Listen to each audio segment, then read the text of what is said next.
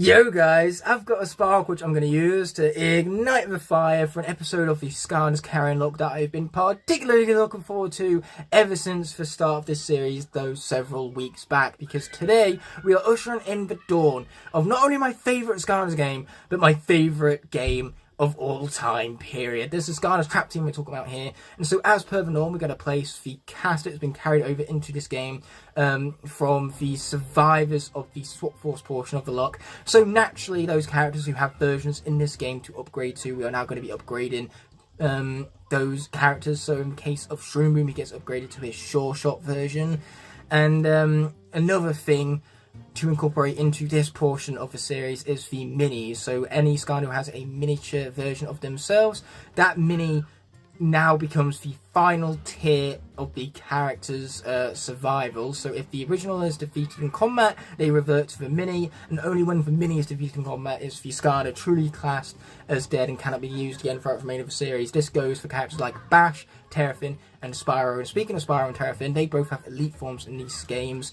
The elite forms are the exact same as the original characters, except for the fact that they have a shiny new paint job, and their attacks deal 3 times damage and 3 times the health, but the move set is completely the same, which is why the elites have become the new original versions of these characters. So whenever Knockout Terrafin is defeated, for example, we revert not instead to the original, but the elite, because the elite is what the original has now become. And then they have one tier below that with Spry and Terabyte, respectively. So that is how it has worked, carrying characters forward from those that survived in Swap Force.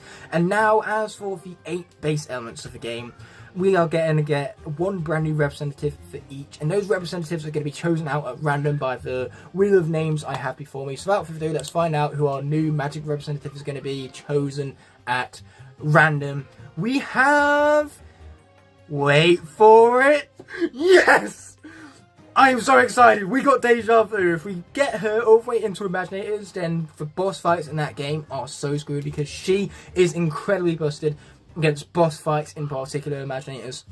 You might not believe me because she's a core, and cores are notoriously garbage in Imaginators. But trust me, when we get to that point, if Deja Vu is still alive, you will get to see true obliteration incarnate. I'm so excited about this. I love the Trap Team Magic Cores, and to have gotten one of them at random, we can finally give these guys the appreciation and the acknowledgement they deserve. But without further ado, let's find out who our Earth representative is going to be. I'm hoping for someone just as good as Deja Vu. Perhaps Wallop or Scorp will be great if the random name picker wants to stop at any time now. Apparently it had enough momentum to push us barely over into Rubble Rouser. I was hoping for Wallop, but we do at least have a character with a hammer. And this also means now that Washbuckler has a fellow swapper, so we have 2 swappers in the cast, which would have been far more useful in Swap Force, the game where swapping is the entire name of the game. But you know what, I'm glad we have it now at least, so we have 2 swappers that we can interchange between. But as for our water representative being chosen at random, we are gonna have... Oh, keep going, don't give me Riptide, I don't want Riptide! Well, we officially have the worst cast member to be added for the water element imaginable. He has nothing to upgrade to in future games, so he has no future prospects, and he's just not as good as all these other characters of water element. But hey, if we're going to have awesome characters like Deja Vu, we've also got to deal with random name picker being not so nice on the other end of the spectrum, giving us characters that I don't necessarily want. But it's made up for afterwards because it's given me Smolder Dash, my second favourite Skylander of all time. The fire element is officially busted because we now have Igniter, Hot Dog, Hothead, and Smolder Dash. This element is practically unkillable. This is brilliant. I'm so excited to play as Smolder Dash, my second favourite Skylander of all time. But as for tech element, we're really hoping for Gear Shifter Jawbreaker here. That would be a dream come true for this cast. Wait a minute. Trigger Happy is great as well. Like, he doesn't have a version in this game to upgrade to immediately in terms of reposes, which means we go straight to his elite form, and then after his elite form, we have his mini form, which means that he's guaranteed to make it through Trap Team into Superchargers, where we get to upgrade to his revamped version, Double Dare Trigger Happy. So Trigger Happy is definitely one of the best of the cast members that came up for the tech element, and I'm very excited about that. Plus it's another representative from Spyro's Adventure, and those are always welcome, getting to see those iconic 32 cast members pop up. Yes! That is the best possible outcome. Crypt King! The Cheese Lord himself! Oh, Wolfgang is screwed! Wolfgang was my biggest concern going into this game because Wolfgang is really tough. Not, however, when you fight against him as Crypt King. This right here is perfection. Oh man, I was excited for Trap Team already, but now this has got me even more pumped up. Who are we going to have for the air element? Is it going to be Thunderbolt? Just because, you know, clearly one busted Trapmaster isn't enough. We've got to get another one with a big ass sword. Or we could get Free Ranger instead. Free Ranger is also great and it gives us a third swap to interchange between. So finally, we are going to be able to get to see some swapping of some tops and some bottoms, and I'll explain how those rules work as we go along in the series. But for now, we have one final cast member to generate at random, and that's going to be for the life element. Give me Bumble Blast! I know you've already been really generous with Crypt King, but Bumble Blast would be great. Ooh, or it could give me another Trap Team core. At the end of the day, the only one we had going up to this point was Deja Vu. So to get Ho 5, I misspelt that apparently. But yeah, to get High 5 as well means we have 2 Trap Team cores to take advantage of at long last. So they can finally get the appreciation and the acknowledgement that they deserve. Wait a minute, did I say 2 Trap Team cores? Well, we have 4 more slots still open in the casting of the characters right now. So those slots are going to be dedicated to the new elements that Trap Team has introduced. They introduced us to the light and the dark elements. Now we want these elements to be able to keep up with all of the other 8 elements, so naturally we're going to give 2 representatives for each. Coincidentally enough, both of those elements only have 2 representatives of which to choose from, so there's no point picking them at random, because at some point eventually every single one of the characters is going to show up. So we have added to the cast not only one new representative of all of the original 8 elements chosen at random, but we also have added to our cast the dark representatives, Nightmare and Blackout, as well as Nightlight and Spotlight. Just like the swappers, we will explain about the rules pertaining to them as we go along with the series, which means that now we have to get into the game in order to make such things possible. So without further ado, I will see you in the main menu of Skylanders Trap Team. And here we are in the Skylanders Trap Team game itself, as you could tell from the epic music. Now I am way too excited for this, so we're going to press the X button already and get straight into it. We are of course on PlayStation 4, because hopefully this will result in the recording of these Locke episodes being a lot more smooth sailing. After all, on the Xbox 360 we did have rather an abundance of technical issues. Now since Deja Vu here is the only one of these Skylanders who's part of the Locke, she was randomly chosen to be added to the magic element for this portion of the series, so we might as well go with her profile over here. And as per the norm, we are sticking to Nightmare mode. We cannot turn back. So we have been warned. Without further ado, let's head into the story, where on PlayStation 4 we have nicer graphics, short loading screens, and just generally a guarantee to have that smooth sailing experience I was alluded to earlier. It might just be that my Xbox 360 is old, it could have been the game disc for Skylanders Swap Force itself, but either way, I really don't want to have to deal with those technical issues every other episode, so this first episode isn't going to be too much of a hassle difficulty-wise. We are going to stick with the same Skylander, that be the Swap Force portion of the series, that being, of course, your boy Igniter over here. Boy, I'm so excited for this. This is my favourite game of all time, let alone my favourite Skylanders game.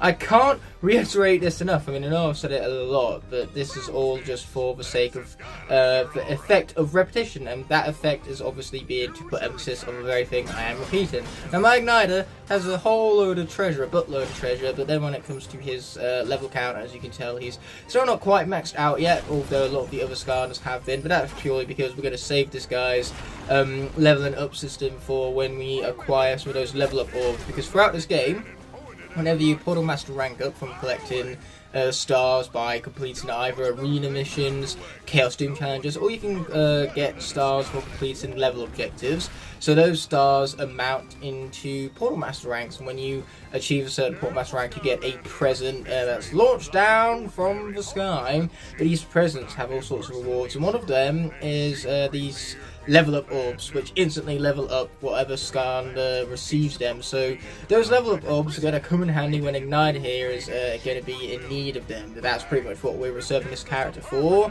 and that's why he's not quite level 20 yet, because it's very hard to level up a Skylander past level 20 utilising a level up orb. So here we have Sheep Creep with an introduction that's completely unskippable. That's my greatest nemesis. But here we are with Sheep Creep. I'm not even going to make the generic joke. You know, usually this is when I'll turn around and say that we're so doomed and that we're going to lose every single lock and the characters.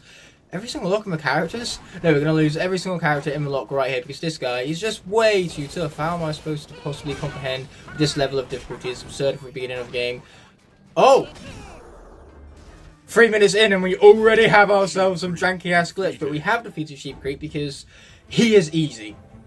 Okay, here's the first boss in the game. He's not designed to be hard. We're not going to exaggerate things. We're not going to pull off the usual joke because by the time I had finished explaining the fact that we're not going to go through the usual joke, I had already defeated Sheep Creep in that time because that guy is just so easy.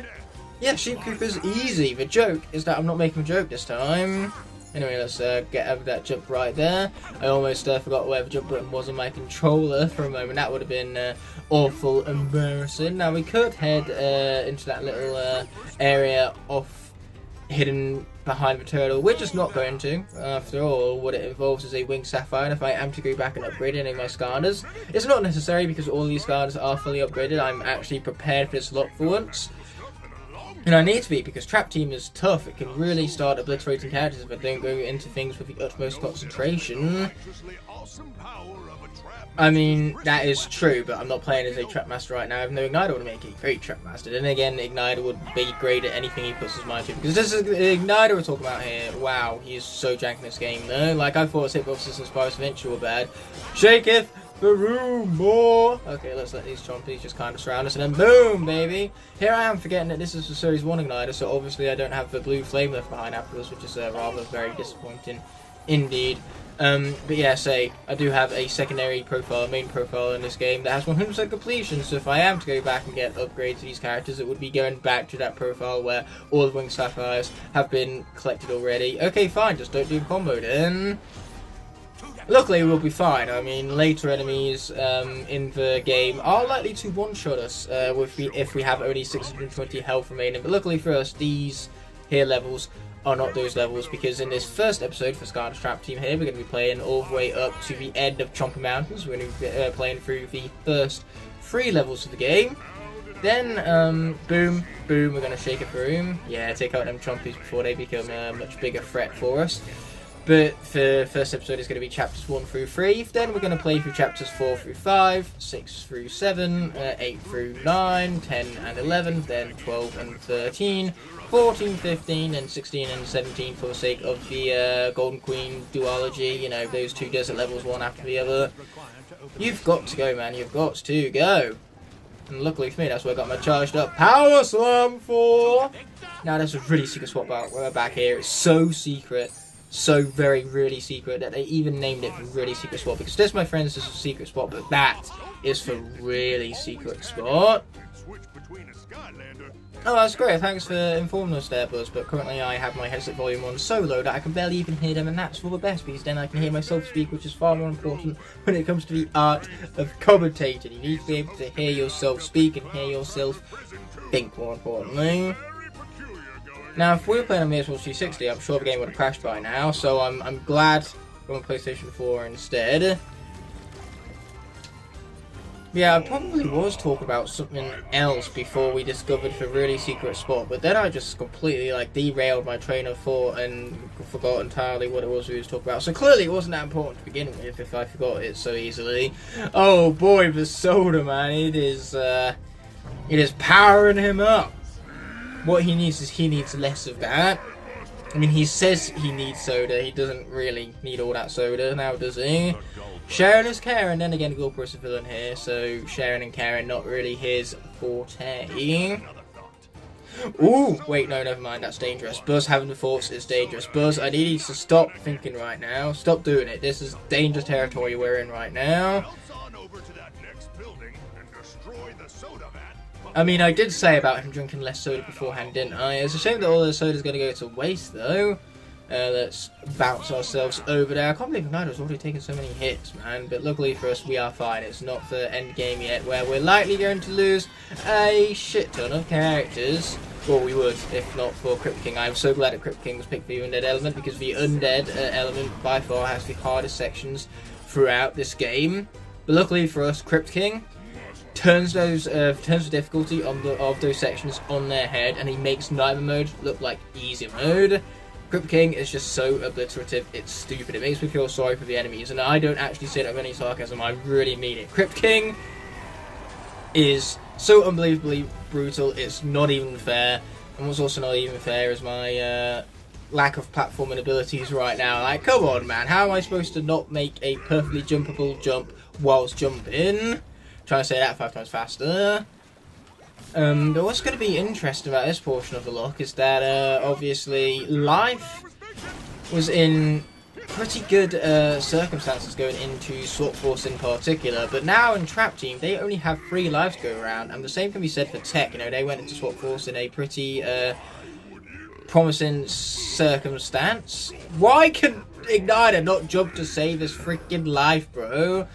Anyway, I really want to destroy that there wooden like table set because it's just staring me down. It's looking at me funny. I don't like where it's looking at me, so it's got to go. I've got to chop it up, and we all know fire and wood do not combine themselves so nicely. Oh boy, well, it sounds horrendous, so if it tastes even worse than that, whoo, boy, is Goldbread for a big old nerf.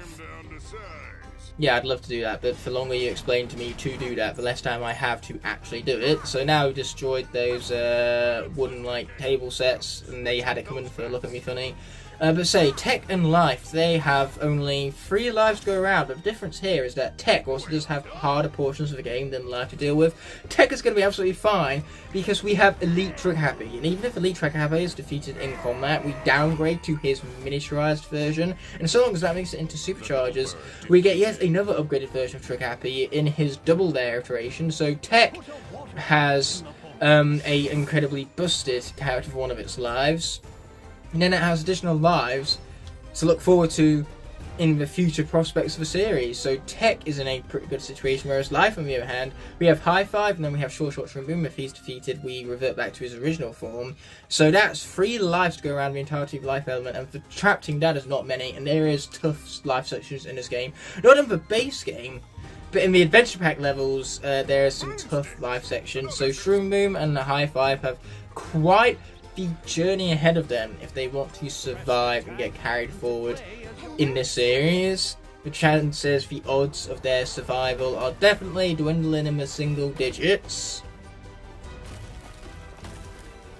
And then when it comes to all the other elements, well, Undead is in a good spot because we've already mentioned about how obliterative Crypt King can be. Magic is in a good spot because we have Elite Spyro, which is definitely going to be taking the brunt of the challenge in this series, because we want to keep Deja Vu out of harm's way so that then she can get carried all the way into Imaginators and become obliterative herself, like Deja Vu. For some reason, in Imaginators, they just forgot to nerf her, so she is brutal. She is one of the best Skylanders in Imaginators, period, and that's even comparatively to the Senseis and the Creation Crystals, because her healing ability in Imaginators is just so incredibly busted, especially against boss fights, which, you know, in Superchargers and in Imaginators both, but this is Imaginators we're talking about here. Imaginators definitely has its fair share of those. Then Fire and Water both have all 4 characters remaining, but they only have 1 life each, so that's 4 lives for both those elements. Ooh, Life is stronger here, we were just talking about them. So without further ado, let's bring out a little bit of High Five, because, you know, we're playing as Trap Team right here, so we might as well take advantage of a Trap Team course that are often so overlooked and underappreciated, so it's about time we changed it. But obviously, Fire and Water aren't the only elements that still have all 4 characters remaining. There is also Earth, which has loads of lives to go around. So Bash has 3 lives, Terrafin has 3 lives, then Rubber Arrows and Flashbang have 1 life each. So that's 8 lives to go around the entirety of the Earth element. If Like or Flashbang was still with us, that would have been 9. I don't think you could get any more possible than that, but Earth is just in a very beneficial situation where Bash still has the Series 2 form, so after that is defeated, we revert to his original, and even after his original, we can downgrade, should I say, all the way back to his miniaturized version. Then Terrafin still has his knockout version and never got defeated during the Swap Force run. And after that, we revert to the original, which has now been replaced by his Elite. And if by some miracle the game is able to kill him off, we get to downgrade to his miniaturized version. And Terrafin also has Sharpshooter Terrafin to be upgraded to in Superchargers.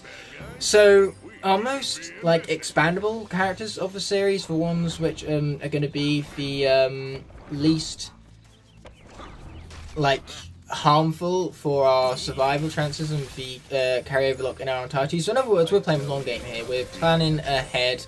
This is very forward thinking of me, but Trap Team, Jetvac and Terrafin are definitely our most expendable characters, because Terrafin, if he makes it up, if this knockout version makes it all the way up to superchargers, then we upgrade to Sharpshooter Terrafin, and for life, knockout Terrafin is just lost entirely. Like, we don't get to take advantage of it, because if Sharpshooter Terrafin is defeated, we revert to the original, which in this case is the elite form. So that additional life from knockout Terrafin is just lost entirely if he gets carried forward into superchargers. So we're better off in Earth sections risking for life of knockout Terrafin than we are risking the lives of the other Earth Skylanders. Then for Air, the same thing goes with Jetvac. If his full blast iteration makes it to the end of the game, then when he's carried over and he's upgraded to his Hurricane form, then the full blast version is just lost in its entirety.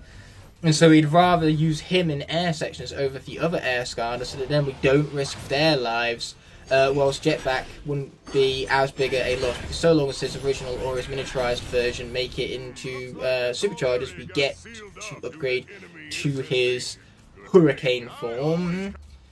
So yes, Jetvac has triple lives, which leads to the air element actually having 2 for Tornado as well, so that's 5 between the two of them, and we have Free Ranger and Swarm on top of that, so Air has all 4 characters as well as 7 lives between them. Earth and Air are like in an insanely advantageous point heading into this series.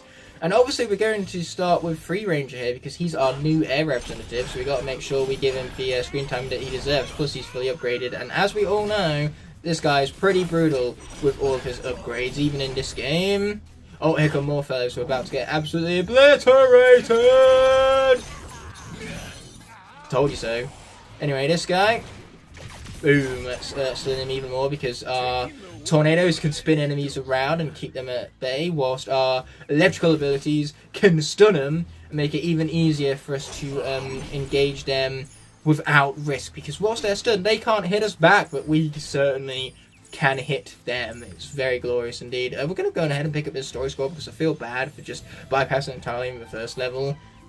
Plus, it's going to give us a small little nudge towards level 20 right there. The smallest little nudge I ever have seen, but a nudge all the same. And we're not going to read this score, because I can't be arsed, even though they are quite funny indeed. But that's pretty much going to be our strategy. We have thought this through, and Jetvac and Terrafin are going to be our main characters for their respective elements, because losing them means that their additional lives are basically like bonus lives, and they'd be lost if they're carried forward into superchargers anyway, so we might as well use them rather than risk losing the life of someone more valuable and more important to the series. You know, why risk losing the life of Flashwing when we could instead lose the life of Knockout Terrafin? Then again, Flashwing is practically unkillable unless you're an idiot and play her like an idiot like I did in the end of the Swap Force portion of the CarryOn Locke. But unless you play her like an idiot like I did, otherwise she is totally unkillable. She's unkillable, not idiot-proof. That's what Flashwing is. And unfortunately for me, I am an idiot. Oh, take him out. I didn't know he could shoot through that.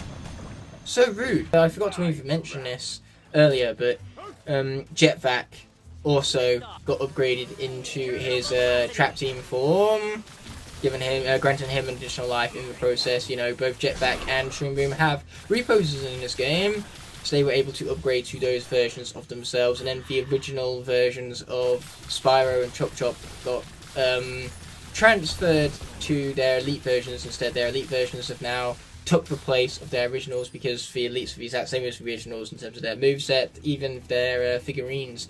The figurines are just a little bit shinier is all, but the pose is exactly the same.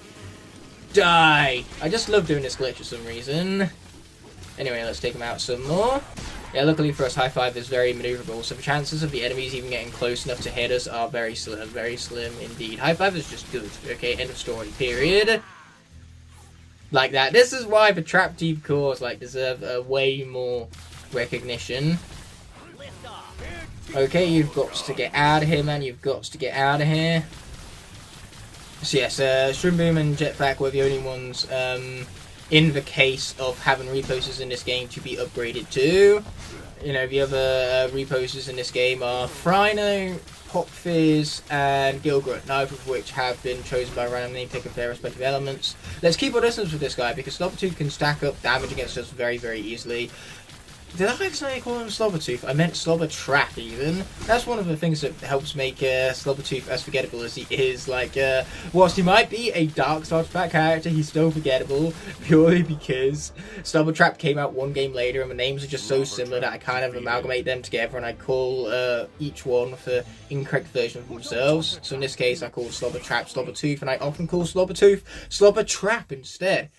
But I suppose I should really explain about the rules pertaining to swappers and the light and dark characters, because I did allude to them during the opening sequence of the episode where we chosen a brand new representative for each of the 8 base elements at random.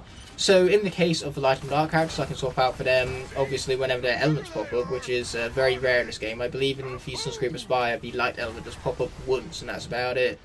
But outside of that, I can swap out for them whenever the villain element pops up, or whenever an element of the area pops up for an element that has no Skylanders remaining within it. So if all of our life characters are defeated in battle and classes then can't be used again for the remainder of the series, in that case, whenever life pops up, I cannot switch out to a Skylander corresponding to the current element of the area. So instead, I swap out for one of our light or dark representatives. That's how that works. Let's press the X button and get out of here. And we even ranked up. It's the very thing I was alluding to earlier. We now get to see it play out in full. Pretty neat. That's nice, Mags, that's nice. But the Adventure Pack levels we're going to be playing between Chapter 17 and Chapter 18. So we're going to be playing the Sunscreen Aspire and Midnight Museum after we play through Lair of Golden Queen. So that'll be its own episode. And then the episode after that will be, of course, the later 2 Adventure Pack levels, the Nightmare Express and the Mirror of Mystery, specifically in that order. And then after we've played through the 4 Adventure Pack levels split over 2 episodes, we will then be celebrating the finale with the ultimate weapon, where we shall be defeating Chaos with whatever Skylanders we have left. But the base game alone is brutal enough on Nightmare Mode. We also have the Adventure Pack levels to worry about, which are very brutal in Nightmare Mode. Unless it's Midnight Museum, that's definitely the easier of the bunch. That is a diamond, which is going to go to waste if I remain as High Five for much longer. So we're going to take him off the portal, and let's go back to Igniter, since we've played him plenty in this episode already. I mean, he's not really going to be doing much, as all he's doing is receiving treasure so it doesn't go to waste. But still, slash and burn all of a sudden. Let's head out for Chonky Mountain without further ado. There is an interesting glitch you can do in this level during the open cutscene to basically skip half a level. But you need a villain for that, so we won't be doing it. And even then, like, whilst I am going to be taking advantage of Trap Team's overall drankiness, I'm going to be taking advantage of the glitches, because when in Rome, right? So yes, for Trap Team we are going to be taking advantage of glitches, but ones where you skip half of the level feels like taking that a little bit too far, a little bit too advantageous on our behalf. It's basically cheating, even though the glitches I'm going to be taking advantage of are also basically cheating, because I'm absolutely going to be taking advantage of Blackout's invincibility glitch. We are going to be abusing the shit out of that, and I'm going to love every single frame of it. Okay, so we've first things first got to recruit Ismarbu into our pyramid scheme. I mean our progression scheme to progress through the level. Yeah, we're not worried about pyramids, at least not yet. The pyramids aren't until the Golden Queen levels, which are going to absolutely just slice through our cast like a hot knife through butter. And then for the swappers, the rules pertaining to the swappers. So obviously for air we saw free range right there, but if an element popped up afterwards that corresponded to one of the other elements of the swappers, then one of the halves of free range would have to remain, whereas the other half would be swapped out for whatever the current element of the area is. So say water popped up, I would have to play as Wash Ranger, and then afterwards if earth popped up, then the part which wasn't swapped out for in the air section will be the part that will be swapped out for next. So in other words, a specific half for the swappers cannot remain 2 times in a row. So it would go from Free Ranger to Wash Ranger to Wash Rouser. But obviously I'm not sure that specific sequence of elements actually appears specifically in this game. I'm not even sure if like air is followed up after earth or water and vice versa. You know, so those rules might not even ever come into fruition during this playthrough, but those rules are there just in case such things occur. You know, it's better to have the rules and not need them than to need them and not have them, as the saying goes. Let's blow up the well! Whoop whoop! I mean, the well doesn't actually do anything for us, but now we've blown it up anyway. We're a bit reckless like that. Obviously there is a treasure chest down there, but you need a Trapmaster in order to gain access to it. An Igniter is many things, but a Trapmaster is not one of them. Now what we have is yet again another unskippable cutscene. This unnecessary deep stew is just really frustrating me right now. No, not pummeled in, anything but pummeled in, but life is stronger here. So what we're going to do is we're going to go back to high five. A lot of back and forth, I know, but that's just sometimes how the game goes. That's just how it rolls. Yeah, we're going to save Shroom Boom for the live sections in the next couple of levels. For now, we're going to focus on our brand new Trap Team representative, might as well. And man, that was fun. High five is fun. I love how fast paced he is, so let's get that mashed into place. That's what I'm talking about. Buzz, that is the plan, my friend. I cannot emphasize this enough. That is the plan. But we can't really execute said plan whilst you're too busy talking about the plan. So how about you shut up and let me actually fulfill upon the plan? That sounds like a great plan. I like that plan. So Tech is going to be stronger here, and we, instead of swapping out for our new representative, Elite Trick Happy, are going to stick to our guns and celebrate the character who got carried over from Swap Force, Wind Up. After all, after Zulu was defeated, we now only have 2 Swap Force cores, 3 Swap Force cores even, representing the entirety of the cast. So out of the 16 available to us, there's only 4 in our cast. Zulu haven't been defeated, leaves us with 3. We now have Wind Up, Riptide, and Small Dash. And let's be honest, one of them isn't as good as the others. It's Riptide!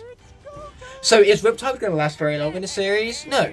No, probably not. In fact, Water, I didn't mention this earlier, but Water is in a really tough situation moving forward because a lot of our Water Skylanders aren't very range-based. Whamshell and Riptide are both melee characters, and melee characters do not mesh well with Trap Team's difficulty spikes. And some of the water sections in this game are brutal. Not as tough as any of the sections that lead to a Doom Raider boss fight, so obviously the toughest sections of the game are the Undead sections that lead to both Wolfgang and Golden Queen, the tech section leading into Dr. Crankcase, but this is what we have Elite Trigger Happy for, so even that section, as tough as it is, should be fine, because Trigger Happy in his Elite form just deals so much damage and has so much health to boot, that he can pretty much tank anything Dr. Crankcase throws at us. And that boss fight is quite easy to cheese, because if you let the barrels get goopified, then it's then there is a chance at getting food that can heal you up. And speaking of food, should we need it, there is that there piece of chicken. Oh yeah, let's take him out! Okay, sweet, we're doing just fine, apparently. Hopefully I haven't said that, it just jinxed myself, because that would be very annoying. Now the annoying thing about Wind Up in this game is that if you mash buttons, he starts charging up for whatever reason.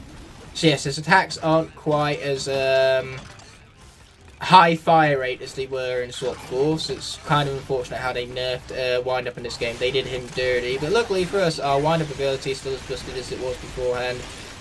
Boom! He's out of here, but no matter how nerfed he is, Bruiser Cruiser is still no match for the might of our boy Wind Up over here.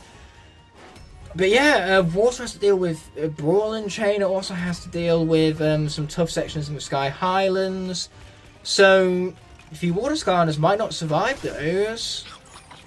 Wind Up and not Washbook, but even Wind Up and Whamshell in particular, I am really concerned over.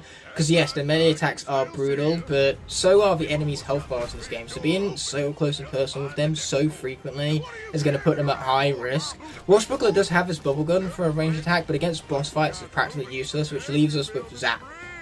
Hopefully Zap can take out Brawl and Chain, because if he can't and he's defeated in battle, that would mean that we would have lost another one of our original 8 characters. That's tragic in and of itself, but it means we would have also lost our best Water Skylander, because Zap is our best Water Skylander, without question. Okay, let's complete this. We're not worried about collecting treasure along the way because wind up here is already maxed out, I do believe. That was a mistake. Mistakes were made. Okay, so just like that, we're out of here, and I believe this section of level is actually of the villain element. Yes, it is. So after we take out that Chompy, let's swap out for Blackout, because I was alluding to abusing his invincibility glitch earlier, and that's exactly what we're going to do against Chompy Mage. I am just going to pretty much cheese every single Doom Raider. Like, Dr. Crankcase is going to be incredibly easy. Is going to be, we're going to take the piss out of him, in, for lack of a better way of putting it, because we're going to be using Elite Trigger Happy for that fight. So Dr. Crankcase does not stand a chance. We already know that Dreamcatcher is a fucking joke. And Chompy Mage is about to get absolutely memed upon because Blackout is going to conduct his invincibility glitch against him. So that leaves Chef Pepperjack, but going into that as an air element, which basically means that we can enact upon our forward thinking and use Full Blast Jetpack, which is by far the... Oh, let's not use that because that's how enemies become invincible. We want Blackout to become invincible, not the enemies. Speaking of the enemies becoming invincible... Oh dear! I've made a huge mistake. Okay, so we're back, and this time the plan is to not turn the enemies invincible, because I would way rather have invincibility for my boy Blackout over here than I would it being reversed and turned against me. Now already Blackout isn't quite doing as well as it did the first time, but I thought it would be cheating to skip over this combat entirely, as we never actually completed the sequence, which is why I didn't bother with the cutscene glitch. Then also I attempted it 3 times and failed all 3 times, and after that I realised it would have just been quicker at this rate to basically have just played through the level anyways. So yes, whilst I am aware of the skipping level cutscene glitch thing with Bob, which is definitely descriptive enough as it is, we're going to stick to that. But yes, I'm aware of the glitch. I'm not necessarily good at pulling it off myself, on the other hand. Now you guys need some more black holes. That's what you all clearly in desperate need for. And man, my invincibility is going to come in clutch, because already my health has seen better days, and I do not want to lose Blackout on the very first episode of ushering in the debut of the Skylander Trap Team portion of CarryOn Locke here. You know, losing a Skylander in the first episode sure would be embarrassing, and it would be a first for me, because in the entirety of the CarryOn Locke thus far, I'm yet to have done that by some miracle. Okay, here we go, let's take him out. The trap team was tough, so I don't think anyone would blame me for losing anyone. Okay, that Brocky guy really needs to get the heck out of here, man. He's healing people up, and that is not okay. That is about as not okay as what invincible enemies is. So that's a lot of not okay. Like, the most of not okay in the history of not okay, which is a long, rich history, so that's really saying something. Man, I'm just losing health left, right, centre, apparently. It's a shame I couldn't initiate the glitch going into this. Invincibility glitch, the Blackout, that is. But say, we're going to take advantage of the glitch for whenever and wherever we can, because it's a glitch that really does demand, like, certain criteria to be met. So it's not really a glitch that we can take advantage of all too often, all too frequently.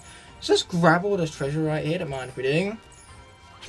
Even though the treasure for a moment there wasn't counted. That last piece did, however. We got the little 1 icon appearing and 1 treasure was added to our treasure count. But before that, the piece of treasure we ran into just were not working on us. Yeah, that was pretty great going, isn't it? Anyway, what's annoying here is that Buzz is telling us to make sure that we get inside those caves before the noobs have enough time to wander inside there without us. The problem with Buzz explaining all of this is that in the time it took for him to explain that, the noobs had already wandered off and got themselves captured. If Buzz didn't explain to us that we need to hurry up and catch those noobs, then we could have actually, you know, basically caught up to them in that time that it took for him to explain that to us. That's the ironic part. So let's go on ahead and take down, because that was a targeted wall, so we're obviously going to hit the target with a cannonball. Why wouldn't we hit the target with a cannonball? After all, it's literally a target, so it's got to be hit by something, right? Because otherwise we're not hitting the target. So magic has popped up, and that means it's time for the debut of yet another Trap Team core, Deja Vu. It's a shame we're not playing her twice in the same episode, because then I could have made a joke about a whole sense of Deja Vu. But no, the game just doesn't care about what I want, and what I really would have wanted is to have made that joke. That glorious joke. But nope. Not happening, people. The game said no. Thank you for the healing. That healing ability is what we're going to absolutely abuse the hell out of in Imaginators. Because you think it's busted now, you ain't seen nothing yet. Deja Vu has very little health to go around. That's just because she doesn't lose any health, okay? She's too good to lose health in the first place. And whenever she does, it's way too easy to heal back up with her. So let's get out of here, man. Let's get out of here. You know, when the Mabu feels like it. Mr. Mabu fella, do you want to like raise the platform, or am I going to have a secondary glitch I have to worry about? No, fortunately I'm not. But I don't want that legendary treasure right there. I don't mind if we do. We're going to collect that and then swap back to high five again, because as per the norm, it appears as though this episode loves its back and forth notion between the characters. Back and forth and back and forth. So without further ado, onto the portal high five goes. Oh, it's just rude. I mean, I think that's definitely what the enemy should do. The enemy should really buzz off. They should go and do one. But it doesn't mean that we have any right to say it like that. Okay, let's take down some more of these fools. Haha, boom! Explosions for the win, yeah. And then we finish that fella off too. Sweet! Anyway, it was awful nice of us to rescue Dawn. I'm going to agree with that statement, you know, especially since it was a compliment towards yours truly. And I do quite like being complimented. You know, it's a bit of a hot take that, but I like compliments. So, villains are strong here, which means it's time to go back on over to Blackout. And I tell you what, I sure am glad that villains popped up here before the Chopper Mage boss fight, so that not only can we take advantage of this here invincibility glitch, but also we would have to be playing against the Chopper Mage as a lifespan otherwise. And I don't think High Five nor Shroom Boom stand quite as much chance as Blackout, and that's only because Blackout has the invincibility glitch. Otherwise, we would totally be swapping out the Nightmare instead, because Nightmare, for 4 of them, is definitely the most expandable and the least most useful and at least most powerful. But even then, I bet even she could take out Chomp Mage on Nightmare mode, no problem, because the light dark characters are just busted, period. Like, if Nightmare is the worst of the 4, then that just goes to show how good all of the 4 are, period. And even then, Blackout would definitely be the worst of the 4, if not for his invincibility glitch. Let's say, you know you have a strong cast when Nightmare is the weakest amongst them, because Nightmare is still really stinking good in this game. Like, I used to sleep on her, I used to say that she's an overrated trap master and that she isn't as good as people led on. I was wrong! I'll be the first to admit it, I was wrong. Nightmare is stupid. Okay, so, here we go. Yeah, sure, you wait right here so then you're not in our way. That sounds like a good plan, I like that plan. So here on Chompy Head Spire, after we've made our final jump here, what we want to do is we want to, and I have the correct pathway upgrade for this, because you cannot initiate this glitch if you don't have the correct pathway. You need to be able to activate this ability in order to generate this glitch. Okay, there we go. Now we're going to skip the cutscene, and I believe I should be invincible. Hopefully I am, because otherwise I've just put Blackout in a whole lot of danger where he's most likely going to be defeated, because Blackout is not good about the invincibility glitch. Let me just emphasize this for a moment. That's kind of rude.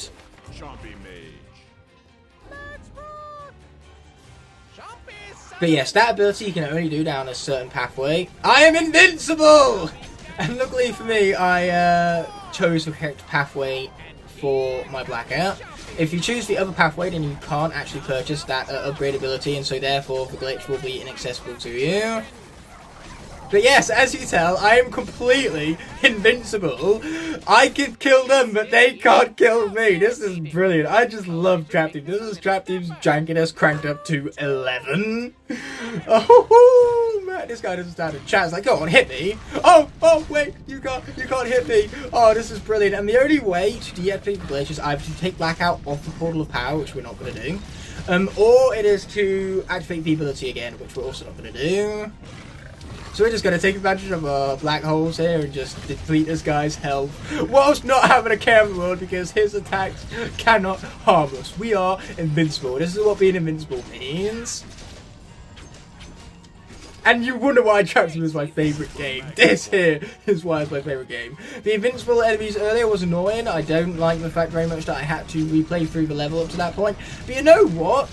Since the enemies were invincible, it's only fair that we get our payback. You know, this is just instant karma on the game's behalf. I'm the one delivering the instant karma to the game. Like, the game had this covered for turning its enemies invincible on my ass. What goes around comes around. Treat others how you expect to be treated. So let this be a lesson, you know. This is not only like an annihilation of Chompnage himself, but this is a life lesson, and that is what makes this okay. This is not cheating if a life lesson is involved.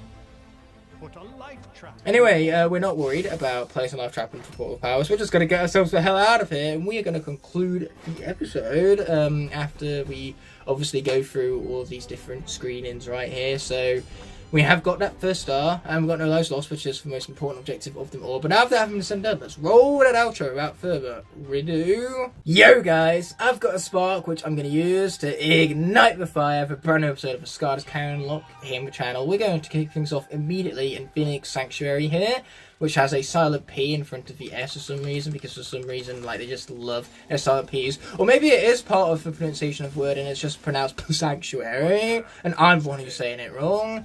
Either way, in the previous episode, we absolutely abused the fuck out of blackouts and invincibility glitch to get through Chompnage unscathed, but that, like, unscathed run is likely going to come to an end in this episode, because today we're going to be playing through chapters 4 and 5 for the second episode of the Trap Team portion of CarryOn Locke, which means that we're going to end things off with Chef Pepperjack, and going into Chef Pepperjack, you have to be playing as a air Skylander, because that's the current element of the area, or at least that's what will be the element of the area beforehand.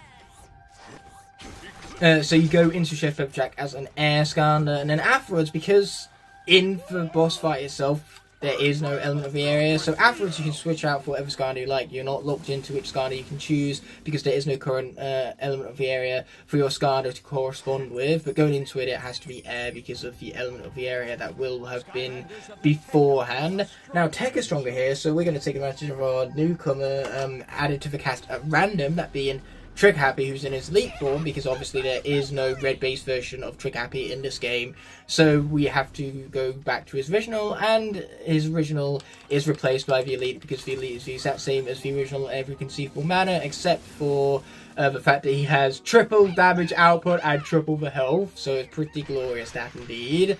Let's grab that treasure as well, because ironically Trick Happy, despite his love for gold, is not maxed out on his treasure or his gold.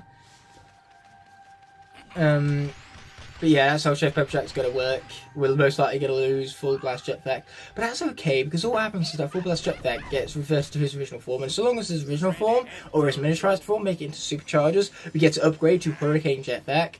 And so if Full Blast Jetpack did survive, and he made it all the way into Superchargers, then all that would happen is that we would move straight to Hurricane Jetpack, and if Hurricane Jetpack was defeated, well, we'd revert back to the original, so the life in between Full Blast Jetpack would just be lost. It would be this bonus life we have will just be lost in its entirety if we don't take advantage of it now, so we're not going to risk losing a different air Skylander that doesn't have additional lives to lose. So instead, we're going to take that low risk and get high rewarded for it, because Full Blast Jetpack, it's just an extra life at this point. It's an extra life that we can throw away, that we can use to ensure that our other air Skylanders don't risk losing their lives along the way. Okay, cool, let's take out these fools. They had it coming to look at me for no reason. Man, that guy got killed by my own ricocheting bullets before my pot of gold could even do anything. Okay, it's time for a Yamato Blast. Then again, why even bother with the Yamato Blast when they still have their eggshells, right? And I'm so glad that my bullets penetrate through these enemies, because it means that I can kill all of them at the same time. Like that. That is going to ricochet straight into another enemy. Elite Trick Happy is stupid. I love this. I love this so much right now. And he's dead too. This is what obliteration looks like. And boy, is it one good looking fella. One good looking chap.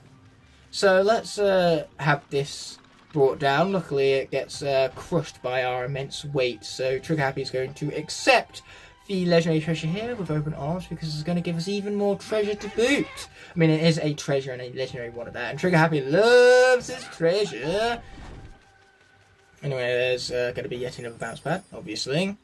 As well as blocker birds. Love the blocker birds. Anything but the blocker birds. Like, look at that. Even my elite golden coins can't get past them. But man, they look like they needed some of that. In fact, they needed it so much that they started eating it with their mind before they did their mouths. Like, that nut was cracked way before they even got to it.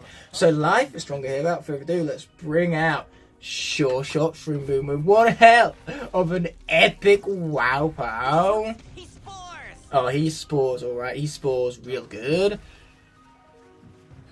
Okay, I would charge up my WoW Power, but what's the most likely going to happen is that if I charge up my WoW Power, in the process I'm going to be exposed and probably lose Shroom Boom's life and have to revert to his original. In fact, what's most likely going to happen at this rate is that because of Chill Bill, I'm going to get a double shot and get defeated that way. Never mind, because Chill Bill is now dead. This is great. I love it when Chill Bill's dead. More dead for Chill Bill, the better. Okay, so now we can grow some vines using the nuts. Very convenient now. We've got to be very careful of that projectile do damn distance. But luckily for us, there is a slice of pizza to heal us up for all the damage we just took. Take out the chain first, so ensure that we don't have any additional enemies to have to worry about, because the more enemies, the worse off our survival odds will be, obviously. And here we go! That did nothing. Except glitch me out of the stage, apparently. That is a shame. I really want to take advantage of the WoW Power so that any of you guys could see what I mean when I say it's epic. Okay, here we go.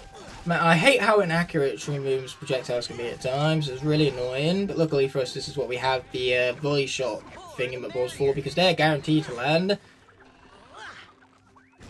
And I did not actually mean to charge up a slingshot there. Oh, fuck me, we took a lot of damage there. I did not mean to charge up a slingshot. What I meant to do was charge, turn all the way around. But by the time I had completed half of my turn, the slingshot had already charged up, hilariously enough.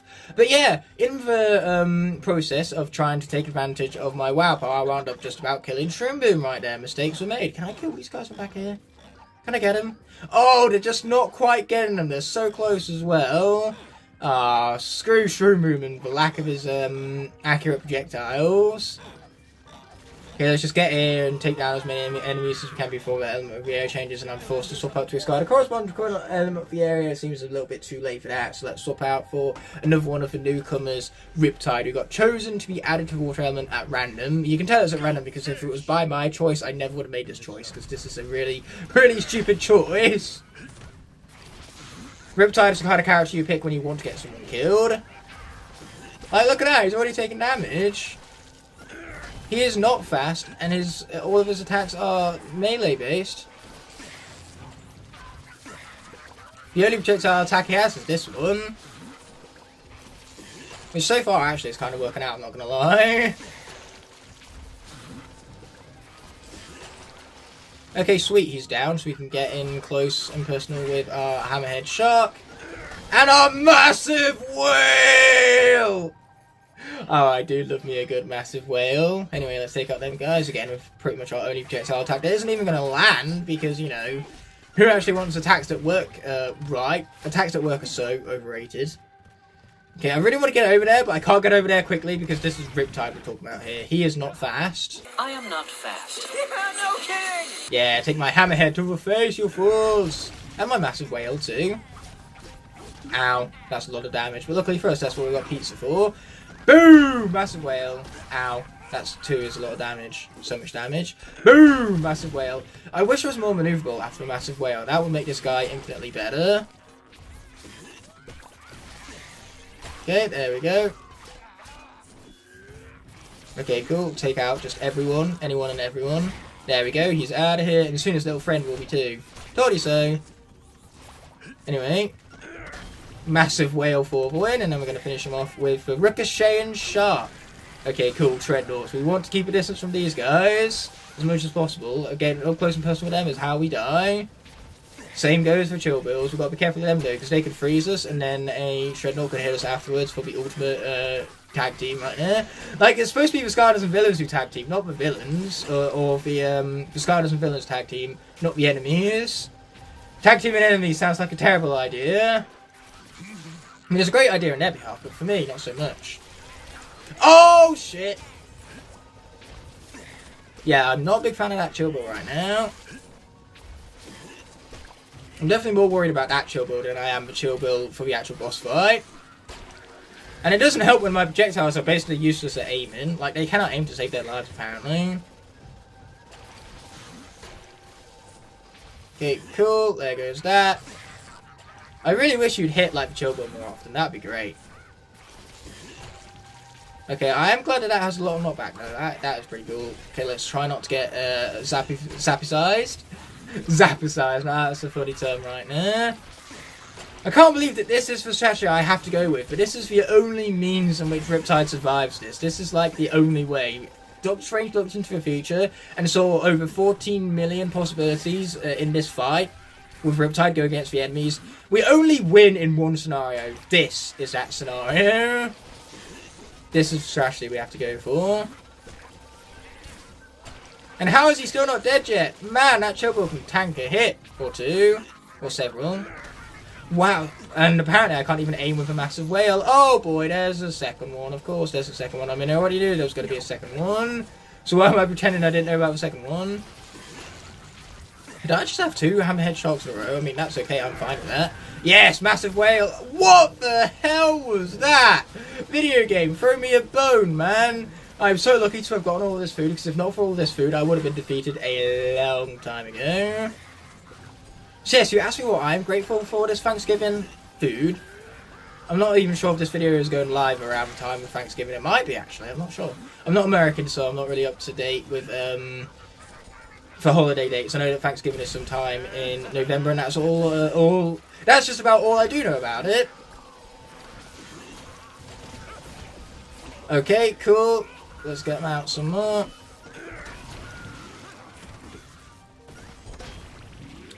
Come on, massive whale, you have to do better. Oh boy, now the Dreadnoughts are following me. They are following me. I'm in very dangerous territory right now. This might not even be for one scenario. Like, for one scenario where we win, this might not be it. Oh! Oh, that was way too fucking close.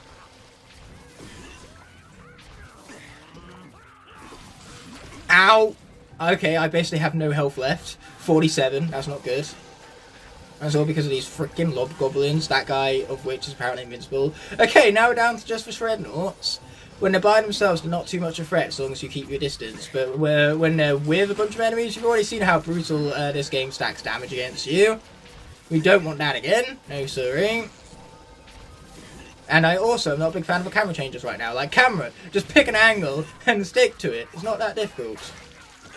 Okay, now let's get out of here. Easy said and done when our whale has massive cooldown. Okay, take him out. Take him down some more. Okay, cool, one of them is gone. I repeat, one of them is gone. And I have no idea how the other one isn't gone yet, it's just not. Okay, massive whale, finish them off. Yes! Woo! Okay, that was too close to comfort, but in the end, we clutched it out, and that's all what matters. Literally, just about most of the rest of the cast of the water element would have been absolutely fine with that scenario. You know, any single one of the water characters from Trap Scene would have been fine. Punk Shock would have been fine. Freeze Blade would have been fine. Gilgrunt would have been more than fine, but instead what we're stuck with is Whamshell, who probably would have had as much a harder time as Riptide did. In fact, probably even more so, because his Starfish projectile isn't as good as Riptide's only projectile. And then we could have gone with Zap, but we're saving Zap for Brawl and Chain. So the only other choice would have been Washbuckler, but Washbuckler's good attack, it's too short range, it does too minimal damage, and the best thing about it is that it entraps enemies inside of it, but that's only smaller enemies. Larger enemies like the Dreadnought don't get trapped by it, so that, you know, basically takes away 90% of what makes that attack good in the first place. Okay, let's get that acorn and then get ourselves the hell out of here. But we gotta do it quick though. Yes, hurry up! I need to jettison myself out of here before Chill Bill kills me. And it's not even him I'm worried about, it's his projectile friends, like Lob Goblins. That does 200 damage! I thought we were safe! You thought wrong, dude. I thought we were gonna be alright, but then the game comes in, 360 no-scopes me for 200 damage! That is absurd. We're going to swap out the tech in advance because tech is the next element where Skylander's going to be stronger, so obviously we need to swap out to Skylander corresponding to that element. And since we locked in Trick Happy at the start of the level, we have to remain as him. But damn, I knew that this episode was going to have our very first Skylander defeated. I knew that going into it. I was not expecting it to be Riptide. to a snipe from downtown of all things. Like, I was expecting many things to occur in this episode, but Riptide being lost in that manner was not one of them. Whew, boy! That's why this game is no joke. And we did all we could as well. Like, we had so much heal in there. Even with, like, we must have had about 16 pretzels. Even with all of the pretzels, Riptide still wasn't good enough. And you wonder why I wasn't particularly excited by him popping up on Random Name Picker. Like I said, if it was up to me, and I would have chose literally anybody else. Riptide was the worst possible thing that could have came up for a water element in Random Name Picker. And we just kind of dealt with it. We dealt with it because at least we got good characters for every other element. You know, at least we got Trick Happy, at least we got Crypt King, at least we got Deja Vu. You know, all of the other elements made up for it, which is probably why, you know, for water element choice had to be bad. You know, after it gave us so many generous and great choices, it just had to give us something so far in the opposite direction in the form of Riptide. You know, the game just had to kind of, for Random Name Picker even, just kind of had to balance itself out of it.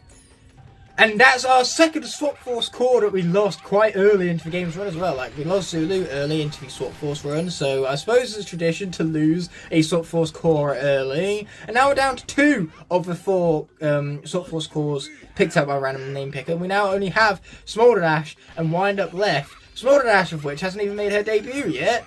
Okay, wait for it. Yamato Blast! Oh, that's fun. Anyway, you can see now why we chose Trick Happy, because for this tech section, obviously we go into this with a tech because the tech element is what was stronger beforehand. So an Elite Trick Happy definitely stands the best chances at surviving this. Definitely, most definitely. Take them out, some more. Die, thank you. That's who shall receive and all that, I suppose. Ow. Okay, luckily for us, we shielded that. Okay. Trick Happy already has over 1800 health to boot, and yet we're shielding weak-ass attacks. There is just no way. There's no way these enemies deal any sort of damage to us whatsoever. And even if they were to do such things, there's no way they deal enough damage to reduce our health to 0. This is not a Riptide situation. And here I was, talking about Doctor Strange foreseeing over 14 million futures, and this is one in which Riptide survives. No! Apparently it isn't!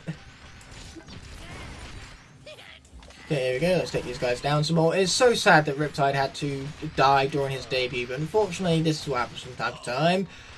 You know, Skylanders, they get debuted, and then they also instantly die moments later. Unfortunately, that's just sometimes the way the cookie crumbles, and it's our first permanent defeat for the water element. Obviously, we did have defeats beforehand with Lightcore, Whamshell, and Series 2 Zap, but luckily those guys had original versions to fall upon when they were defeated.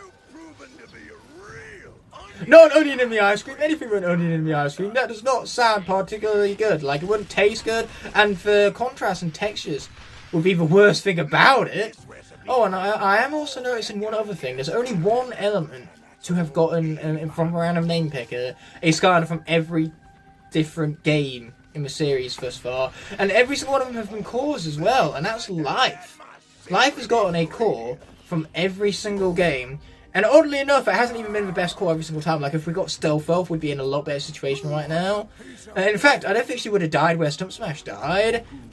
She would have had a much easier time on, Die. Thank you. She would have had a much easier time traversing Willikin Village than what Stump Smash did, because Stump Smash died because he was slow, his Series 2 version, that is. So we had to revert, obviously, to his original in that scenario. But then, Stealth Elf, even if her Series 1 went into, her original went into Swap Force, we then would have been able to upgrade to her repos. So losing that, so long as the original made it into Trap Team, we would have now had been upgrading to her Elite form. And then she would also have the future prospects of her Super Shot form to be upgraded to in Superchargers. So Stealth Elf would have been a better scenario. Obviously, we could get a life core from Giants, if not for Shroom Boom. But Shroom Boom, so far, has been the clutch and the saving grace of the life element, because obviously we now have the Sure Shot version. But that being said, this level, wow, it's coming to an end. We managed to save the Phoenix Chicken! Okay, I went through the liberty of cutting out the entirety of the academy, as well as, of course, the turret section going into this level, because I feel as though there's no need to watch me go through that, as I myself have gone through it a million times before. So there's nothing really unexpected or exciting behind it, so we might as well just skip it out for the sake of the video's entertainment value. I know for a fact that if I was watching this video, I'd find it more entertaining to just have that section skipped over entirely for the video's sake. So I went on ahead, played for that off camera, and now we're kicking things off immediately at the start of Chef 7 here, where obviously Water is stronger and Small Dash came in to just obliterate everything. I mean everything. When I say everything, I do not under-exaggerate, if that's even a term in which can be made that would be of grammatical sense, because yes, she is destructive and so much fun to use, and so everything the moment she was spawned in was doomed to fail in terms of the enemy's endeavours. That is, in terms of my endeavours, obviously I was successful. My aim was to obliterate everything, and obliterate everything. I certainly did. But yes, we skipped out the turret section and just skipped straight to the start of the level, where I now meet you guys once more after the cut. And we were talking about life Skylanders, how then the life core for Swap Force, it would have been so much better if we got Bumble Blast instead. But as per the norm, the random name picker did not care about what I wanted, so we did not get a Bumble Blast, and unfortunately it got left with Zulu instead, who I thought was going to wind up great with the life element, because Zulu is really freaking good. But then the game cheaped him. Like, all of the invincibility glitches I'm going to be doing with Blackout is basically just, like, revenge and justice for every single time the game has executed upon me a cheap-ass death that I did not deserve. Much like the death of Zulu, for example. In fact, he is no doubt the best example of this. Die. Sweet, they're out of here, because obviously the villain element is stronger here, so I swap out for a light or a dark Skylander, and in this case, my choice is going to be Spotlight. Ow. Give Spotlight the Spotlight.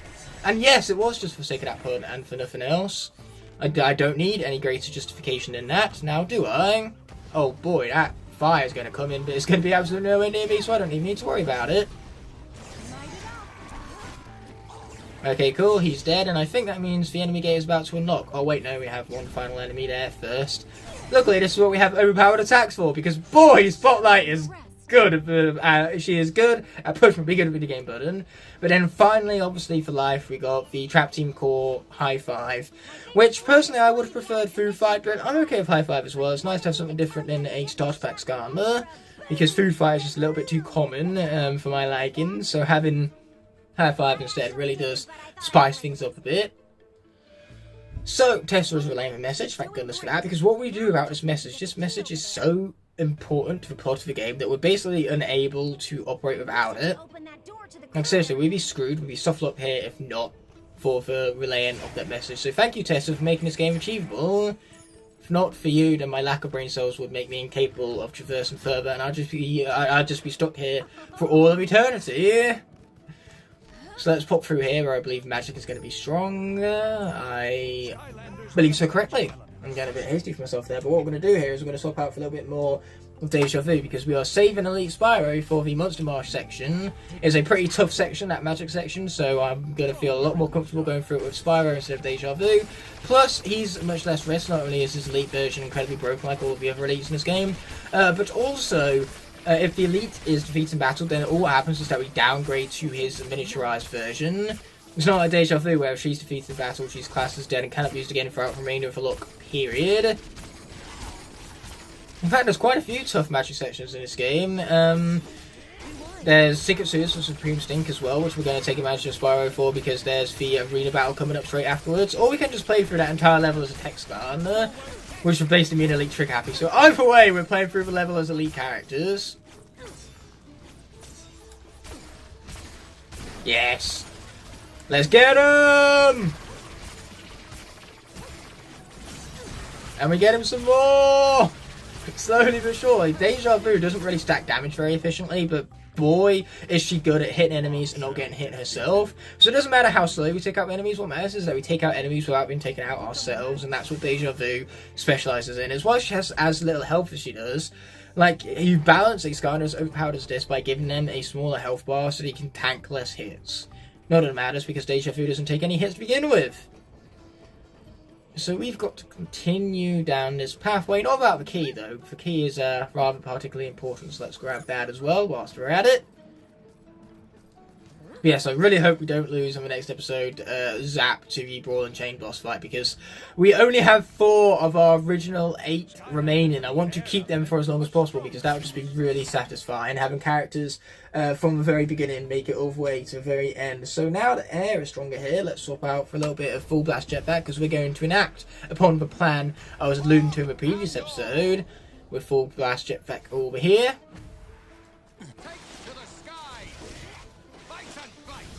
Thank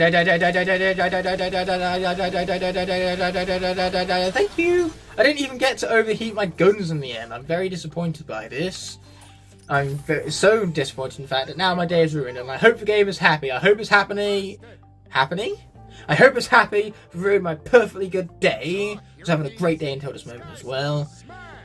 So, Skystone Smash, I'm just going to go ahead and skip the tutorial. Okay, so I'm finally done with that Skystone tutorial. I tell you what, every single time I go back to it, it feels like it's longer and longer and longer, which is why it's my pleasure to remove it from the video for all of you folks, help make it that little bit more entertaining, much like how I took out the tutorial section at the beginning of levels. So yes, when it comes to Chef Zeppelin and cutting out the content for it for the sake of the entertainment value of the video, less is more.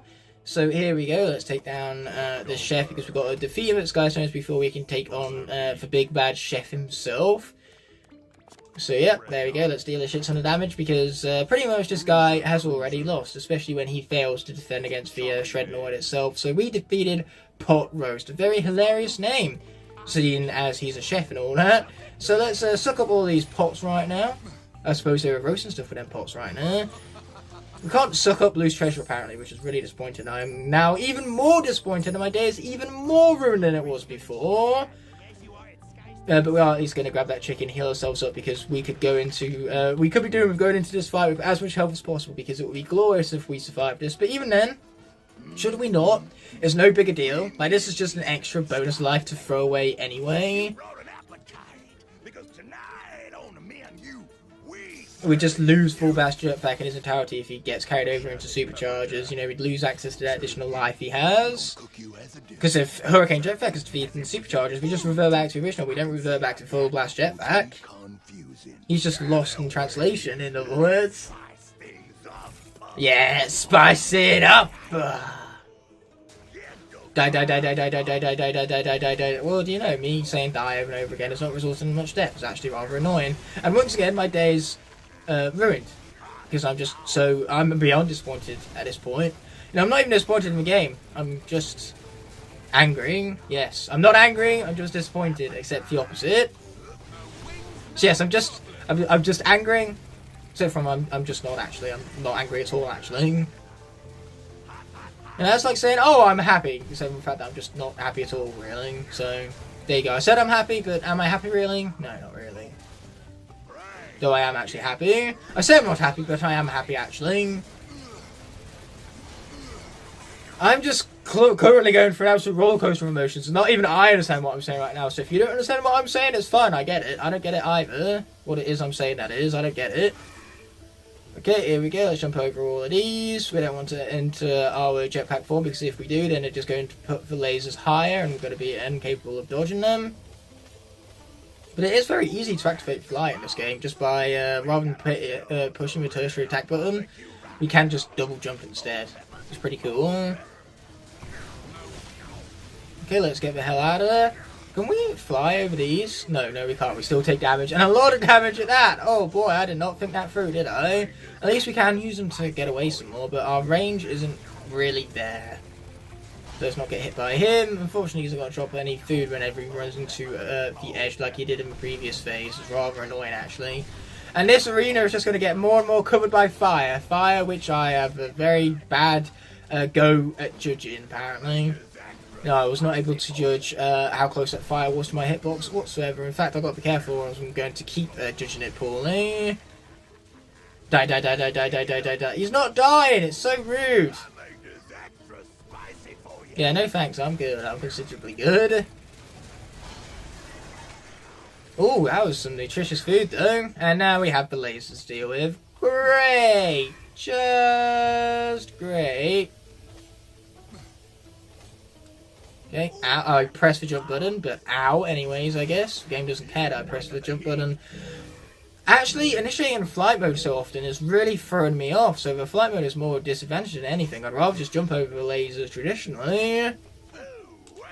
I pressed the jump button! Not that it even matters, because, you know, losing full blast jetpack, as we've previously established, is not even that big a deal. Funniest thing is that despite Thunderbolt having a bigger hitbox, I have a much easier job jumping over those with Thunderbolt than what I do jetpack. Plus, Thunderbolt has more of a chunkier health box, so he can take more of those hits to begin with. But so what we're going to do now is we placed one Magic Skylander onto the portal already. We're going to place the other, and now it's time to finally take advantage of Elite Spyro. This guy is going down. He's going down real good. Nah, he's going to keep it going the other way. Told you so. 100 damage, and it's not even, like, made a dent against Spyro over here. Over 2,600 health. That's insane. Plus, he's dealing damage in the 700 range when my charge attack crits, that is. Yeah, let's try not to get hit by too much of a fire. Not that getting hit by the fire is going to do much, because this is Elite Spyro we're talking about here. His health bar is absurd and it's freaking awesome. Ow! Like, look at that! A pepper for 45 damage! Oh, it's not even worth my time to, like, bother outmaneuvering these guys, because the damage is so small. I'm like a footballer right now. I feel like a footballer. A footballer can drop a £2 coin, and it's not even worth their time to pick it up, because they can earn that £2 coin back in much quicker the time it is for them to bend down and pick it up. That's how rich footballers are. That's how stupid a concept money is to them. Ooh, burgers. I'd go for some burgers. Yeah, this guy's going down. After all, this is what I brought out Elite Spyro for. This is what the Elites exist for, folks. The Elites turn Nightmare mode into Easy mode, and I love it. Like, seriously, for once my firewall has actually come in clutch, because I'm dealing initial damage from the fireballs and then the extra damage from the wall of fire that surrounds me afterward. If there ever was an easier way to guarantee that I only get one defeat to Chef Pepperjack, well, I never have seen it before. This is definitely the easiest way to guarantee that I don't get a second defeat to Chef Pepperjack over here.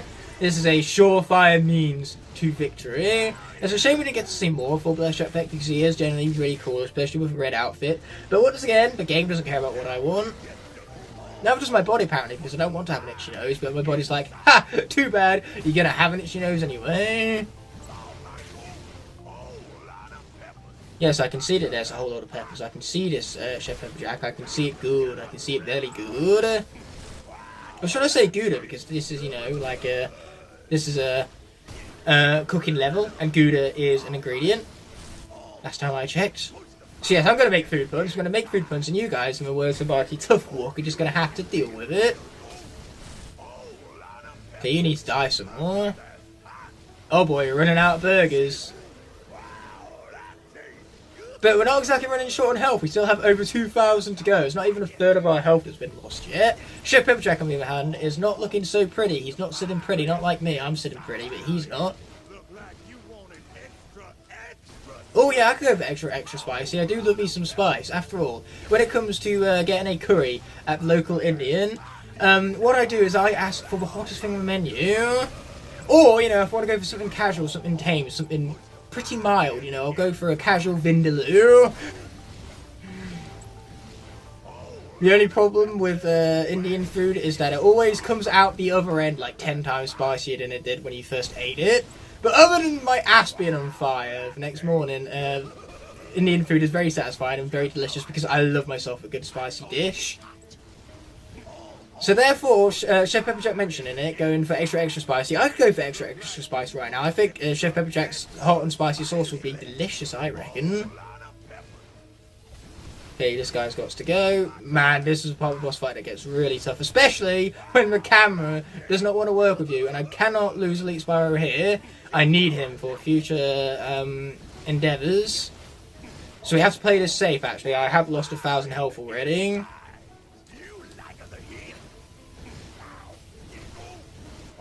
Luckily, he's almost dealt with. The question is whether I have enough health myself to deal with him or not. Definitely one of the tougher Doom Raiders in night mode. But I'm more afraid of, like, Krankenstein and Typhon Crow, bosses like that. I'm more afraid of them than what I am Dreamcatcher, because Dreamcatcher is that much of a fucking joke. I think that was something I was talking about in the previous, like, episode, but then obviously the glitch happened in level 3 and really, like, threw off my train of thought. But say, Chef Pepperchuck has been defeated, so now, after the stars have rolled out, we can officially begin with that outro. So now that I've been said and done, let's roll that outro without further ado. Yo guys, I've got a spark which I'm going to use to ignite the fire for brand new episode of Skylanders CarryOn Locke here on my channel, where we're going to be tackling episodes, or chapters shall I say, 6 and 7 of Trap Team. So we're going to be beating both Rainfish Riviera and Monster Marsh all in one episode. Beginning, of course, with Rainfish Riviera. Now, in the previous episode, Elite Sparrow was able to clutch out Chef Pepperchuck after he defeated Full Blast Jetpack in cold blood. Like, seriously, Jetpack was decked out in his awesome red costume, so it's a shame we'll no longer see that moving forward. But hey, it was better losing him than literally any other air Skylander, because now we just simply reverted back to the original Jetpack, and so long as he makes it into Superchargers, he gets upgraded to his Hurricane Jetpack form, but Hurricane Jetpack form gets defeated in battle and we revert back to the original again. And for case of Full Blast Jetpack making it all the way to Superchargers, we upgrade to Hurricane Jetpack, then that version gets defeated in battle and we revert back to the original. We miss out on the bonus life, the additional middleman in between. Full Blast Jetpack's life will just go to waste entirely, because it'd be skipped over due to the upgrade-degrade system. But enough of my rambling here. Earth has popped up and we're going to use Bash. Not even Bash. We're going to use a Knockout Terrafin. I was looking at Bash whilst selecting Knockout Terrafin, so that's where I said the word Bash, but placing the portal for character of Terrafin. But we're using him for the exact same reasons as we was using Full Blast Jetpack, because losing him isn't as big a deal, especially when Shock Shoot Terrafin comes into play in Superchargers. If he is defeated and we revert back to the original Terrafin and lose the middleman in between, which would be Knockout Terrafin. So where's the point in just letting this life go to waste when instead we could utilise him in one of the Earth sections and not put at risk someone like Flashwing, who only has 1 life, so if she's defeated in combat, she's just done throughout the rest of the lock. She's defeated, she's casted in, and can't be used throughout the rest of the lock rider. Ow. I need you to stop that. Okay, level me up! Or not. Level me up! Thank you! Most convenient time for a level up ever. If not for a level up though, I'd definitely be dead by now, because this section is actually really tough, especially for melee characters such as Terrafin. So clearly, leaving him at that perfect level 17 spot was the best strategy going into this fight. Like, my strategy paid off, okay? Purposefully not leveling up to level 20, paid off. Like, usually having a level 20 Skylander is obviously a lot more useful, but having them on the brink of leveling up right beside a boss to not only restore all of our health instantaneously, but also we dealt a shit ton of damage to Brawler, so it was like an extra scoop of ice cream. You know, it's cherry atop the cake, as they say, and that was a very delicious orange slice. Wow.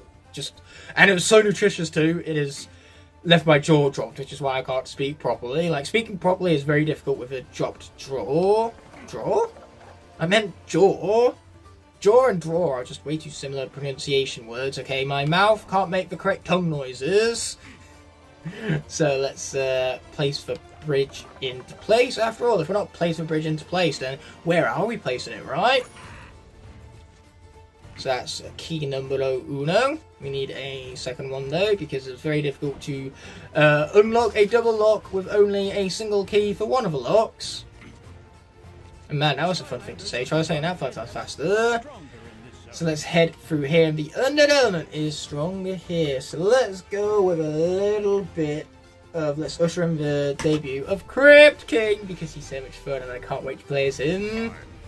I mean, I could use Chop Chop as well, but Chop Chop would be just so easy, it would be boring. This is Elite Form we're talking about here. So, Bucko. Well, then again, I say that. Crypt King is also so easy that it makes things kind of boring. I do be wanting that, yes. Congratulations for putting 2 and 2 together. I mean, after all, if I came in here, then there's only really one thing I could possibly be after, that being the key. Yeah, let's play it.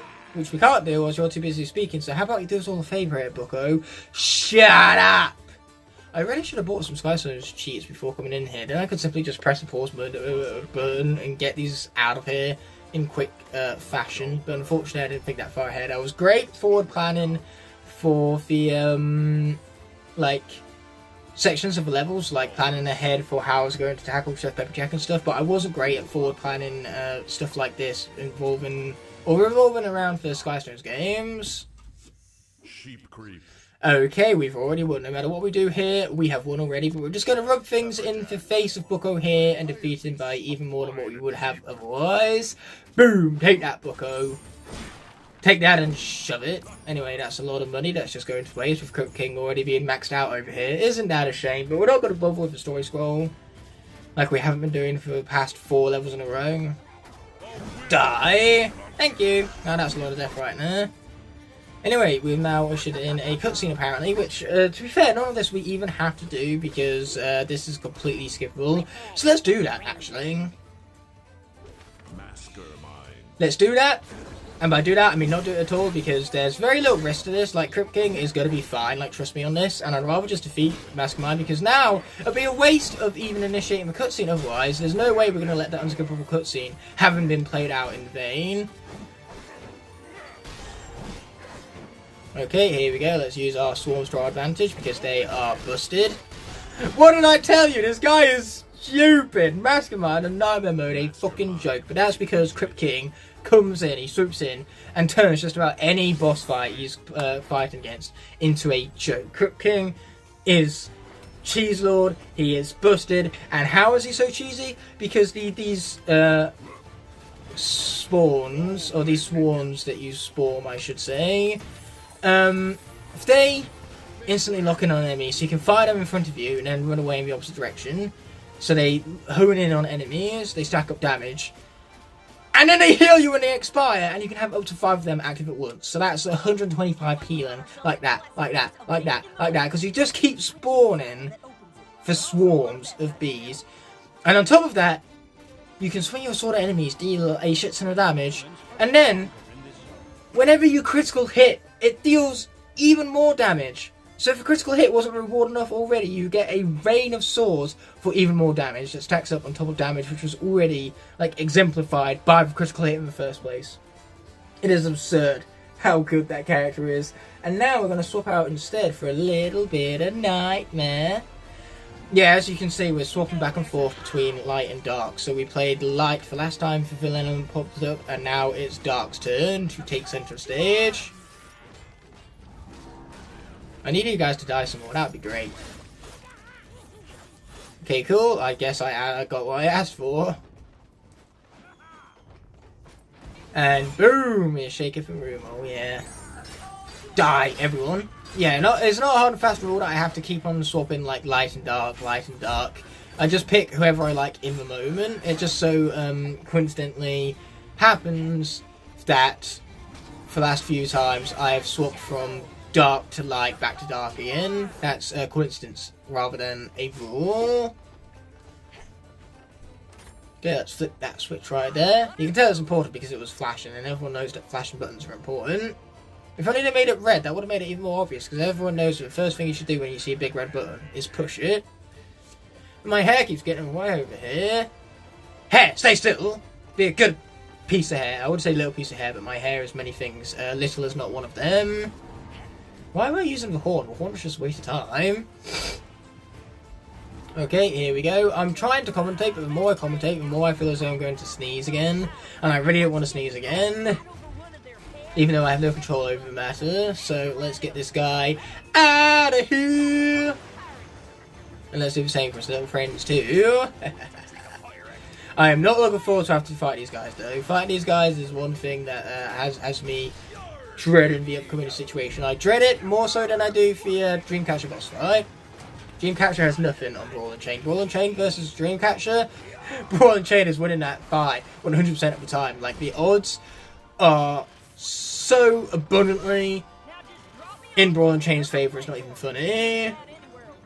So let's get Mags right there by the switch, and she can go on ahead and flip it for us. Sweet! Yeah, it is a pretty fine, handy-dandy bridge right there, isn't it? But we're not going to be remaining as Nightmare here for much longer. I kind of wish that the villain element didn't pop up period, so that then I could have had more time with Crypt King, but the game doesn't care about what I want, so instead we're just going to activate this right here. Don't mind if we do. Then we can pop down here, pop up there, grab a bomb, and I honestly thought that water would have popped up already, but apparently not. Are we going to have to remain as Nightmare? Because she is going to struggle against Brawl and Chain, even with the Traptanium buff that she gets, because she's so melee-orientated. But never mind, water is upon us, so let us, without further ado, swap out for just about our only water Skylander that stands a chance here. That's going to be Zap. Yeah, we're riding lightning, alright. Yeah, that sounds about right, actually, Mags. That sounds about right. So let's use some pipes to our advantage. Don't mind if we do. Oh, that fellow wants to run away. He wants to run. But he will not be successful in his runnaging skills. Because his running skills, well, he has a significant lack thereof, should I say. What does it look like I'm doing, Mags? Now! She was very overexcited about me pushing the attack button there, wasn't she? Very overly excited about it indeed. Anyone would think that she loves crane games, more specifically the crane games that involve drowning pirates, because drowning pirates is not a dark concept whatsoever. But hey, I suppose it's only appropriate to be tackling dark concepts when we were just playing as a dark Skylander with dark themes and all that.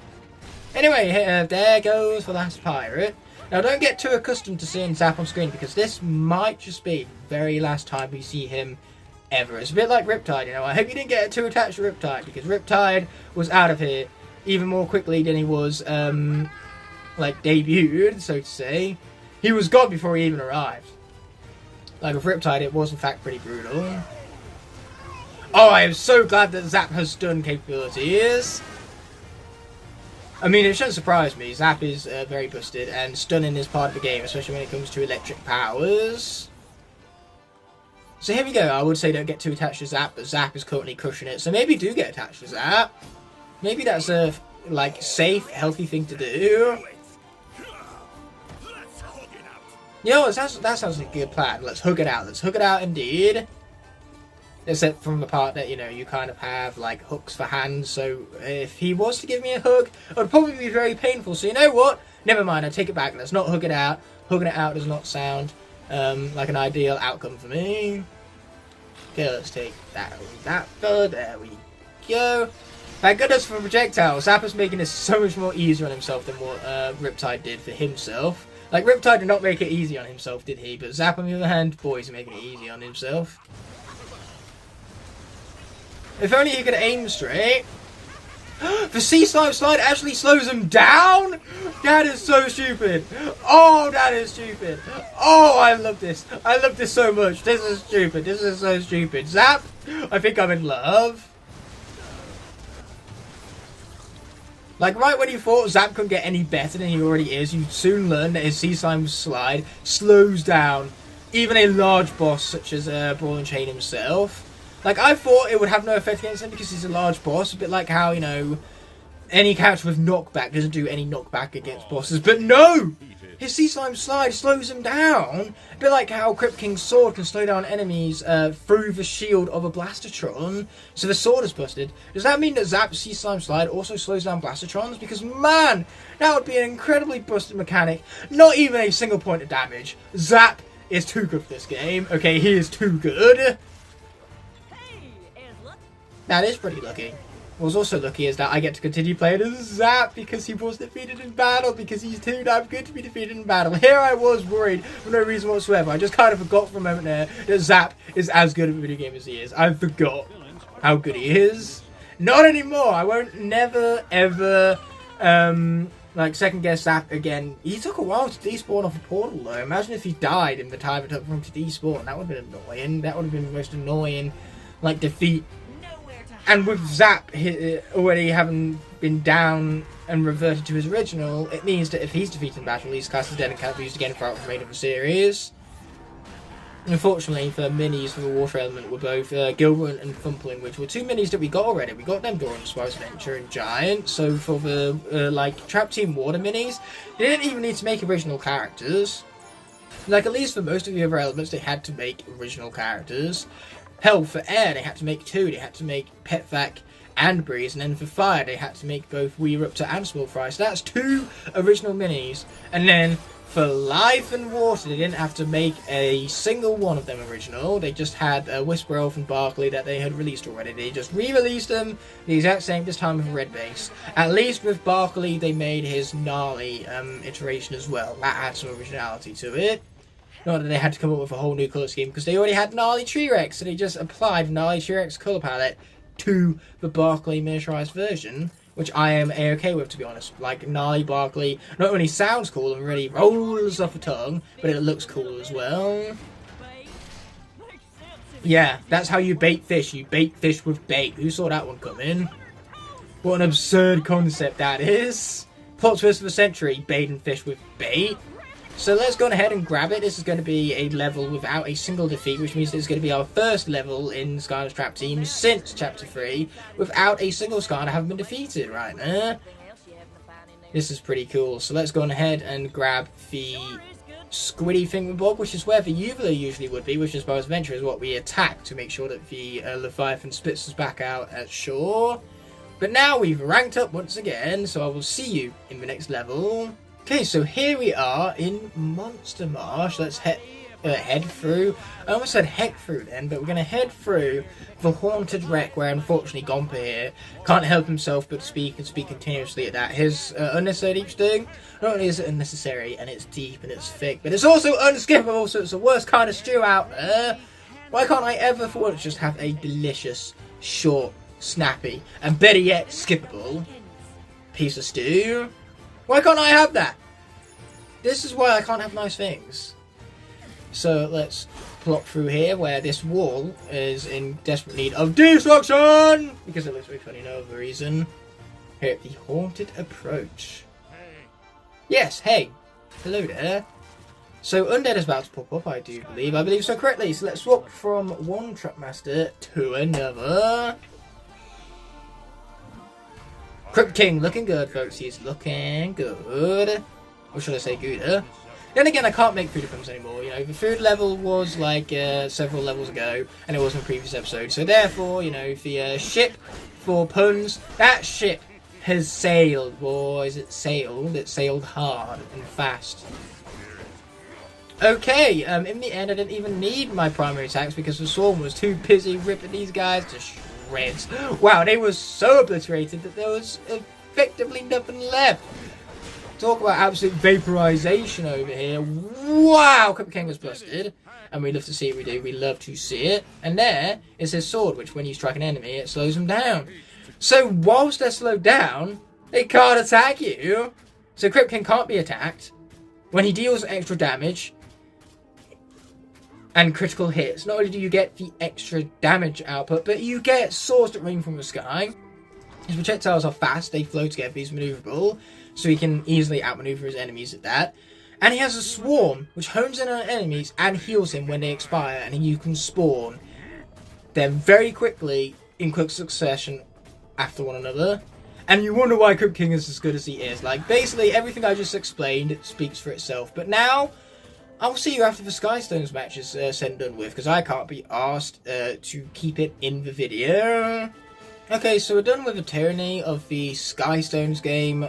You're welcome. I know how glad you are that I cut that out. So, yes, as a wise man once sung, what can I say except you're welcome? Anyway, let's destroy them crates right there. That's what they get. That's what they get for looking at me funny.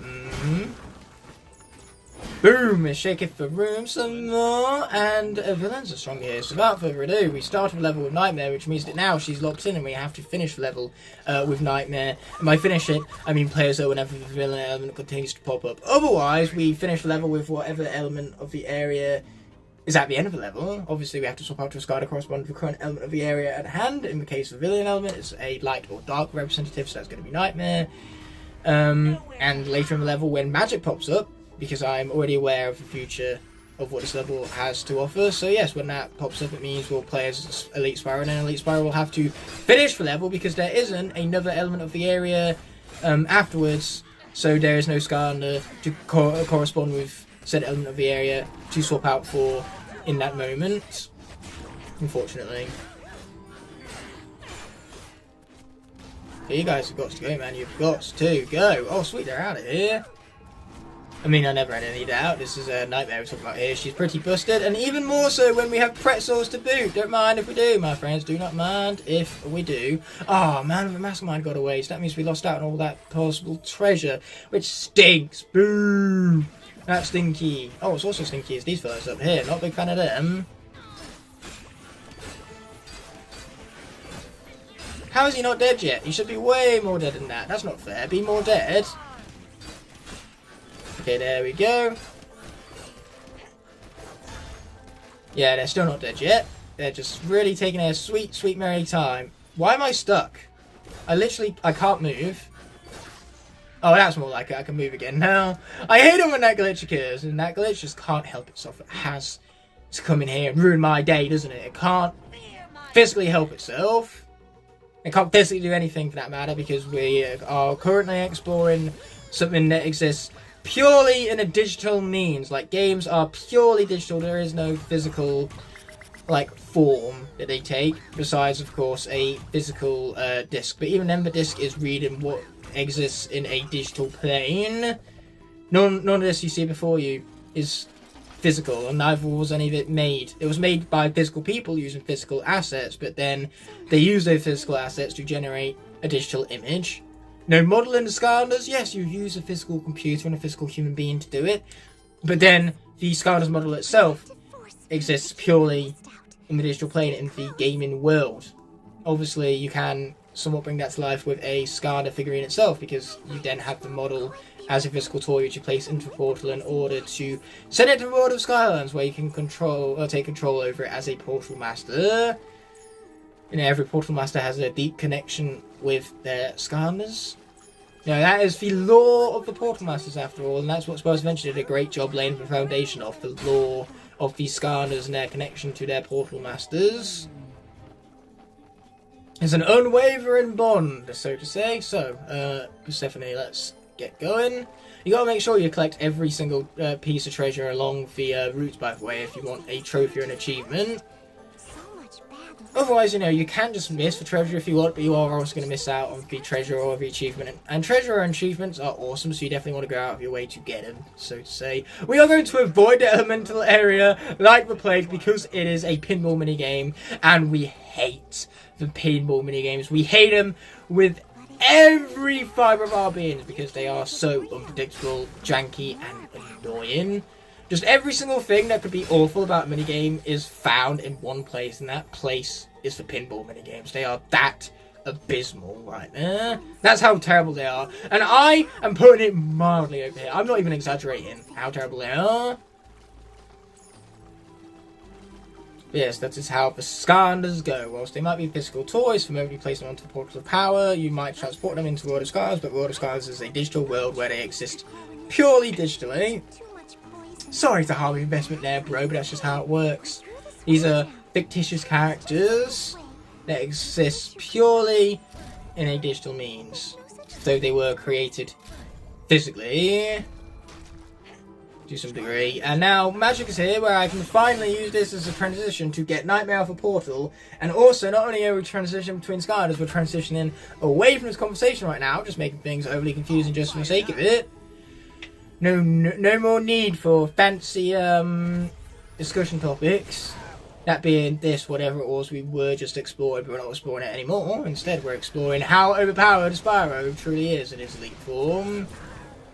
Definitely a fun thing to be exploring. Definitely. Most definitely. Earthbound!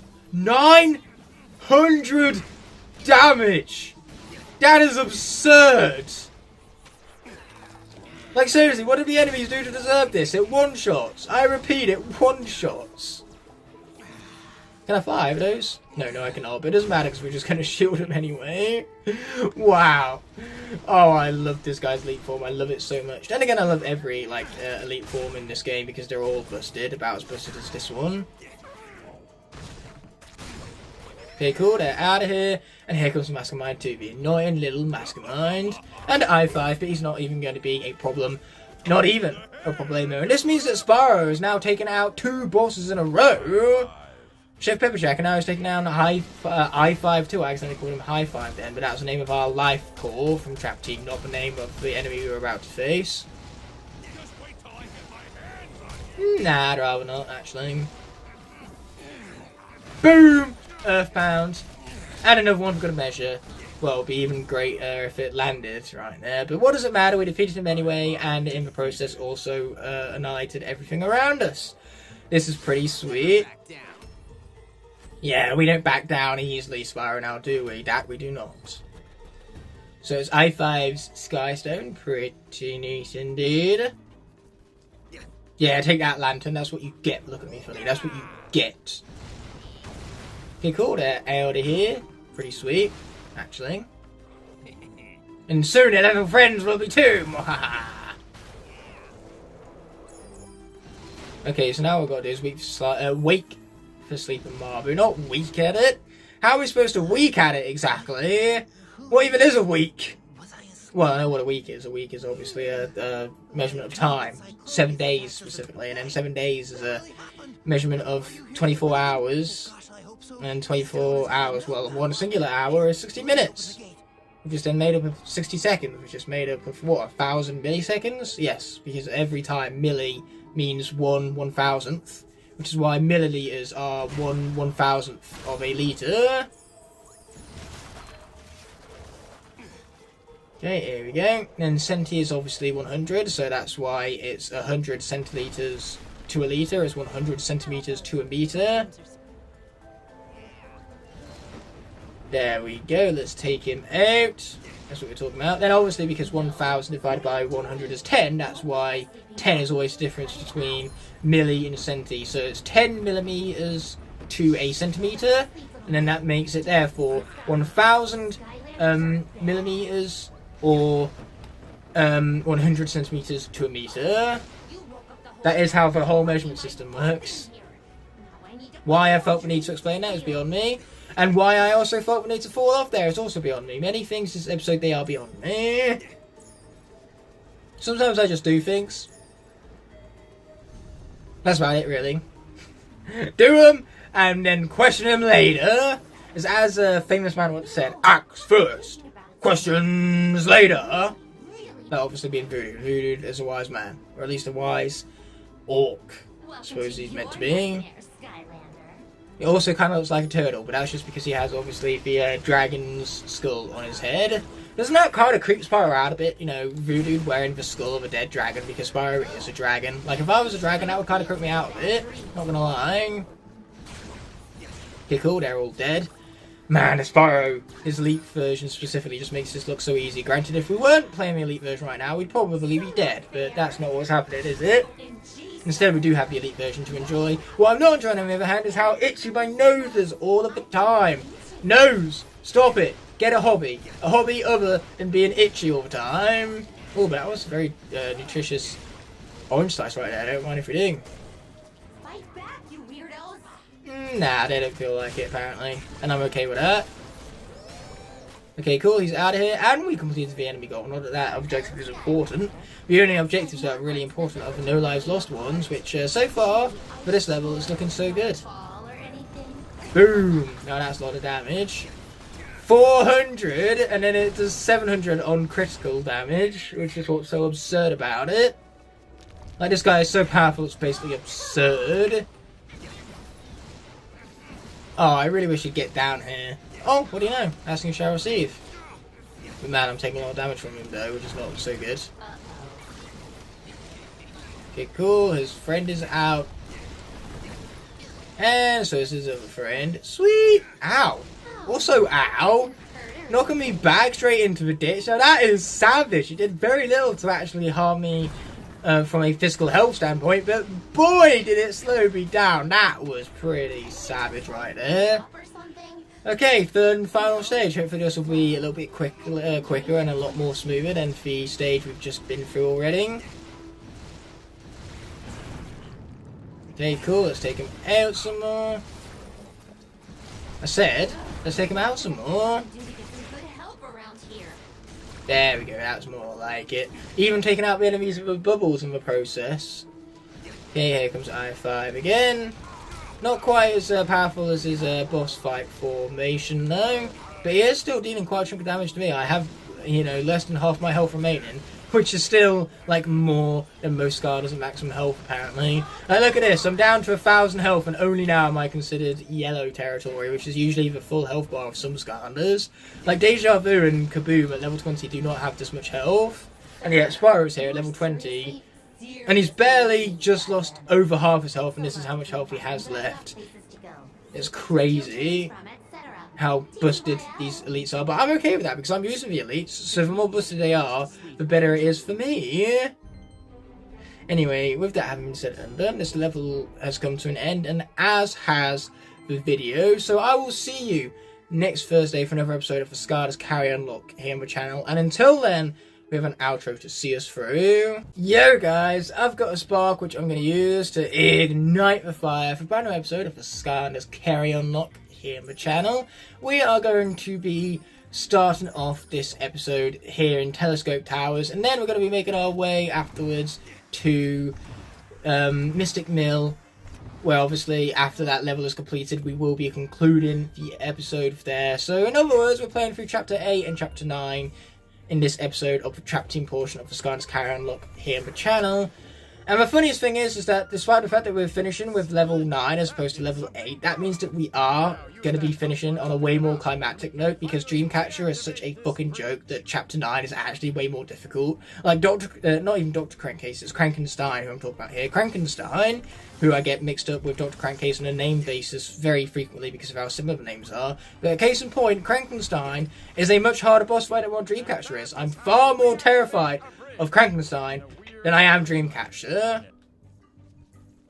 So yes, that is what makes Mystic Mill for way more climactic level to end off on, despite the fact that this is a Doom Raider level. And then after this, every single episode after this also ends on a Doom Raider boss fight. Because next episode ends on Dr. Crankcase, then the episode after that ends on Wolfgang, the episode after that ends on Tarpon Crow, who isn't a Doom Raider, but it's still a pretty climactic fight to end off that particular episode with. Then the episode after that will end with Golden Queen, the episode after that will end with Luminous, which is another boss fight I'm actually dreading, because Luminous is pretty tough, especially on Nightmare. And beforehand we'll have Nightshade as well, because we're going to be playing for Nightmare, for Midnight Museum even, and for Sun's Great Spire. We're going to play them back to back. And the episode after that we have obviously Nightmare Express and Mirror of Mystery, meaning that Mirror of Mystery is actually going to be the most anticlimactic end to like any episode ever, because it ends in a turret section, which is really frustrating because it's such a lackluster way to end off like a really cool level. At least in terms of concept, like level and execution isn't very good, but its concept alone is enough to deem it as a decent level. That being said, let's swap out for a little bit of Whamshell as the water element has popped up, and I must swap out to a Skylander corresponding to the current element of the area. I cannot swap out until the element of the area has changed once more. And this is just about the only scenario in the game where I have faith that Whamshell can survive. Especially if he's going to level up. That is particularly useful. Boom, boom, shake room. Yeah, there we go. Oh, I didn't know that stunned. That's very useful with its stunning capabilities right there. Boom! Okay, finally finish everything off, and just like that, Whamshell can continue playing through Telescope Towers over here. His original version, that is, because we did tragically lose his Light Core iteration earlier on in the Swap Force portion of the CarryOn Locke. By some miracle, though, the original version made it through Giants, which is the only reason as to why he's available here. Because only when the original version of the Skylander is defeated in battle are they classed as dead and cannot be used again throughout the remainder of the series. Man, the rules are such a mouthful. I wonder what happens here if you jump down before you've jumped on the buttons enough times. Like, obviously there's that gate there, so you just soft lock, because obviously you can't get past the gate, but then you can't push these into place because you haven't pushed on the button enough times. that's kind of experimentation now. I really wish I had the planning ahead of time to actually fulfill upon, because that would make this episode a lot more interesting. Experimentation like that, stuff you don't usually see, because obviously we see the puzzle done correctly like a billion times. We've seen it done a billion times before now. It's why I skip certain sections of games, stuff like the turret sections I'm skipping, because we've seen those sections time and time again. It's just way more fast-paced to cut to the chase and get to the exciting parts of the levels, which is what I'm going to be doing for Mystic Mill as well. We're going to skip out the turret section as well as the like ship sequence. We're just going to skip straight to the exciting stuff. Oh wow, look at that! This fella is asleep, but he's not going to be, not for much longer, because we are cruel. We are a cruel crab humanoid creature who goes around rocking beds, destroying them, and causing sleep deprivation for the poor, overworked, and underpaid scientists. We are Skylanders, this is what we do, because we are heroes, and that's what heroes do. Let's jump on the button. Yeah, that's what I'm talking about. Button has been jumped upon. And the magic element is stronger here, so let's swap out for a little bit of deja vu. Because we may as well see her now whilst we can, because Elite Spyro is the next magic sign we're going to swap out for when the magic element pops up in the Secret Series of Supreme Stink. After all, he has the best shot at getting through the level unscathed, because he'll have to deal with the arena afterwards as well. So yes, why play as Elite Spyro now when we're going to be playing as him again later? I'd much rather play as Deja Vu instead, get some much needed variety up in here. Okay, let's get them out of here. I said, let's get them out of here. So you often forget like how many hits those ice creams seem to be able to tank. Without further ado, I was about to say we're done with the combat here so we can complete the puzzle. Apparently not, we still have more combat to go. And I said more combat, not Mortal Kombat. Though I do think that Deja Vu and Mortal Kombat would be very interesting. I wonder what her fatalities would be. Like, not fatalities being inflicted upon her, I mean, like, how would she brutally finish her enemies? What would that look like? Would she, like, impale them with her staff or something? Would she go back in time and kill their baby versions? You know, make it so they never existed in the first place? Or better yet, go back in time and kill their grandfather? It's not a grandfather paradox then if somebody else kills your grandfather for you. As long as your grandfather isn't one who's killed, then you still exist in order to go back in time and have the grandfather killed. The grandfather who's someone else's grandfather and not your grandfather. Then again, if it's not your grandfather, then who cares if you do the killing or not? Yeah, I'm realising now that this paradox I've stated has confused me. So obviously there's a grandfather paradox where if you go back in time and kill your grandfather, then that means that you were never born, so there's no one to go back in time to kill your grandfather in the first place. It just creates this infinite loop, hence the grandfather paradox. So, if you got someone else to kill your grandfather for you, it still creates that paradox, because then your grandfather's been killed, and they never had the opportunity for you to have been born. So therefore, you never would have been able to request from someone to kill your own grandfather. You never would have been around to have made that happen, so to speak. But instead, if you killed someone else's grandfather, then that means that you could have been born to have done it in the first place, so you are still free in the timeline to continue to go back in time and perform said murder. It would just be some other poor souls that, you know, the chain reaction event, the chain reaction sequence of events would unfold upon differently. Like if someone went back in time and killed my grandfather, I wouldn't exist because I would have been born and did in the first place. Born did? I can't speak, okay? And it doesn't help that what I'm speaking about is particularly confusing. So I killed my grandfather. I no longer exist in order to go back in time to kill my grandfather. And also someone else kills my grandfather. I no longer exist to make the request for someone else to kill my grandfather before me. So my grandfather also lives in that scenario, and therefore I get to be born. However, I go back in time, I kill someone else's grandfather. Doesn't impact me, just impacts whoever is next in line in their family chain is what it does. You know, if I killed your grandfather. So watch yourself, I clearly have the means to do so. So if you get my bad side, I might just have to go back in time and kill your grandfather, so you never existed in the first place. Make sure You are on my good side. You have been warned. I'm a good guy like that. I do state my warnings out loud ahead of time. That's what good guys do. Anyway, let's continue to take this guy out some more. Yeah, this is what we have gulped before. And now it's time for a little bit of overkill against that there broccoli guy. Okay, time for the 6th round.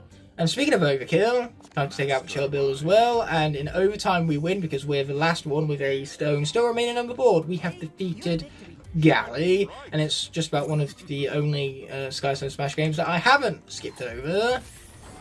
I said it like I've skipped a lot of Skylanders games. I skipped the tutorial and then I went on ahead and also skipped the one in Mystic Mill because I did you guys a favour doing that. It made those episodes way more fast-paced as a result by not having to see the same things done over and over again. But now that Undead is stronger here, let's swap out for a little bit of Elite Chop Chop because against Elite Chop Chop, Hoodsicle does not stand a chance. Yeah, let's slice and dice, alright. But we've got to be quick across these, because if we're not quick across these, then they fall on us. They fall on us very, very quickly. Okay, there we go. We were quick, so we don't need to worry about falling. Not to our death, because falling in this section is actually relatively punishless. Like, there's not much punishment for falling down. You just kind of like have to restart whatever current section you're on all over again by respawning after the fall. You don't take full damage, unlike in Superchargers. The only game in which you take full damage, and you only take full damage in that game, should you select a difficulty of harder or above. In normal and easy difficulties, you don't even take full damage in Superchargers. It's explicitly something exclusive for the hard difficulty or the nightmare difficulty. And here he comes, for man of the hour himself, Hoodsicle, who's probably about to be as much obliterated as his puny little friends were. Look at this is brutal. Okay, let's take him out some more. Ow, that was a lot of damage. Oh, but I have combos. Yeah, take him out. Bone brambles to the face! And again, for good measure, Hoodsicle is out here, and that is quite possibly the quickest I've ever seen him defeated in a lock. Not even Crypt King can defeat him with that much ease and fast-pacedness to it, which I'm pretty sure is a word, but if it isn't, it is now because I said so. And here we go with more enemies that I'm just going to one-shot kill. I mean, I one-shot them automatically in their bubbles, but even if they did come out their bubbles, I'm pretty sure it would have been a one-shot kill anyway. So either way, they were dead in one shot because Chop Chop in his elite form is that brutal right now. Combos for the win, yeah! Okay, let's pop on over again, doing so in the quickest, most fashion possible, because I can't be asked to fall down and have to respawn and go through that section all over again. I can't be asked to go through all that tyranny. And I bet you can't neither. So for skipping past all of that, and making this episode better as a result, what can I say except you're welcome. Okay, here we go. Let's jump on the button. Why I add if at the end there, I do not know, but here I am, having done so anyway.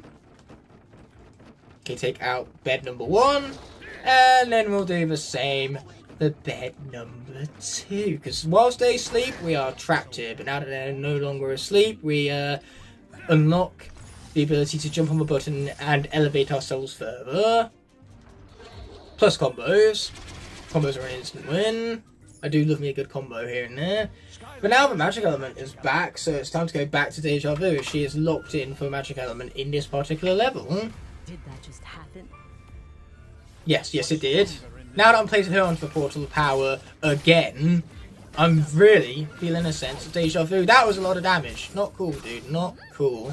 That was more damage. So much damage! Let's not kill Deja Vu. The idea is to keep her alive so that then, you know, she can be obliterative and imaginator. She can't do that if she dies here. It doesn't help that this arena is so, like, tight. And there's so many projectiles in this, like, really tight space. Ow. Okay, I'm not dead yet. Though I'm about to be if I'm not careful, and I have to take down Dreamcatcher. If Dreamcatcher defeats Deja Vu, that would be so annoying. Not only would she have taken down one of the best Skylanders, period, but it would have been after I was chatting shit about how easy a boss fight is. So it would be awful on 2 degrees.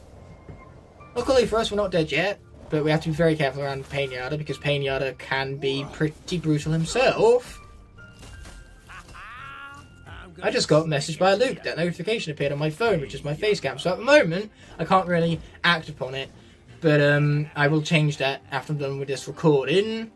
I can check out upon my notifications. Jax! Stop it, Jax! Stop it! Okay, all we need to do here is be careful and we'll be fine. We'll be fine. Look at this. This is fine.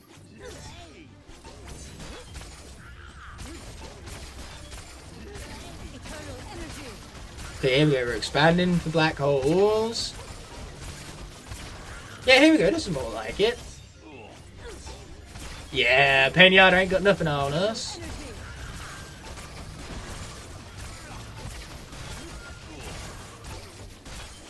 Okay, let's bring out some more of these black hole thingamabobs for good measure. More the merrier. One of the few things in life where less is not more, because more is more. And I love it when more is more rather than less is more. Less is more is a little bit kind of boring compared to more being more, because I prefer more being more. When you say more, I'm expecting more, not for less, to instead be more. Okay, that was a good bit of treasure right there, a good bit of treasure indeed. And that means we gain access to the final bit of level. And Deja Vu is now officially complete and totally maxed out. She can't get any more maxed out than this. That's just how maxed out she is. Yeah, let's pop up there, pop up here. Grab the pretzel, the very nutritious pretzel. And you know what? Going into the Dreamcatcher boss fight with, what, 400 health? Yeah, it's going to be fine. 400 health is more than enough against Dreamcatcher. I do think 200 was kind of pushing it a little bit, but now that we're back up to 400 again, we should be fine. Keyword here is should. Nothing in life is ever a guarantee. The only thing in life that's a guarantee is death. I know that's depressing, but it's true. What's also depressing is how sore my throat got very suddenly from a moment there. So here we go, more unskippable cutscenes. That's rather frustrating. And in that lighting right there, Deja Vu almost kind of looked a little bit like legendary Deja Vu, not gonna lie. But now she's back to looking like regular Deja Vu all over again. And I'm okay with that because her design is pretty awesome, as is her colour palette.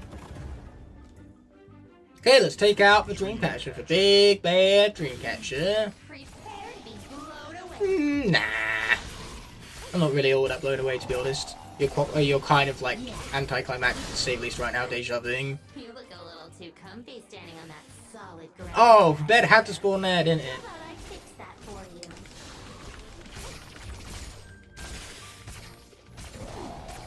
Sweet. Okay, cool. Let's take it down some more.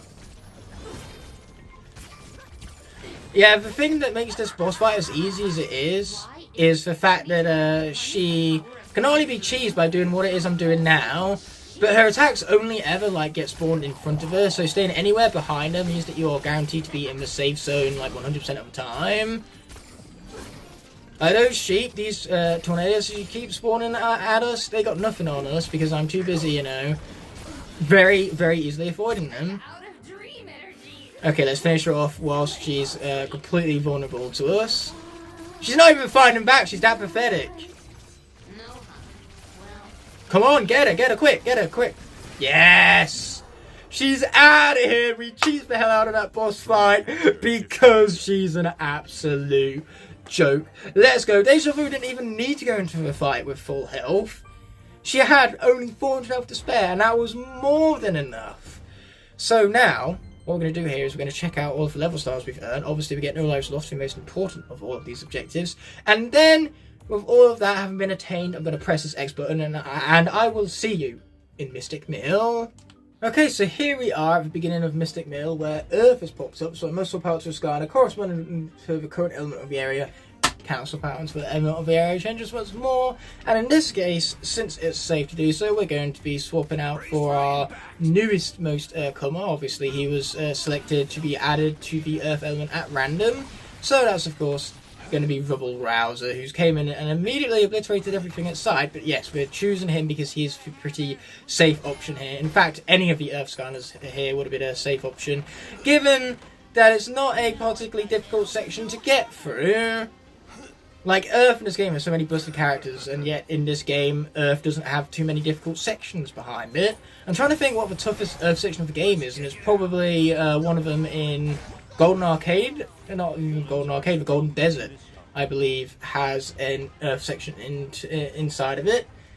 But other than that, I really can't name many Earth sections in this game that are tough. In fact, there just aren't that many frequent Earth sessions, period, in this game.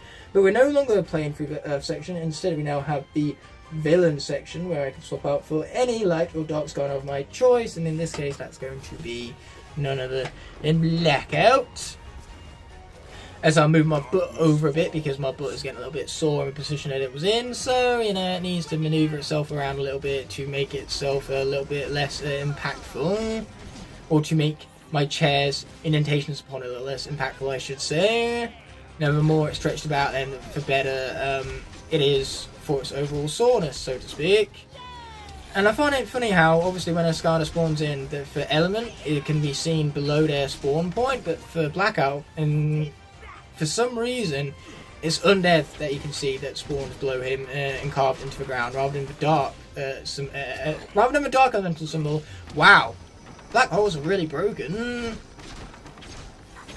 Oh, come on, man, just die already.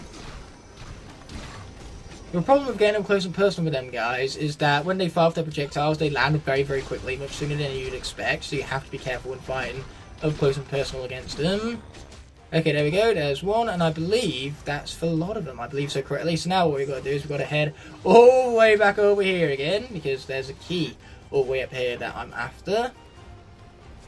And yeah, just watch out for falling logs along the way, I suppose, as well as projectiles, because apparently falling logs wasn't enough to have to deal with.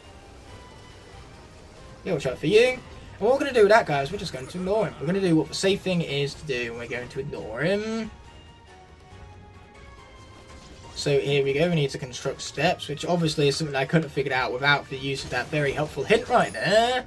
I don't have the brain cells to possibly comprehend what it is I very obviously need to do, not without the game's help, that is. We'd be soft-locked here otherwise. Impossible to advance, with the game's just overall cleverness exceeding that of my my own cleverness. My brain cell count just pales by comparison to the count of brain cells found in the Skylanders trap team. As for my itchy armpit, to used to itch. First it was my nose, now my armpit. This is what happens when I record in warm temperatures. Like, I have been sweating up over here because it's so hot outside, but I've been enduring it all the same for the sake of all of you. So don't never say I don't do nothing for you. I'm making big sacrifices here. Big. Anyway, the air element is stronger here, so let's go for a little bit of Swarm, actually, because we haven't seen him in a while. In this game, he's a lot better than he is in Sword Force. He goes back to being a lot more fast-paced, and he's maneuverable here. So a character who's maneuverable with projectiles sounds like a good combination for Frankenstein's boss fight, even if Swarm's hitbox is a little bit large, and he's a little bit janky. Ow. Okay, time for one and only appearance of that enemy in the main game. In fact, it might be in the game period. I can't remember if he's in any arenas or not. He's definitely not in the Chaos Doom Challenge neither. And Swarm, I need you to do better. Okay, there we go. Now he's doing better. It annoys me that he doesn't lock onto his enemies though, like he used to. That part isn't as great anymore. Oh, but this is what you have butt attacks for. Yeah, take my butt to the face, suckers. Okay, I don't need to be swarmed up. I do need to either be in flight because that makes me way more maneuverable. Like, seriously, he actually, like, faces away from his enemies. What's the point in that, Swarm? You were facing him a second ago. Yeah, what did he do to this poor character? What did he do to deserve this? Okay, let's get out of the way of him. That would be wise, you'd imagine. And now, we are healed back up again, thanks to that food. We could be doing better. I honestly thought the Swarm was better in this game, but it's the same old that we've seen from Swap Force already. Just butchering this character. Oh, but that was nice and powerful. That we love to see. There we go, take him out. Yes, I'm well aware. You do say it every single time. Boom, take him out. Oh yes, that's a good looking orange slice right there. We're desperately need that orange slice too. But now that that's been jimmied open, we can continue on, and we have to be very careful though, because our large hitbox is not going to be doing us any favours.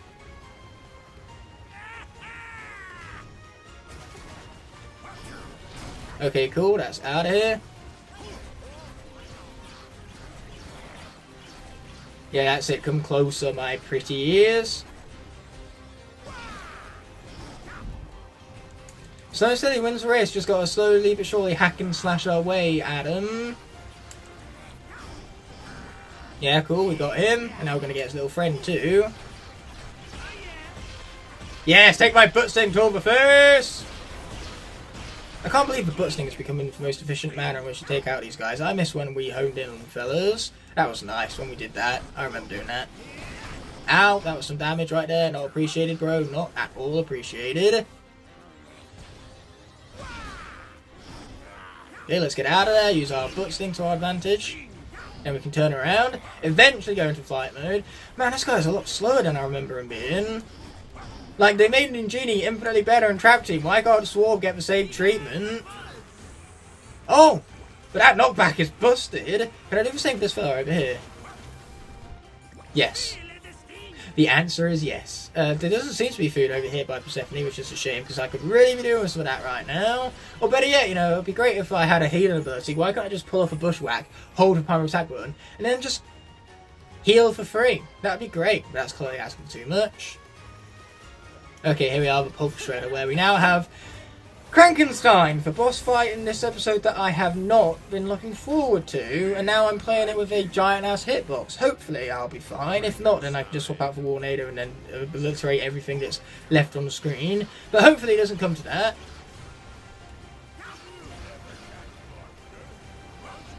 Okay, get out of the way of these projectiles will be a good plan. Yeah, like literally, it's one thing like not honing in on enemies, but then there's another thing like facing the enemies with your projectiles and then Swarm just purposefully turns away from them. Like that's another thing altogether. Come on, game. You gotta be better than this, bro. You gotta be better than this.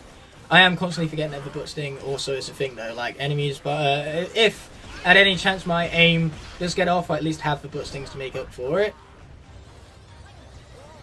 Boom! That somehow didn't take him out yet.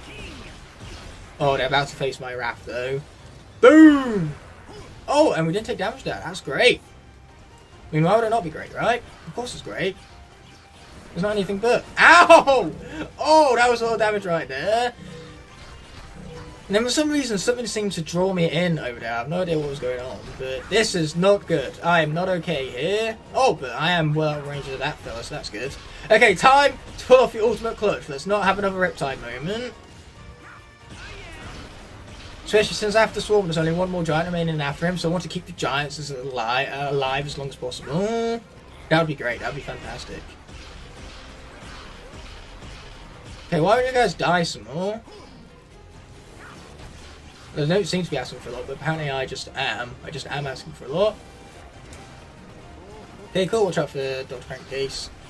Oh, why do I keep calling him Dr. Crankcase, damn it? Stop that. Stop it now.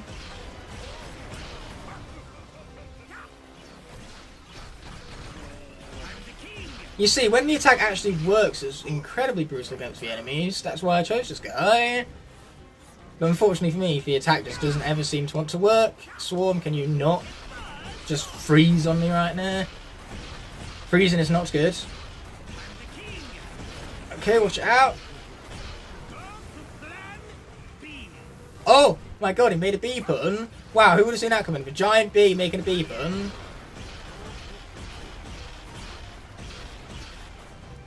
Okay, cool.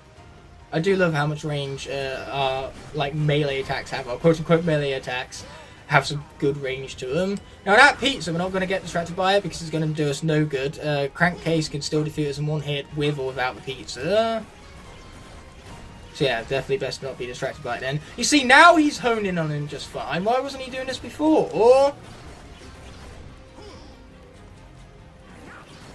Okay, keep a distance because we can. This is what I have projectiles for. This is another reason why we chose Swarm, because the projectiles are good. So good, in fact, we get through another episode completely unscathed. Wow! The fact that Riptide died at level 4 just kind of proves how worthless the character is. Like, come on. No one else was dying that early in the game. Only Riptide. And we even got a new Skystone from it all. Man, this game is fun. I'm having fun right now, but we are still going to have to draw the episode to an end. As they say, all good things must come to an end. So without further ado, let's roll that outro. Yo guys, I've got a spark which I'm going to use to ignite the fire for a brand new episode of the Skylanders CarryOn Locke here on the channel. Today we're going to be playing through chapters 10 and 11, so we're going to be concluding this with the Dr. Crankcase boss fight, which is going to be a cakewalk, given that we have an elite to tackle the boss fight with. Now, usually we need a bomb for this section. In fact, the cutscene is going to make that very explicitly clear. But this is where the convenience of playing as a giant comes in, because I can simply just press the square button and boom, that wall is out of here. Swarm makes this section a whole lot more easier and convenient, and we love to hear about it. So what we can do here is we can even pop all the way down here instead, and this secret has just been made a hell of a lot easier, because instead of a bomb, once again, we can just use our giant powers and Destructimundo that wall in our wake. This is brilliant. What's not so brilliant is having the headset volume as loud as it is right now, because I can barely hear myself think. But yes, as you can tell from changing my attire, this is a different session, but we still have Swarm on the portal, because he's the character who managed to barely clutch out the Frankenstein boss beforehand. I didn't call him Crankcase this time, which means that I am officially developing as a person. I have evolved in my humanity. That's how you measure character development. It's, you know, how often you mistake Frankenstein for Crankcase. That's a true measurement of your growth as a person. Nothing else, you know, just your skills at not getting names incorrect, Mundo. I'm saying a lot of things today. Not all of them are making sense, but you know, it's just for joy of the Ignite commentary for you. Let's destroy Mundo some more things, because apparently this is what my commentary has become now. Just making small little nicknames out of everything I say. Soon enough, I'll be nicknaming the term nickname. It'll be a Nicknam de Mundo, which would appear as though me nicknaming stuff just means adding Mundo at the end of things, because apparently Mundo is just something that's really on my mind right now. And if you'd be thinking that, if you'd be noticing the pattern, you would be correct, Mundo. So, tech is stronger here, meaning no more swarms, so no more just destroying walls with the might of a button push, which is very depressing. But what's not so depressing is the fact that now I get to play as wind-up instead. We're going to be winding up some enemies with how obliterative we're going to be, that's for sure. Or should I say, for sure, Mundo. Yes, this isn't the last time tech will appear as the element of the area in this episode, because obviously there's a lot of tech sections in the Willikin Workshop as well, which we'll be playing directly after this episode, and those sections are going to be for Trigger Happy, because I have much more faith in a elite making it through the Crankcase boss fight than I do whatever the fuck this gameplay is. Like, why are you punching? I'm not charging a button, I am mashing. Can you not hear from my insane button mashing skills that this is clear and absolute button mashing? But at least with Wind Up, unlike Swarm, he at least still faces his enemies like he's supposed to. You know, it's not like Swarm where you can face an enemy and then for some reason he decides to turn around and face away from them. Like, it's one thing not targeting the enemies, but it's another thing turning around to not face them whatsoever. Thank goodness that Swarm has his butt stinger, because that soldier ability saved our bacon in the previous episode. If not for that, I think Swarm would very much have been defeated in battle, and as we all know, being defeated in battle means that your Skylander, his class is dead, it cannot be used throughout the remainder of the CarryOn Locke. And we still have 2 more games to go after this, so we need as many characters as possible, because Superchargers is going to be a slaughterhouse when it comes to the vehicle sections. But luckily for me, I put myself in a pretty good position, because we've only lost Full Blast Jetpack so far in this playthrough, which, yes, that is surprising even me. I was not expecting this few losses going into Chapter 10 here. That's just for Power of Elites for you for the most part. That and also Dreamcatcher being a fucking joke, that helps, because Deja Vu was able to take her out with years. Like Deja, like Dreamcatcher even, she's not even, like, her chapter is not an level conclusion because obviously I'm playing 2 levels here. So Chapter 9 was the level conclusion, or was the episode conclusion, I should say. And that's because Frankenstein is a way better note to end off on. Frankenstein is a way tougher boss fight than Dreamcatcher. Dreamcatcher wishes she was as tough as Frankenstein. But that's just not the way it goes. Flow, drain, drop off. So let's be dropping off a drop off and trying not to die. But we do have scrap shooters here, so things are about to become a little bit more difficult. But luckily for us, a magic section is coming up soon where we can once again take advantage of Spyro's general eliteness. Just destroy and obliterate everything. Like in Monster Marsh, with his elitism tackling the arena with ease. That's exactly what's going to happen for this same arena. Anyway, I should really stop using that primary ability because it does not seem to work in my favour. That's what I have other attacks for. Okay, there we go. Let's launch these guys up because whilst they're in the air, they cannot hit us, which is rather convenient indeed. Boom, take them out some more. Yeah, there we go, some more. And boom, yes! I do love that attack. That attack is as great as it was in Swap Force. I just really wish that it wouldn't keep charging the attack when I'm not charging the attack. You can even hear from what I'm pressing my controller that I'm clearly mashing as opposed to charging. Like seriously, what changed? What changed to make you start charging rather than doing for mashing that you did for about 4 attacks straight? I don't know, it still clearly worked out. Like, my fist was superior to his. Okay, cool, let's take out some more enemies. They had to come in for me funny, no reason. You can stop spinning now, buddy. I keep forgetting that to stop spinning you don't press the secondary attack button, you press the primary attack button for whatever reason. Boom, yep, there you go, no more spinning. Luckily I can spin myself up just by running around. That's rather convenient. Well, it's not convenient, it's taking as much damage as that. So let's take advantage of our springs here. There we go. Try not to get hit by those. Keyword here is try. Apparently I'm miserably failing. Oh dear. I'm 1 hit away from death. This is where caution is advised. The game didn't even let me finish my sandwich before it went on ahead and killed Wind-Up. That is brutal, man. Right as I was talking about not having all too many defeats throughout the series thus far, at least in the trap team portion, and then I go ahead and I do that. And there's not even an excuse for it either. I was just playing poorly. Swap Force cores in this game, man, what did they do to Swap Force cores in this game? They butchered them. That's our second Swap Force core loss because Riptide is so forgettable. I forgot that he was even in this series and got defeated in the end. Seriously, what did Swap Force cores do to deserve this treatment in Trap Team? The only characters that maintain how good they were are characters like Pump Shock and Roll Brawl, who aren't even in the series. Poor Wind-Up. Trap Team did him dirty, and so did I. You can't keep getting away with it! But little did the enemies know that by doing this, they sealed their own fate, because now it's time for Elite Spyro, and he's just going to come in and insta-shot everything, because this is the Elite version we're talking about here. His fireballs deal, like, more damage than the entire health bar of the enemy. Watch this, it'll be 1 shot, gone. Okay, fine, 2 shots gone. 3 shots? Wow, he had more health remaining than I thought, but 4 shots, man.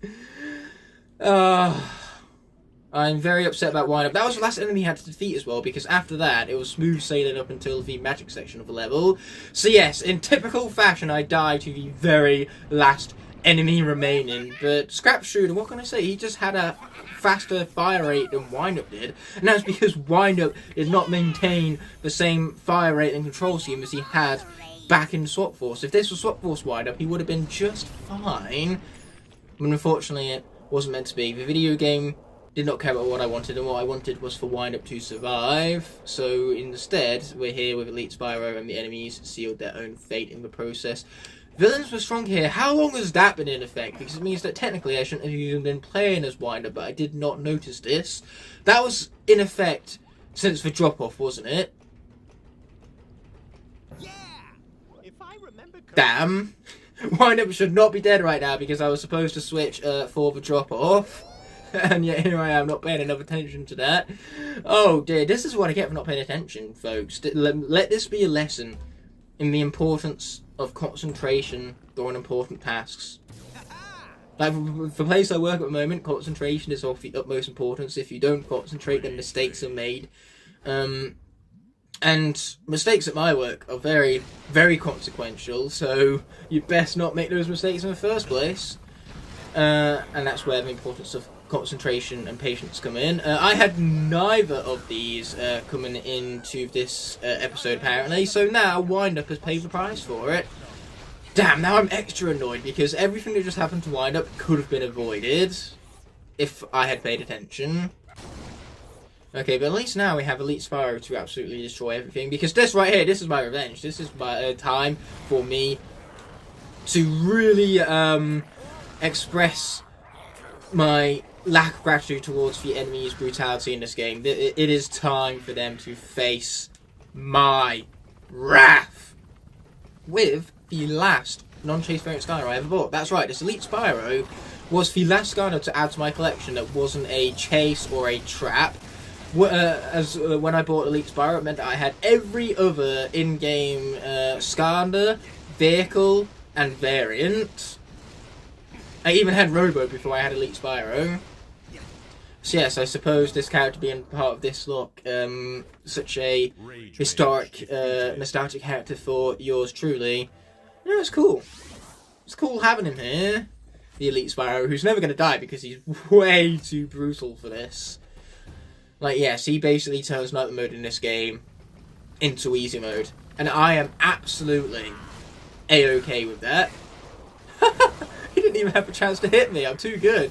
And by being too good, I mean I can just sit back, relax, and let Spyro do all the heavy lifting for me. You don't need to be good at this game if you have an Elite, you just need to be competent at pushing the buttons. Because the only way an Elite is being defeated is if you just do nothing. And even then, Terrafin has an attack that hits back automatically whenever he's hit. So, with Eon's Elite Terrafin, you can do nothing and still win. It's brilliant. So, here we go with another drop-off. This really reminds me of what the 3DS games did quite frequently, because as far as Adventure and Giants, you got these sections frequently where you would take, like, a massive fall down a tube-like structure. And they did this in the 3DS versions in particular to take advantage of the 3D on the 3DS, because as you could no doubt imagine, those particular sections where you're falling down for tubes, they look amazing with the 3D the 3DS was capable of. In fact, the Skylanders games had notoriously good 3D, much better so than a lot of other 3DS games. In fact, there are several 3DS games that didn't even have the 3D feature enabled. Of course, all of the Nintendo ones were capable of it, because Nintendo were going to push their gimmicks, much like how every single Nintendo game for the Wii was designed with motion controls in mind. And then I suppose you could pick a secondary option if you so chose, you know, Smash Brothers and Mario Kart, for example. You could use the best controller, the GameCube controller, which is still the best controller. Like, I still use the GameCube controller for Super Smash Bros. Ultimate. They gave you a special edition GameCube controller and GameCube adapter for Super Smash Bros. Ultimate, the Collector's Edition. They gave you that specifically knowing that the GameCube controller is the best controller of all time. Like, seriously, how is it that in over 20 years we haven't made a controller better than the GameCube controller? Xbox have tried, okay? The Xbox Series controller gets really close. Like, the Xbox Series controller is incredible. It's definitely the best, like, current-gen controller. But it still can't hold a candle to the GameCube controller. Trust me, I'll be using GameCube controller on my PlayStation 5 right now if I could. Would we be in the presence of a Skylander? Yes, yes, you damn well could be, because this right here is what Skylander looks like. Okay, so it's time for the arena. This is really going to take its time. This is going to be a juicy episode, actually, because chapters 10 and 11 are both some of the longer ones in this game. Oh, I forgot we could fly just by tapping the double jump button. You would think that this session has come in quite a long time after the previous session, and you'd be right. I haven't played Skylanders in, like, weeks. It's really refreshing, actually. Hey, how dare you hit me? Oh, wait, no, never mind. It's not even caused a dent. Okay, here we go. Let's take him out some more. Sweet! Oh, okay. You know, I might as well just stay still. There's no point in even avoiding enemy attacks, because there's no way that there's going to be enough enemies attack me in the first place to deplete my health to 0. My health is too high to begin with. Plus, there's oranges right there. The game has given me oranges when my health is over 2,000. And it's a nutritious orange slice at that. Man, the game is really throwing me a bone. Obviously, it feels bad for how it butchered Wind-Up's moveset in this game. It feels bad, so now it's kind of repentant. I hope that's the correct word for it. Okay, let's take him out. Die. Die. Die. There we go, that's more like it. Anyway, I'm very excited. I'm recording this session just a few hours before I'm going into town. And there's an exclusive weekend event, nationwide this is, where cinemas are replaying for the 15th anniversary Coraline. They have it in remastered 3D, so me and my sister are going to go watch it because it's one of our favourite childhood films. It's one of my favourite films, period. It's easily a top 15 film for me. It's my favourite film from Laika. The first animated stop-motion film that Laika ever made is still their best. I don't care what you have to say. Cubo and the Two Strings is a fucking masterpiece. I will admit that it is objectively a better movie, but Coraline just has so much charm and nostalgia for me that I can't, in good conscience, rate anything else above it. Not that came out of Laika anyway. And in terms of animated films, like the only animated films I like more than Coraline is Toy Story 3, The Incredibles, and How to Train Your Dragon 2. Like, Coraline is a top 5 all-time animated films for me, hands down. So I'm going to get to rewatch that in remastered 3D glory, because the film is at its best in 3D. Coraline was designed with 3D. So yes, this is a great day. I get to play my favourite game of all time for a few hours, and then I get to go down to the cinema, hang out with my sister for a few hours, and watch one of the best films ever made in 3D. Okay, but for now I've got to worry about not dying, because Spyro dying here would certainly kind of taint the day a little bit, I'm not going to lie. That would be not ideal scenario. The enemies are trying really hard as well. Like, they're giving it their all, but it's just not happening. Ooh, orange slice, don't mind if we do. Well, all that damage we just took has instantly been nullified. Oh, this reminds me when Cobra Kadabra went through this arena section and he was invincible for some reason. Like, we triggered an invincibility glitch for Cobra Kadabra. Like, why do Trap Team cores in this game have invincibility glitches? Like, Cobra Kadabra has it. I'm not even sure what instigates it, but Cobra Kadabra, you can make him invincible. Blackout has a very easy invincibility glitch, which the only way it's not happening is if you pick the alternate pathway for his upgrade chamber. So long as you pick the correct pathway for Blackout's upgrade chamber, it's very easy to instigate the invincibility glitch. A glitch which I could have already been doing with in Wind-Up section, apparently. Okay, let's take out Fisticuffs of the Dark Element, same as Blackout. But all I will tell you is that Blackout would definitely win this fight, hands down. Yeah, as you can tell, I'm just putting in no effort to this whatsoever, because the elite characters are basically, they're not only a cheat code, but they're a way to just play the game a lot more relaxed. Like, concentration, something I could have been doing with before, here, is not necessary whatsoever.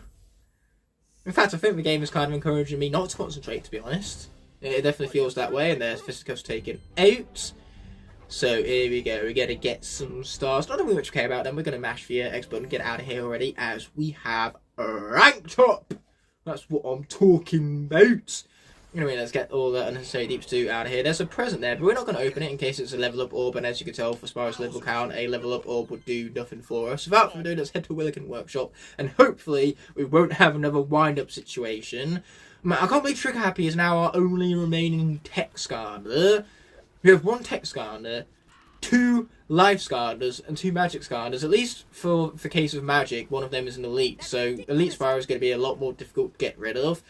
However, for life, we only have 2 versions of Stream Boom and High Five. I think we'll be lucky if we even go into Superchargers with a life Skylander remaining. It's going to be the one time where I'm actually rooting for Stealth Elf. Because, yes, in Superchargers we would get her super shit version instantly. But at least after that's inevitably defeated, we get the elite version followed by the miniaturized version. You know, that part of the Stealth Elf I'm looking forward to. You know, not the super shit Stealth Elf.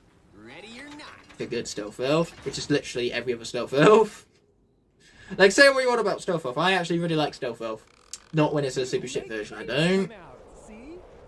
Okay, so fire is stronger here for Rail Car Gauntlet. So, given that Swarm did a fantastic job with the previous sections of the game, I think it's time to give another giant a chance, that being Hothead, who's now fully upgraded. So yes, does he stand a chance? Most definitely, because Hothead is also pretty much a beast in this game. In fact, if anything, he's retained how good he was in Giants a lot more compared to Swarm. Oh, but we do need to get out of here, though, because these guys are getting a little bit close and personal right now. Ow. That was some nasty damage right there. I do not appreciate it very much. Okay, here we go. Let's just avoid as much of these enemies as we can. You know, the more we avoid them, the merrier, so to say. Oh boy, that was a lot of damage, but luckily for me, this is what I have pizza for here at the Rail Car Arena.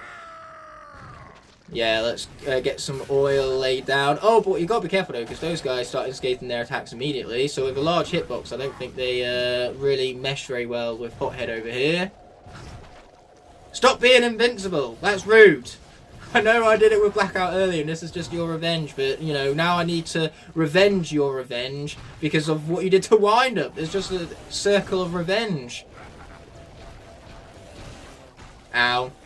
Yeah, I'm starting to think this was a bad idea with Hothead's hitbox. I honestly thought the projectiles would be enough for him here, but apparently I was horribly wrong. Yeah, you guys really need to die some more. I really wish that thing, like, lobbed a lot more. Because I'd be in a lot better position right now if that thing lobbed a lot better. You know what, if we play this safe, I'm sure we'll be fine. So don't you worry, Hothead fans, we're not dead yet. We were very close. And now I can't aim, apparently. Oh, but one of them's dead. Why didn't you jump onto the platform there, Hothead? I had an advantage situation, but I wasn't able to take advantage of it because I didn't properly jump onto the ledge. And then the next thing you know, projectiles were after me. Yes, Hothead, it would turn out, was in fact a very bad idea. I've made a severe and continuous lapse in my judgment, and I don't expect to be forgiven. I'm simply here to apologize. So let's go with his Giant's Core companion instead, Hot Dog. And just like that, we're down to one giant. Swarm is the last giant left, which does not surprise me, given that this is Swarm we're talking about here. He is miles ahead of all the other giants in terms of just how good a character he is. Why is my Hot Dog level 11? I forgot to upgrade him! Hot Dog, no! No, Hot Dog, no! He's not going to last very long with this amount of health, I'll tell you that much. And why are these guys not dying some more? It'd be really helpful if they, you know, died some more. That would be great. Luckily for me, I might be at level 11, but I'm very close to level 12, so any damage I take will be nullified by any sort of leveling up system. And those guys cannot jump. I'm up here in a very advantageous situation right now.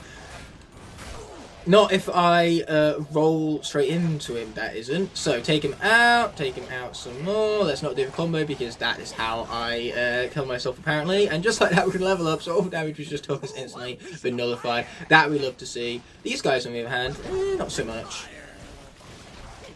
Okay, we're probably going to have to defeat these guys from down here again. But as soon as those guys are gone, we can get back up to that platform with ease and then take out the other spinning fellas that get invincibility frames. Oh dear, man. This is a very slow section with not good fire Skylanders. Maybe I should have just gone with my gut and stuck with Igniter, because Igniter can do no wrong. This is Igniter we're talking about here. He is the incarnation of absolute obliteration. The personification of it, if you will. Not that Igniter is much of a person, not in his fire spirit form he isn't anyway. He was a person beforehand though. Okay, let's take him out.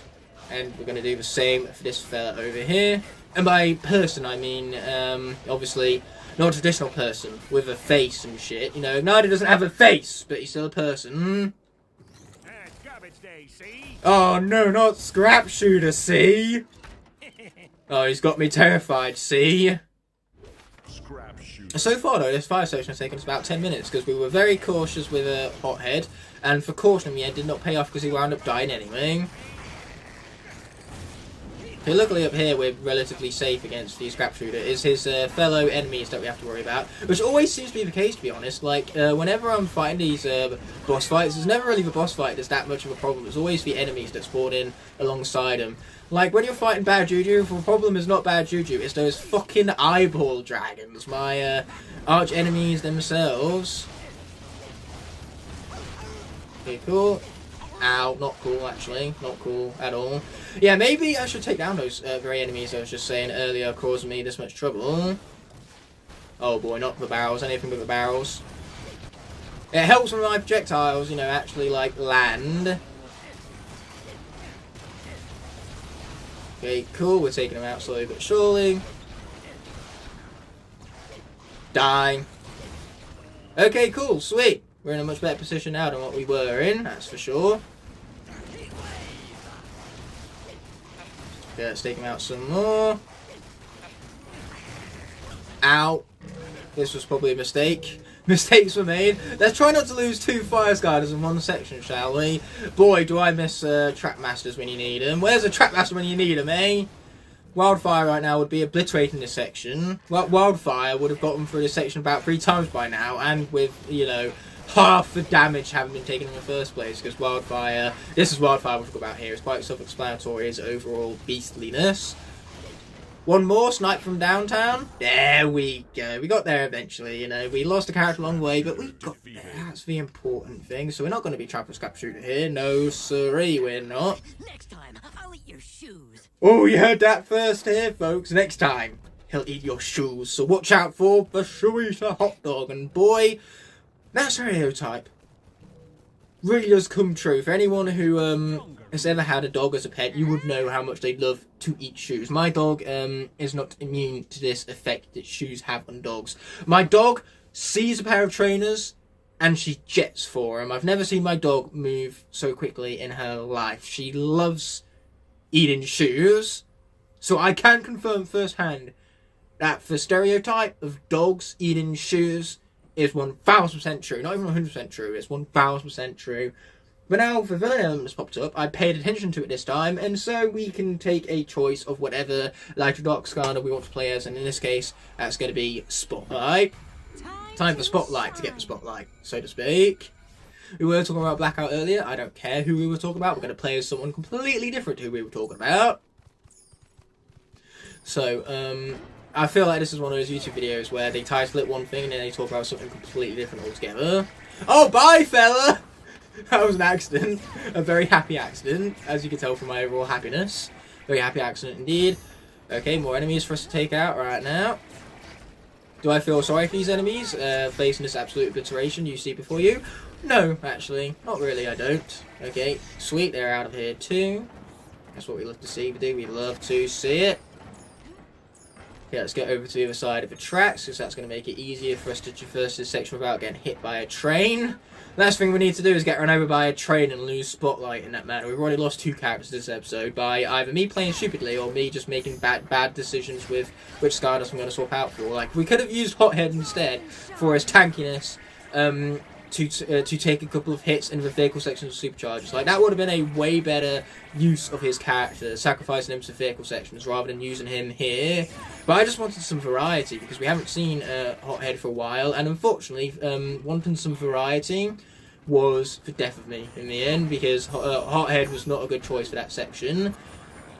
The same goes for Wind Up and Riptide, but how boring would it be if I played the same characters over and over again? Like, I could have chose Trigger Happy for that section, absolutely obliterated it, but no, I wanted to make the video more entertaining with some more variety and more characters featured. You know, I wanted to be fun for you guys.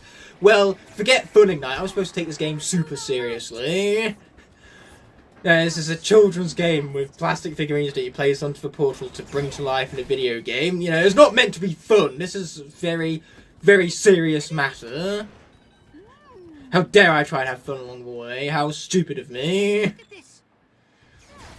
I mean, if I was trying to have fun with this game, I would pick a swapper and a villain, because with those two in combination with one another, you can glitch this game out and do some very janky stuff that you were not intended to do. Boy, that is fun now. But, you know, that kind of goes against the rules. So unfortunately, whilst I want to have fun, the rules dictate that I'm not allowed to have fun. That's what I'm saying. That's what I was saying earlier, that this is supposed to be taken seriously, and yet here I am trying to have fun. I'm not adhering to the rules, the very, very serious rules of the lock, which are meant to be taken seriously. This is not fun. This is you think this is a game? This is not a game. This is war. Not for the faint of heart. Okay, cool. He's dead. You see what I mean? Death. Very common theme this episode, it seems. Okay, let's take him out. Boom! Rings to the face. Okay, cool. He's out of here. Gonna grab ourselves some treasure along the way, and then just ignore this guy. And ignore that guy. We're just going to ignore all of the guys right as tech comes up, so it's time for Elite Trigappy, our last remaining tech Skylander. Like, seriously, this is going to be boring, but I literally have no other choice in matter. There's no other Skylander I can swap out for that corresponds to the current element of the area. Oh, I didn't even know that I equipped Trigappy with a miner hat. Okay, here we go. Let's take this fella out. Oh, but actually, no, that doesn't even matter. 300 damage against Elite Trigappy, and not even a problemo. We do love ourselves some treasure, but a fun fact about Trigappy is that originally in his gameplay, he was supposed to consume part of his treasure for his ammunition. So whenever you'd fire off a bullet, you'd lose treasure. So I'd be down to like 7,000 treasure by now, just by firing off the primary attack button. But then the developers realised that this mechanic wasn't any fun, you know, spending money to fire off your bullets. So they removed it. Funny how you find out after playtesting that something isn't fun, you remove it from a game that is intended to be fun. Funny how that works.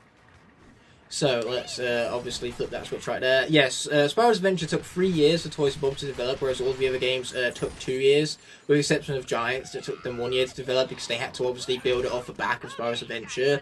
If I was Toys and Bob, I honestly would have just made it like a DLC expansion to Spyro's Adventure. I would have released like booster packs only, and for the booster pack, like you get maybe a code for Giants levels to be added on for Spyro's Adventure levels, and then obviously all of the Giants and cores can be used back in Spyro's Adventure. Or, you know, maybe just placing tricks onto Portal unlocks all of the levels straight up. You know, a bit like how it works with Robo, where placing Robo onto the Portal unlocks for Lost Motion Up Mines and Skylanders Machinators. The same can happen for placing T-Rex onto the Portal for Giants. You just get all of the expansion levels automatically. Because, yes, that's the thing. If Giants was given more time to cook for its development cycle, if it was given more than a year, so to speak, I'm sure we could have got 2 Giants per element and then 2 cores per element, rather than them having to rely on Series 2 and Lightcore characters to kind of boost her up for roster a little bit. And the reason why they had a lot more characters than Giants, what they did in Spyro's Adventure, is that in Spyro's Adventure they wasn't sure how successful the game was going to be. And then, obviously, when the game absolutely popped off, they realised that in Giants, hey, we can release, like, hundreds of these toys, and people will buy them! So, yes, in Giants, they really did upgrade the roster from 4 to 6, with the sole reason that we know that these things sell now. We know how much money these things make. We know how much in demand they are. Because Spyro's Adventure, when it first came out, so many people were buying them all up. Hoarders especially, they were buying them all up and then selling them for inflated prices on eBay because of the high demand that the figurines faced compared to the low supply. Because they purposefully gave Skylanders low stock counts, not knowing how successful the game was going to be. So yes, low supply and high demand results in inflated prices from the resellers. Yes, it was quite notorious for Spyro's Adventure at the time. I remember looking on eBay and Skylanders were being sold for like 3 times their retail value. Hell, I remember seeing a Whirlwind on there at one point for like £80. 80? And that's because Whirlwind in Wave 1 was amongst some of the rarest characters. In Wave 2 she got a huge re-release though, so she became a lot more common after the first wave. Her and Drill Sergeant both. Which is what made the Double Trouble triple pack with the 2 of them like so absurdly valuable, because you got both Whirlwind and Drill Sergeant, 2 very difficult characters to get when the game first came out. Pretty much the only characters you could find when the game first came out were Boomer and Wrecking Ball. Joybot was a little more common too, and that's purely because those elements, it's not that the characters were bad, like Boomer in particular is notoriously one of the best Skylanders, especially one of the best Skylanders straight out of box. But Boomer, he's a tech Skylander as a problem, and he's not got the most appealing design. Like, no kid really wants to play as a troll when you instead have Skylanders from Spyro's Adventure that have way cooler designs. So between his design not being most appealing and him being a tech Skylander as well, because people, when they wanted to buy new Skylanders, they wanted to buy elements that you didn't get in the starter pack. They wanted to open those elemental gates that you couldn't already. So they wanted, you know, air characters, fire characters, for example.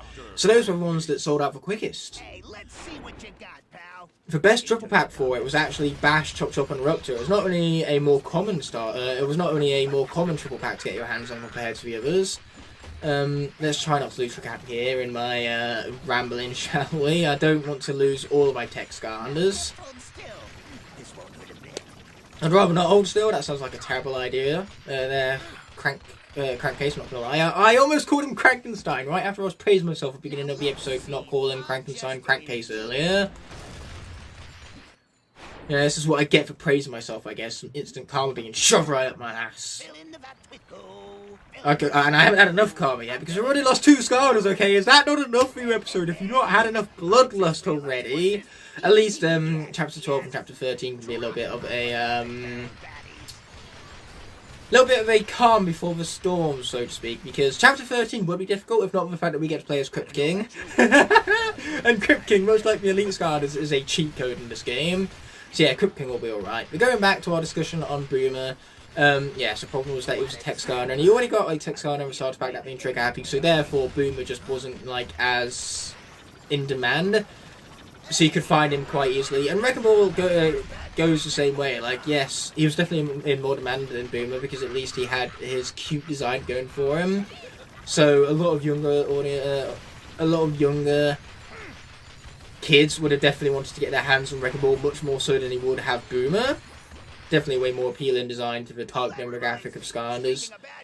Check this out. But yes, Wrecking Ball was also a Magic Skylander, and you didn't need another Magic Skylander because you already got Spyro in the starter pack. But then with the Eruptor, Chop Chop, and Bash triple pack, you got 3 elements that weren't included in the starter pack, so you could access like 3 brand new different elemental gates. And if you got that triple pack, the only characters that were remaining was Life and Air. I know because that's how I went about getting every element in the game. So when I needed to get every element in the game, obviously I started. So at Christmas I got the starter pack, then I got some spending money, and my uncle bought for me the Dark Light Crypt Adventure Pack. So I got that on Boxing Day, and then for the day after Boxing Day I went out and bought another Skylander with money, for spending money I got for Christmas. And that Skylander, I had a choice between Voodoo or Boomer. I chose Boomer. So those were the 5 Skylanders I had originally to get through the entire game. We were trying to hunt down more Skylanders, but they were just so hard to get our hands on at the time, and we weren't going to pay the inflated prices on eBay. Like, we weren't going to pay 25 quid for a Dynarang, which was definitely amongst the cheaper end of the Skylanders at the time. So yes, we weren't going to pay those absurd prices, but eventually a triple pack came into stock. Eruptor, Bash, and Chop Chop, which gave me 2 new elements, Eruptor and Bash. And then this was all at Argos, by the way, so we got that triple pack from Argos as well as a single pack Skylander. But at the time at Argos, they didn't actually disclose what single pack Skylanders they had in stock. It was just a random guess. Like, you would order a single pack Skylander, and then they would just reserve whatever stock they had. So it was a random 1 single pack Skylander, no idea who it was. So we reserved that, and we reserved triple pack, and then my mum went and picked them both up whilst I was at school. So she got for triple pack, and then for random Skylander that Argos had in the stock that they didn't disclose was Dynarang, actually. So unfortunately it was 2 Earth Skylanders, but it was still cool to finally have gotten a new Skylander that we was waiting for months. Like, literally between Christmas and March we couldn't find Skylanders anywhere, and it wasn't from a lack of trying to find them. So for Dynarang was from the spending money from Christmas that I still had left over because I was reserving it for when I could finally find a Skylander in retail. So obviously that is how I afforded Dynarang. And then for triple pack, my mum just bought for me because she knew how much I wanted it and how long and hard we were searching for him. So my mum didn't mind, for the sake of 20 quid, buying the triple pack. And bearing in mind that in 2011, £20 back then is worth closer to 35 now due to inflation. Like, inflation is insane. That £20 in value would have almost doubled by now. But when she left Argos, someone actually approached her and offered her triple what she paid for it, for the entire pack. So she was offering £90 for the Dynarang and for the triple pack. And my mum refused because she knew how much I wanted the figures. You know, she knew how important they were to me, and she didn't want to disappoint me. Isn't that just, you know, some love and dedication to one's children? Refusing £90 for something you paid 30 for. Like, that would have been a 60 quid profit. I would have took the deal. I would have been like, screw my kid. We need to feed the family here. So for the sake of 60 quid profit, my mum sacrificed that for the sake of my happiness. I was very happy with that at the time because it meant that I got my new Skylanders. So yeah, that woman could take her offer and shove it where the sun don't shine, so to speak. I don't know why I'm censoring myself. This is not a family-friendly channel here. So that woman could take her offer and shove it up her ass. But yes, obviously I came home from school that day. My mum picked up the Skylanders that we reserved on Argos. So I finally got that triple pack with new elements that could access new elemental gates, so I could no longer access only 4 elements. I now had access to 6 different elements. And the final 2 remaining elements, life and air, about 2 weeks later, my mum was able to get her hands on Stealth Wolf and Sonic Boom. So yes, in about April, so after 4 months after having got the game on the Nintendo Wii Christmas of that year, I was finally able to access everything the game had to offer via all 8 elements, so to speak. But that is my path to the very first time I acquired all 8 Skylanders elements. I got that triple pack, Eruptor, Bash, and Chop Chop, and then I got a Life and Air Skylander as well to go with it.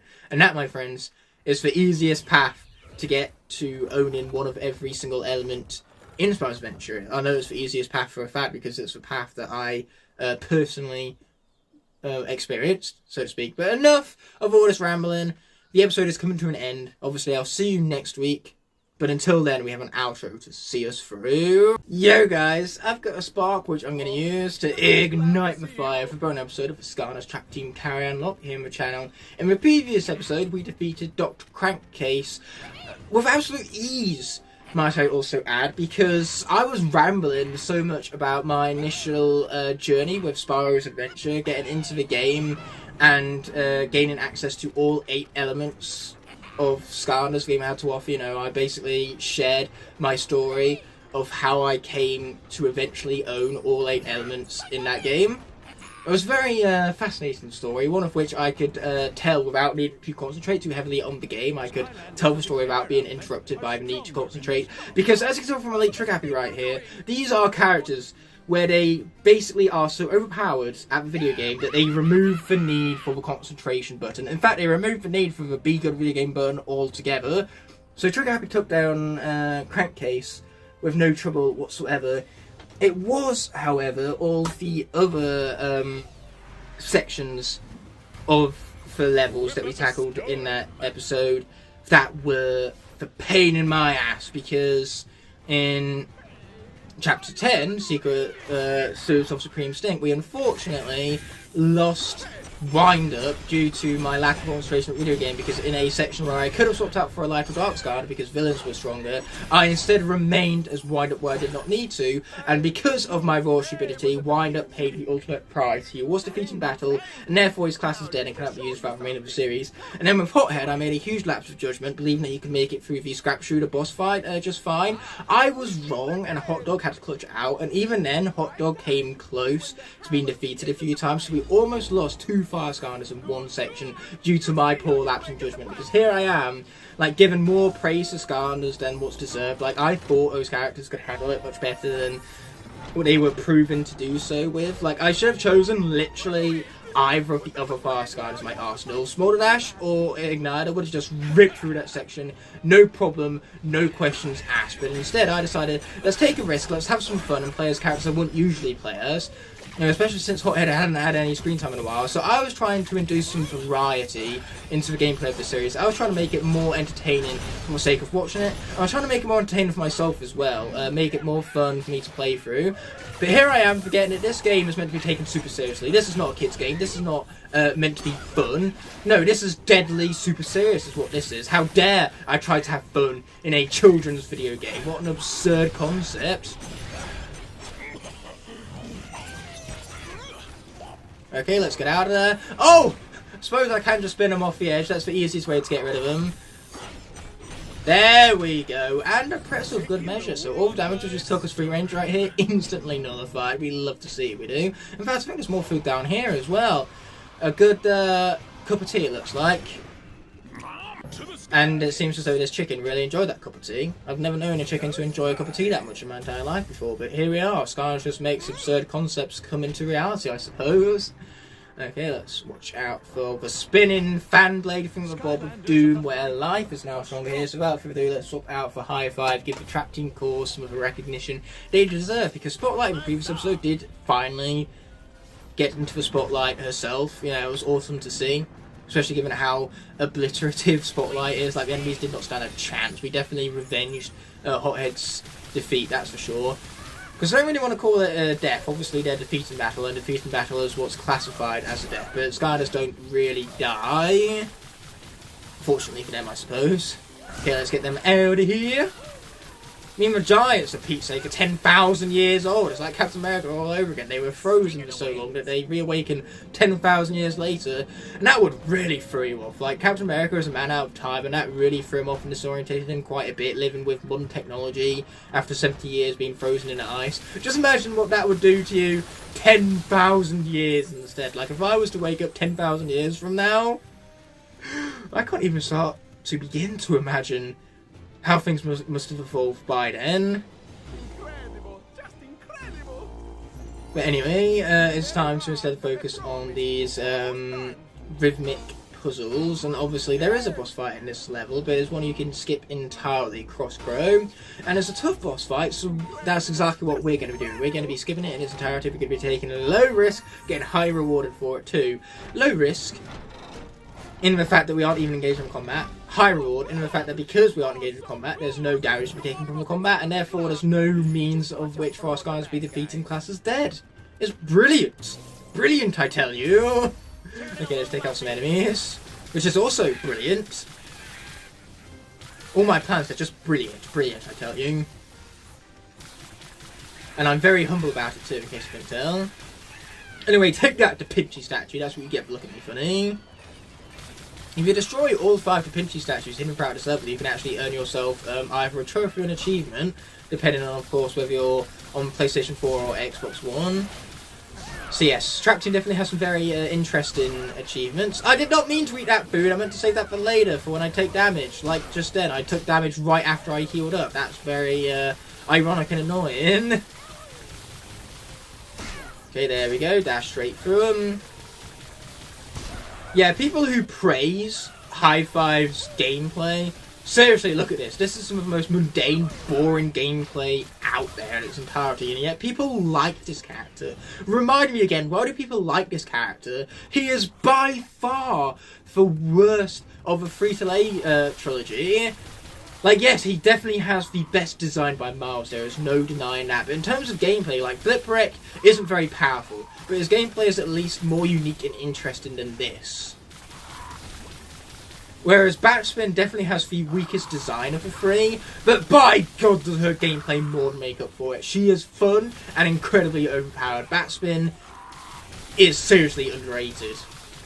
Even by Trap Team Core standards, she is overrated. Anyway, let's get these guys pushed into place. Enough of my Batspin rant. That might even be title of the episode. I'll have to wait and see it. Yeah, there's lots of interesting things that are yet to have occurred in the future of Skylands. So let's get them fellas pushed into place. That's what we're talking about. Yes, there we go. Yes, that's some very nutritious pretzels right there, and I love how that just kind of rendered into existence whilst still in frame right there. Just a sudden appearance of half of the level showing up, trying to do so inconspicuously, but failing on that counter spectacularly. Very interesting to say the least, but that's just how games work. At the end of the day, like, you can't render in an entire level all at once, so sometimes you have to render in parts of the level at a time, but usually the developers are better at hiding it, where the level that hasn't yet rendered in will render in behind like a hidden sequence, like a cutscene or a fixed camera, This game has a fixed camera, and yet the camera is still able to showcase the level randomly rendering in the distance. Yeah, it's very interesting just how broken this game truly is. This game really did need a couple more months in the oven. Like, if I was Activision, I would have pushed this game back to summer of 2015, you know, give people enough time to actually, like, complete their Swap Force collections, because Swap Force had a huge collection. And then Superchargers could have came out rather than 2015, 2016, so that then Trap Team would have a little bit longer to collect everything. Because funniest thing is that despite Skylanders Trap Team having the biggest collection, they actually gave you the least amount of time to get everything. Because Superchargers came out in September, it was the only game that came out in September. Oh boy. And it was also, like, obviously Skylanders games in the UK released on the Friday, so my birthday being October 2nd, only 1 year was for 2nd of October on a Friday. And that was Superchargers year. So in Superchargers year, if they maintain their same release spot as the first or second Friday of October, then Superchargers could have came out on the exact day of my birthday, but instead it came out exactly 1 week before because it was the 25th of September rather than the 2nd of October. So yes, that was annoying. I could have got the game on my literal exact birthday, but nope. The game just had to come out 1 week earlier, didn't it? Whereas the other games, I had to, like, my birthday would pop up and then I'd have to wait a few weeks to actually receive the game for my birthday. I'm in a very tough situation right now. Not having range against the Cuckoo Clockers is not good. Well, technically I do have range, it's just not a good amount of range. And it doesn't help when my one ranged attack is not, like, doing its thing. There we go, that's more like it. Can one of you guys please drop me some food? Nope, that was clearly asking for too much. How ridiculous of me to even ask in the first place. The problem is that I can attack one of them, but then the other guy will come for me. Oh, never mind, he's dead. Okay, we're fine now, this is fine. Now all I gotta do is wait for him to attack, the idiot. Go on, attack me! Attack me, I dare you! Oh, the idiot. That's what we love to see, we love to see it. Boom, he's out of here! Woo! Okay, that was way too close. I thought I was about to die in, like, the easiest level in the game. Like, seriously, this level is easier than Chapter 1, so dying on it would have been extremely humiliating. But luckily, we managed to survive by the skin of one's teeth. And as Bumblebee once said, he didn't even know that human teeth have skin. It's just an expression, buddy.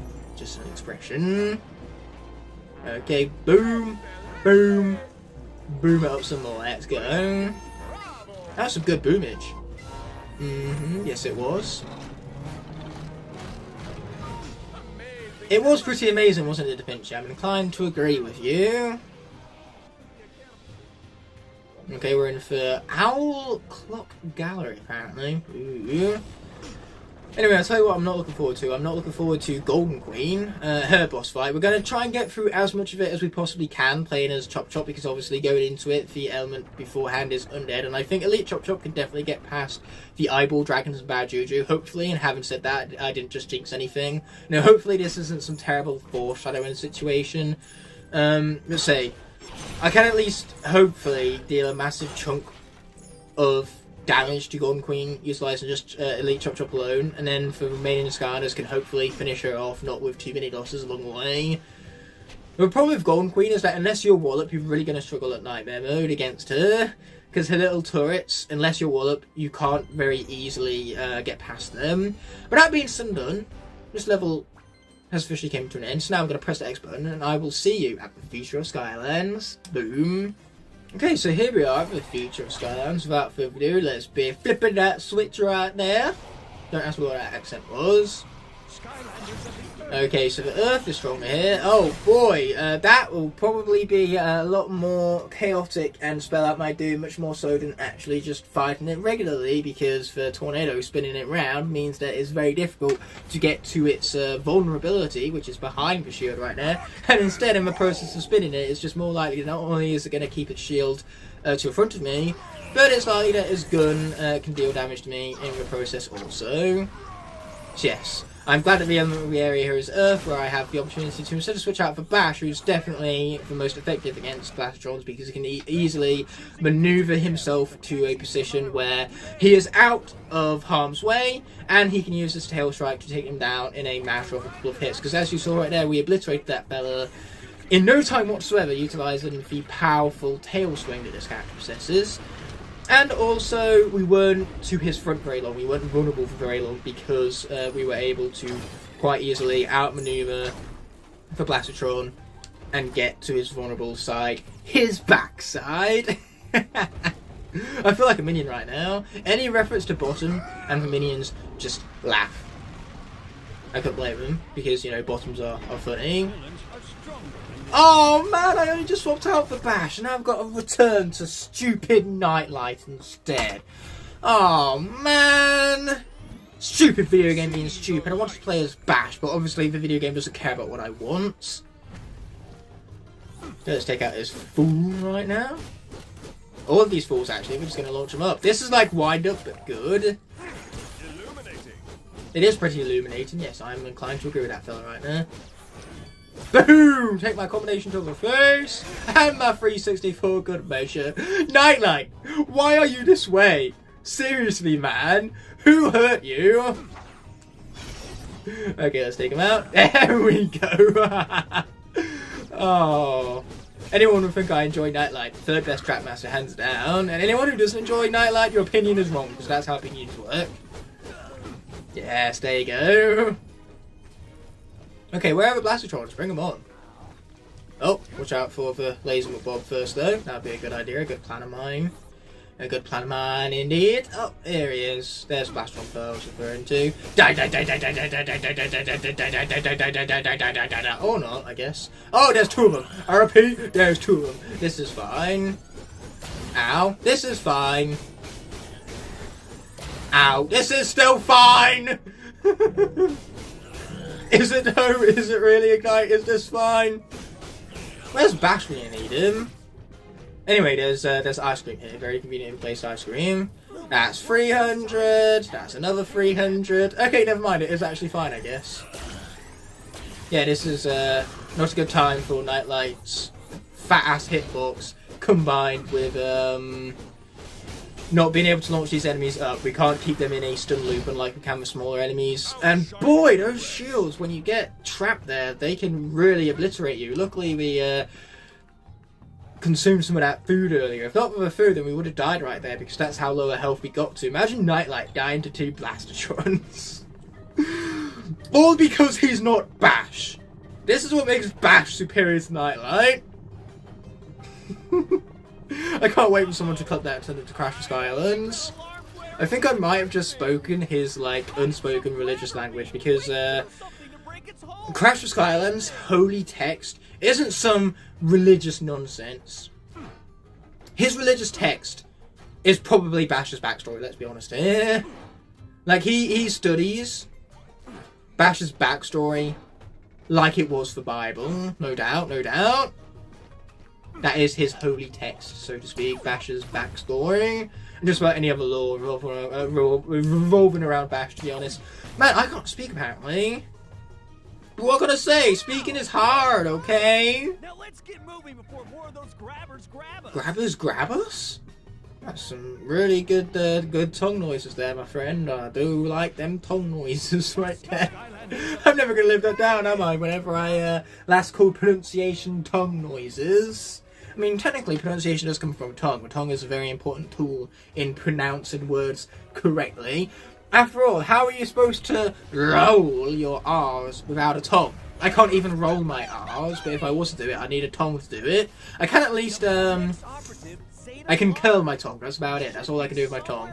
But curling tongues is very interesting, because it's one of those things where either you are born capable of doing it, or not. You can't teach yourself to curl your tongue.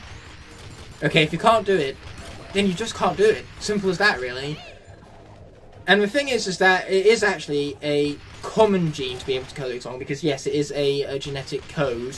But if only one of your parents can roll your tongue, then you are incredibly likely to be able to roll your tongue as well, because it is a dominant gene. So my mum can roll my tongue, but my dad can't. Me and my sister, however, can both roll our tongues. So you'd think that if it wasn't a dominant gene, then it would be a 50-50 shot. So either I wouldn't be able to roll my tongue, or my sister wouldn't be able to.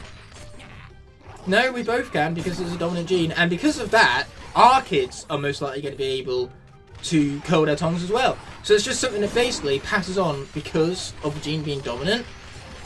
And that's why over generations it'll become rarer and rarer for people to be incapable of doing it. Like, we even did a little survey of it in biology class as a scientific experiment. And out of 33 students, there were only 3 people who couldn't curl their tongues because the gene is becoming that rare. And that's just how evolution works. Like, evolution occurs in a gene, it becomes a dominant gene, and then that gene becomes passed on through more and more generations to where more and more kids are being born with dominant gene than kids who aren't. So, curling tongues is an example. For next evolution in genes, you know, there could be an evolution over thousands of years where we lose our little finger, because at the end of the day, our little fingers aren't actually necessary. We can still perform every day-to-day task without them. So over thousands of years, the theory is that we'll start getting genes without the little finger, and those genes will become dominant and will be passed on over time to a point where eventually people will just be born without them. It will become standard. That is how the evolution of humankind works. You know, dominant genes are passed along, whereas outdated genes are not. Now, everything always evolves for situation. That is basic nature, and nature is one thing that we cannot fight, because nature is the one thing that will always win at the end of the day. Like, if the Earth itself wants us off its planet, it will just murder us all. Like seriously, nature always wins.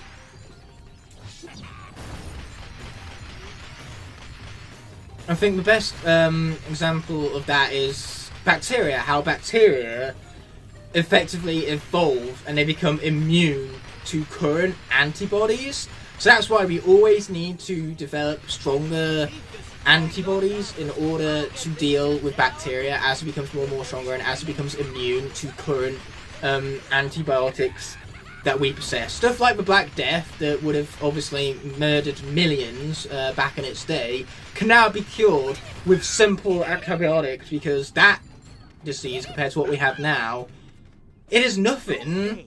And antibiotics we have now are so much more stronger than what that disease has to offer, that just taking a few of them and resting for a weekend can instantly cure it with ease. Not like how it used to be when the Black Death first spread. You know, it got its name for how brutal the damn thing was, how merciless it was. Now, speaking of merciless, man, my nose is not giving me any end of it today, is it? Be snuffling till now, from now till the end of time, it seems. But it is time, folks. It is time. This is gonna be brutal. Just you wait and see. He's been slowed down. Okay, cool. Let's bring in the swarms. Ow. Okay, not cool, man. Luckily for us, we can quite easily heal with our swarms. Get them, swarms! Okay, don't turn around and face the correct direction. You know, why would you do that? Okay, let's not get hit by the blast, because that will kill us. The last thing we need to do is lose Crypt King before the boss fight. That would not be ideal, to be honest. Oh, of course there's more. Why wouldn't there be? But yeah, this is pretty much the winning tactic with Crypt King. This is how you win, folks. This is how you do it. Okay, cool. That was a lot of damage right there. We love to see it. We love to see it. Okay, cool. Now we just got to get behind him and obliterate him from behind. There we go. Fella didn't stand a chance. As soon as we got behind him, he was done for.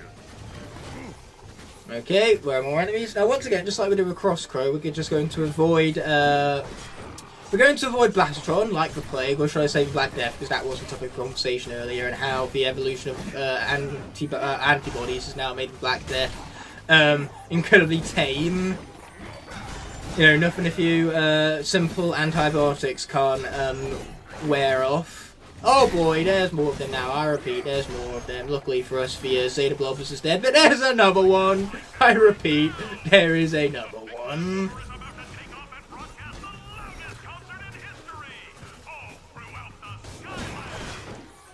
Okay, let's get out of the way of you.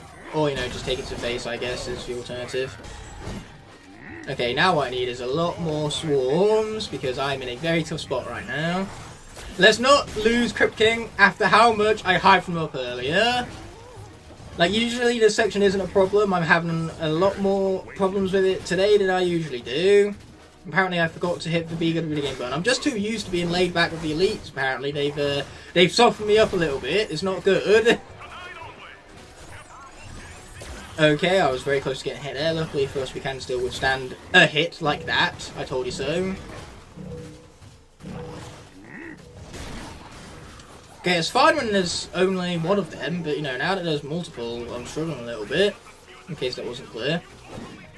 And also, I have no agility whatsoever. I keep trying to turn around and get a quick strike against these fools, but it's just not happening. Oh! Pizza! Great! Die! Thank you! Ask you shall receive, I suppose. So yes, let's take advantage of these swarms without further ado. Just keep on healing, keep on healing. As Dory would say, keep on swimming, but instead of swimming, obviously it's healing instead. Funniest thing is that this is faster than just walking normally anyway. Okay, there we go. Yeah, we've just about fully healed up just like that. In fact, no, we have fully healed up just like that. Crypt King doesn't even have 1000 health, which is rare for a Trap Master. Doesn't even matter. Okay, if Crypt King had 1000 health, then he would just basically be taking piss. He'd be way too strong for these foolish enemy fools. I mean, there's being overpowered, and then there's being Crypt King. He's just on a whole other plane of existence. You wonder why he's my favourite Trap Master. In fact, I called Nightlight my third favourite Trap Master earlier. That is incorrect. He is my second favourite. It is Wildfire who's my third favourite. Wildfire, Nightlight, and Crypt King are my favourites, specifically in that order from worst to best. Anyway, I don't know why I'm trying to destroy every single shield unit, because I only need to do that if I'm going after the trophy. But I have the trophy already, so I don't need to destroy every single shield unit. I just need to get to Wolfgang's boss fight as soon as ASAP, because this section really irritates me, which is a rhyme, therefore making me a poet. And I even knew it, because, you know, that rhyme I had lined up at the back of my head already. You know, I knew exactly what it was I was doing right there. To the letter. Okay, I just went through the luxury of skipping over that cutscene for you folks right there, because the game didn't give me the ability to press best video game for skip and get that, unless I need to do it out of here. So I went through the luxury and did it for you guys anyway. You know, what the game is incapable of doing, you know, the game couldn't throw me a bone right there, let me press best button video game. The game said no, even though I really wanted it. So instead, I took it upon myself to skip the cutscene and the edit right there, because we don't need to watch the same things over and over again now, do we? Where's the point in that? That's why I call it an unnecessary to begin with. There's no necessity in it, so anything that has no necessity to it, we might as well just cut out entirely now, alright? At the end of the day, films have unnecessary scenes all the time that get cut. You know, hence the deleted scenes and all that. Okay, here we go. Which unfortunately in Endgame they cut the llama scene where Tony Stark apparently has a llama, which I think was absolutely necessary to the plot of the film. So I have no idea why they cut such an essential part to it. You know, the llama could have came in at the final fight at the end of the film and one-shot Thanos. You know, I don't know why we needed Tony Stark to steal the gauntlet when the llama could have done it so easily. In fact, the llama could have snapped its fingers and it would have survived for full might of the Infinity Stones just fine. Like, Tony Stark sacrificed himself for no reason whatsoever, all because that llama had to be deleted from the initial sequence. So if they deleted the original scene, then they couldn't possibly have him show up at the end. It would make no sense otherwise. You know, it's much like the Rat, actually. You know, if the Rat who freed Ant-Man from the Quantum Realm fought with the Avengers against Thanos in the final fight, then Thanos wouldn't stand a chance, honestly. The Rat would have been so overpowered. Likewise, if the Avengers had to fight the Rat rather than Thanos, the Avengers would have been screwed, okay? There could have been twice as many of them in that final fight. They still wouldn't stand a chance against that Rat. The Rat is far too overpowered. But enough talking about overpowered Rats and Avengers Endgame. What I need to do right now is initiate the concentration mode, because otherwise these lasers are going to kill me. And Crypt King, he has many things, but fast is not one of them. So avoiding the lasers with speed is not going to happen. In fact, avoiding lasers period isn't going to happen, because any laser that comes like anywhere narrowly close to the top of my head is going to auto-hit me, because Crypt King, he doesn't have quite the same bulky hitbox as characters like Hothead have, but he does have a very lateral hitbox. He's a very tall fella. Oh shit, oh shit, oh shit. Okay, luckily with this is what we have healing for. If we didn't have healing, we probably would have been about dead 6 times over already, but we do have healing. So yes, the game cannot screw us over as easily as that now, can it? Anyone who does this damageless, I have immense amount of respect for you. Because as you can tell from my lack of skill at the video game, not even with Crypt King can I do this damageless. Then again, I do think there are better characters equipped to do this damageless than Crypt King. Okay, here we go. But yes, not even with characters that are more equipped to do this damageless could I do this damageless. I'm not good enough of a game to do this damageless, which is why I have immense respect for people who can! I have no idea how I didn't get hit right there. Thank you, Armor, as well. You are my saviour, alongside my healing, of course. Okay, cool. Looks like we can deal some good damage for us. There's no lasers around. Okay, let's get behind this charge. Just keep healing up as we go along. That's the way to do it. Okay, there we go. Jump over the laser like I just did. Yes, I'm concentrating in case you couldn't tell. Like, here's the thing, you can have one or the other. You can either have good commentary or gameplay where I don't die every 5 seconds. You can't have them both. So fortunately right now, I'm going to be sacrificing the commentary for the gameplay, because as you saw right there, the moment I stopped concentrating, Wolfgang started obliterating me. That's what lack of skill looks like. And lack of skill is brought about by a large quantity of commentary. Okay, watch out for the lasers before they critical hit me, because I'm pretty sure these lasers can critical hit you, which will deal enough damage to finish me off. Oh, but Wolfgang is out of here! Let's freaking go! Crypt King is way too pussy for this game. Oh, I almost feel sorry for him, but almost doesn't quite count now, does it? Boom! And just like that, Future Skylanders is out of here! Deathless. A deathless episode. After what we had last time, I think I really deserved this deathless episode, so to speak. We did have some very close calls, both with Crypt King at the end there, and Free Ranger was a little too close to call earlier, but he got through it just fine still. And we even got a Podmaster rank up. That is sick. Yo guys, I've got a spark which I'm going to use to ignite the fire for a brand new episode of the Skylanders CarryOn Locke gaming channel. In the previous episode, we went through it completely deathless because we had the might of Crypt King to clutch out the Wolfgang boss fight, and also Time Town is basically a relaxing level to function, so to speak, as the calm before the storm, because obviously every level that comes after Chapter 12 has its own like difficulty rules of their own.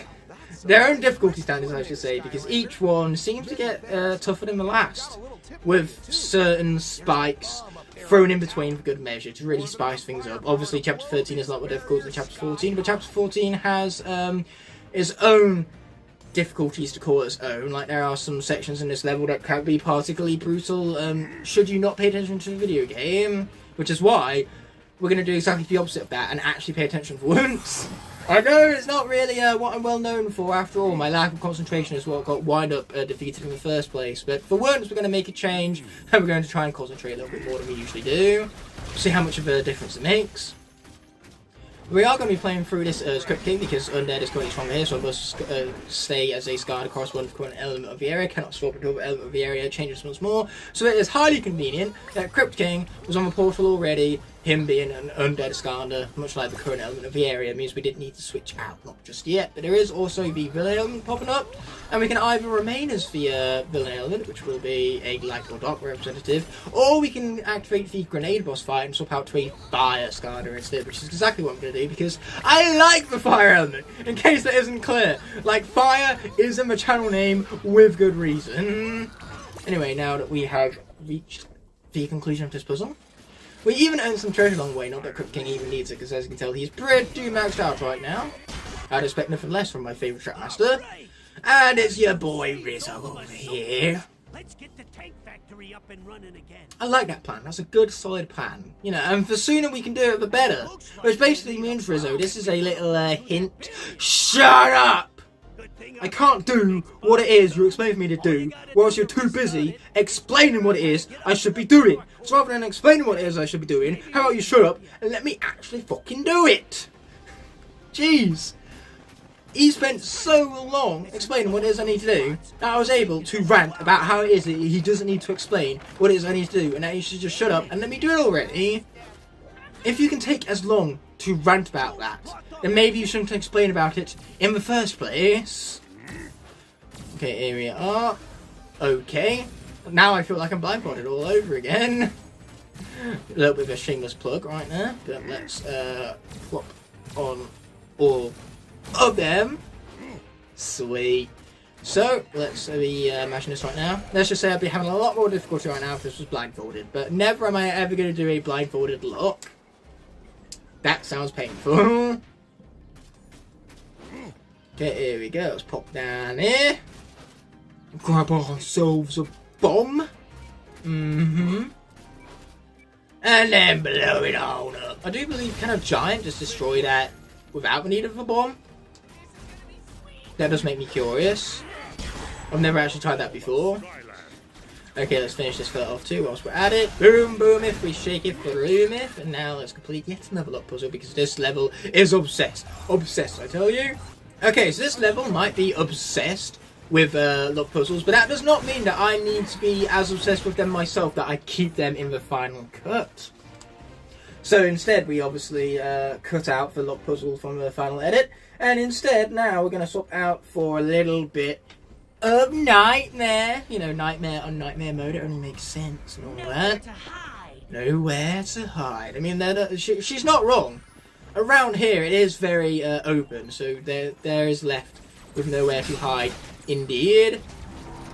Okay, here we go. Just a mist of darkness. After all, we are a dark Skylander, so it's only appropriate for us to have a dark theme in after all. So what we're going to do is we're going to open up the arena, and then we're going to come back here for the grenade boss fight. We're going to take out grenade, and then we're going to complete the arena with a fire-based Skylander, because I like the fire element, okay, and I really want to play as a fire elemental Skylander. I don't think I'm asking too much. After all, Smolder Dash is epic, and I want to play a Smolder Dash, so whatever I say goes. What I want the game shall give me. End of story, that's how this works. Okay, let's take him down some more, slowly but surely. Oh, we got him. We got him alright, we got him good. Okay, they're out here, sweet! But there's only 3 of them attacking the thingamabob. It's going to take a while with only 3 of them attacking the thingamabob. Luckily for us, the tank has finally made its way back here. That's going to make it a lot less lengthy of an ordeal, so to speak. Okay, cool, take out every last one of them. The thing is that these enemies dying too quickly for me to stack damage against them over time, because every single swing of your sword deals slightly more lingering damage against an enemy. So it's really great against boss fights. Like, this character is definitely a boss killer, but against like hordes of enemies like that, if they were dealing more damage to me more frequently, it would have been a lot more troublesome for me. But fortunately, I was able to get in and get out unscathed. And that's what we're going to do here, actually. We're going to get in for the fire elemental swap out. We are technically adhering to the rules, swapping to the Skylander corresponding current element of the area, and also now get into the area changes once more. So, we swapped out for a fire character, and seeing as there's no combat here, there's no need to swap back to a light dark Skylander. It'll just be a waste of time for the sake of it, because there's no combat, there's no way we can affect the outcome of the situation. Because a light dark Skylander couldn't have possibly been defeated in that scenario, so there's no outcome in which to have been changed by it. So instead, we get to remain a Smolder Dash going into this arena after having swapped out for a Skylander corresponding to what was the element of the area at the time, the fire elements! Now, I'm over-explaining the rules. Who needs to over-explain rules to that capacity, right? I know I don't, yet here I am, haven't done it anyway. Okay, here we go. Come on, Swap Force, Smolder Dash. Let's not be like all the other Swap Force calls up to this point. We're better than that.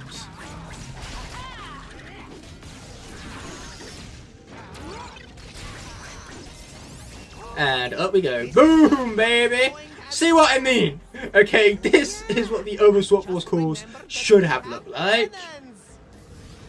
But man, I can't believe, just like that, Smolder Dash is now down to our final Swap Force core of the cast. Like, we had 4 lucky enough to be chosen at random, and this is our final remaining one, which doesn't surprise me actually. She is definitely better than the other 4 we have seen up until now.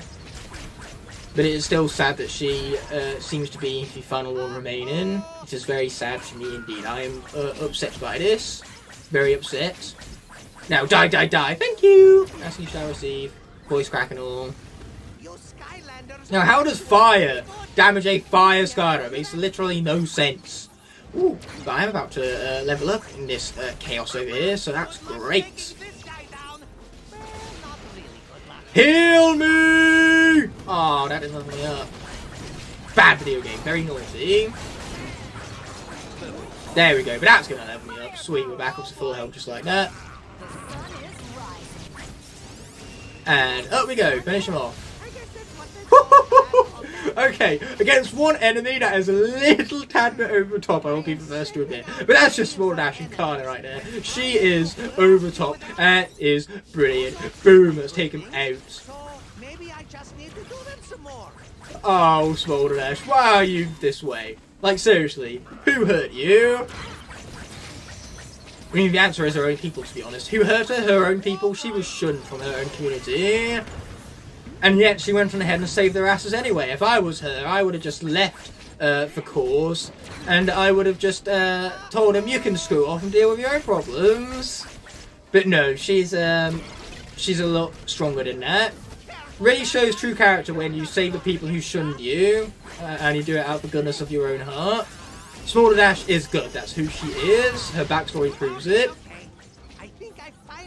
And yes, for those of you who aren't aware of the backstory, I've gone through the liberties of placing it on screen now so you can read through it for yourself, so you can actually understand what it is I'm referencing. You have all of the context on screen now, you're welcome. But that being said and done, let's get it off the screen now because we have a boss fight to focus on. So it's time to take down the newly formed Threat Pack. Oh man, I kind of spoiled it. Luckily for us, our announcer guy actually gave us his name, because if not, then he never actually explicitly said his name out loud. So we'll never know what he was known as, if not for the announcer guy.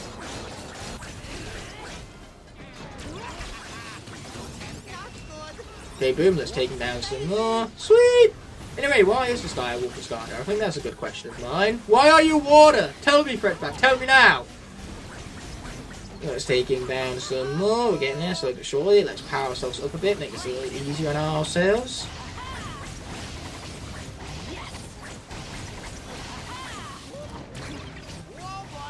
Okay, cool. Let's take him down.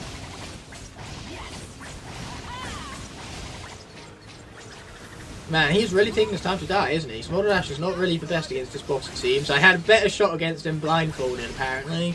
Ow! That was some nasty damage right there. Let's try not to die, especially after we absolutely obliterated the arena. So to die to the boss fight at the end would just be really tragic and annoying.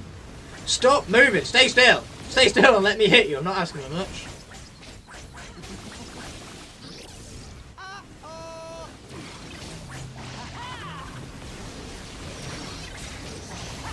Oh great, now the exhaust is doing most of our damage for us, and I'm okay with that.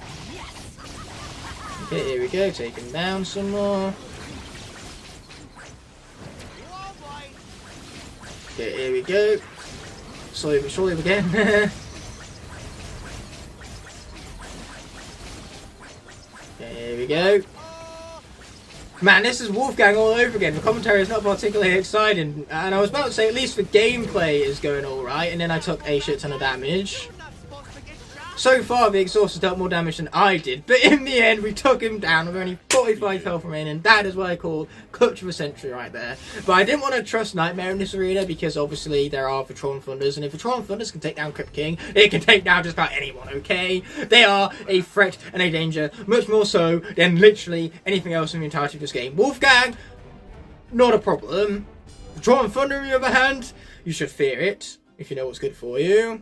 We're starting off Sky Highlands here, cutting straight to the chase. We're at the prison part of level because I felt as though we've seen the copter flight countless times. There's no point seeing it again. It adds nothing more to the video than what we already have. So we'll just skip it entirely, cut straight to the chase here at this wooden structure where the textures seem to be completely colliding with one another because this game, might I remind you, it is not polished. But anyway, what we should do now is swap out for the air element.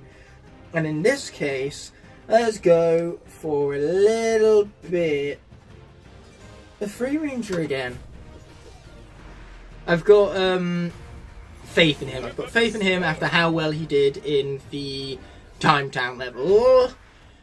So yes, my faith with this one is strong. Why not go for any of the other air Skylanders? Well, because Jetpack literally sucks. Swarm, I don't trust to get through this completely unscathed. And Light Core Warnado, I am saving his Light Core capabilities for a later part of the game where they might come in more handy. So I'd rather not risk losing Light Core Warnado here, so that then instead we can use Light Core Warnado at a later date and take advantage of his Light Core damage. Okay, there we go. Even though it does mean that if Free Ranger is defeated in battle, obviously this is his only version. He doesn't have an original to fall back upon, so if he is defeated in battle, his class is dead and won't be able to be used throughout the remainder of the series. It would be rather tragic and annoying, actually. Boom, boom, shake room. How are you guys not more dead yet? There we go, get him out of here at long last, and then we can open the gates! Boy, do I wish I was using a villain right now, because a villain can just jump over this gate with a double jump glitch and be done with it, but nope. Unfortunately, I have to fight these guys. How rather very annoying indeed, and a waste of time. Actually, let's not use that charging ability, because that's how I took as much damage as I did the last time.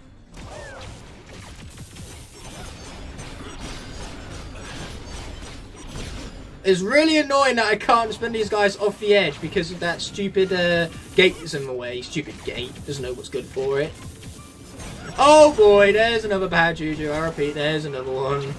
As if one of them wasn't bad enough already.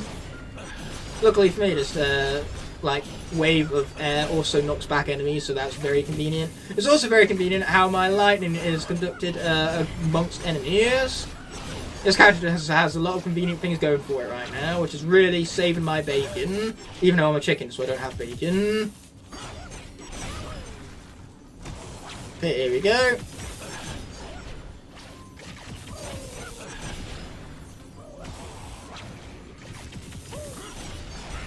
Boom, let's take him out.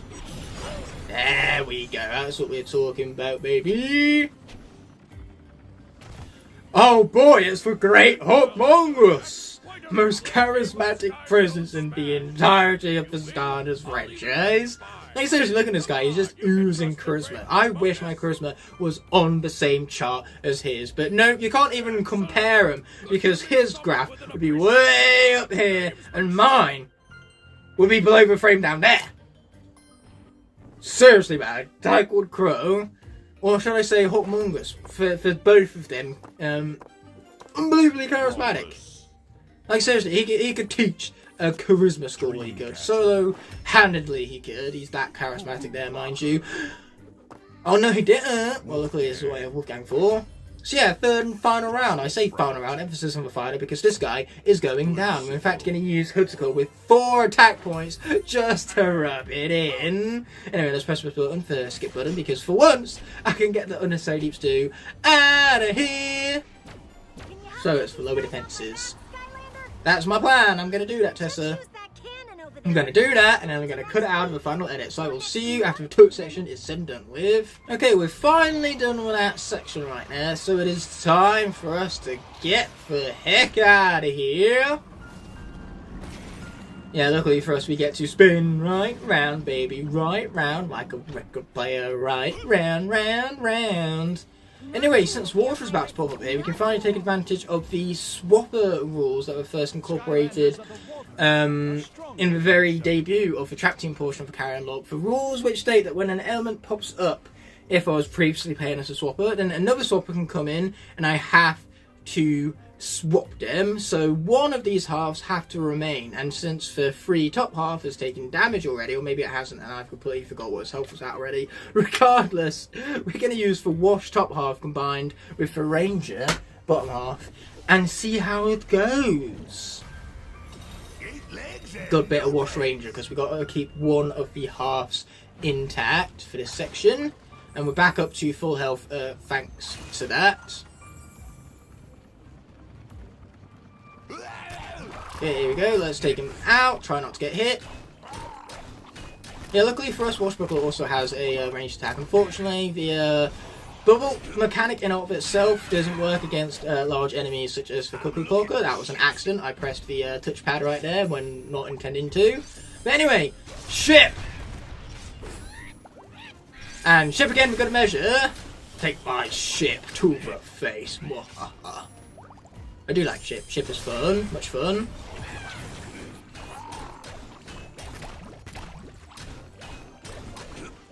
Yeah, you're not hitting me so easily, my friend. Anyway, are there more enemies here? Of course there are more enemies. How would I be so foolish as to not assume that there are more enemies? Okay, where are they at? There he is. Oh, really? That's what you're gonna do, mate? That's what you're gonna do? Can I at least trap this small guy? Yes, I can. Sweet.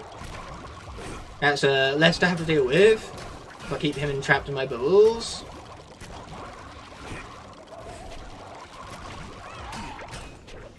Okay, sweet. I shoot you all, every last one of you. And I spin you all right round. Oh, Wash Ranger is pretty fucking busted, in case you couldn't tell. Much more so than regular Wash Buckler. I'm glad I could play Wash Ranger rather than Wash Buckler. This is way better.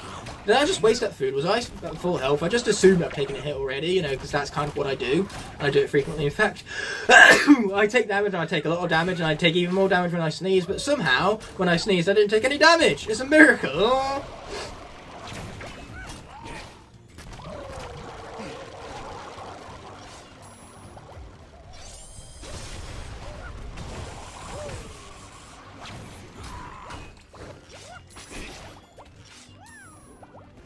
And ship! Sweet. Finish him off some more. How are you not dead yet? Oh wait, no, never mind, he's dead yet. That's what we're talking about. So, let's hop into the turret. Yes, that's how we do it.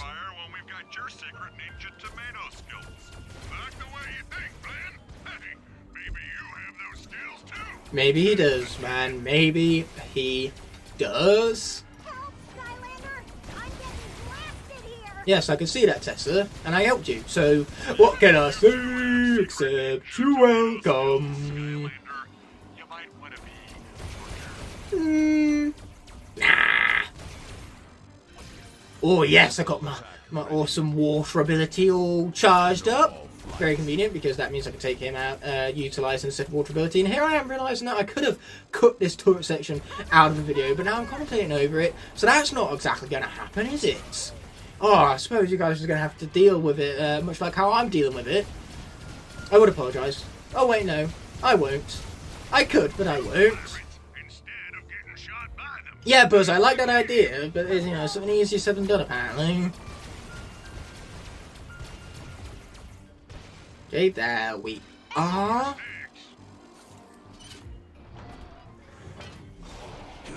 Okay, so I believe Hulkmongus is going to show up again for another stupid card game. What's him with his obsession with cards, man? I mean, yes, sure, suggest it to your heart's content. Let's play some Skystones! Oh, by the way, now that we've made the swap and we have Free Buckler, we can't actually swap it back. So when the air element appears again, we have to swap out for this version of Free Ranger. Instead, we will have Free Buckler to have to deal with. So hopefully, Free Buckler won't be defeated in battle, because if he is, he'll be classed as dead and won't be able to be used throughout the remainder of the lock. So, Huntsicle, let's deal some damage. Man, that was some damage. And now, let's win. Just win straight up. Yeah, sure, whatever you have to say there, Hulkmongers. So, let us continue to spin this right round, baby. Right round. It'll be like a record player. Right round, round, round. I'm spinning my head because my head is the perfect head for any kind of motion whatsoever because of how my hair moves with my head. You ever want to see some decent headbanging? This is where you've got to see it. But that being said, it is now Blackout's turn. Blackout's turn to obliterate. What he sees, he kills. Oh boy, that was quite the angle right there. Okay, boom, boom. Shake it through, myth.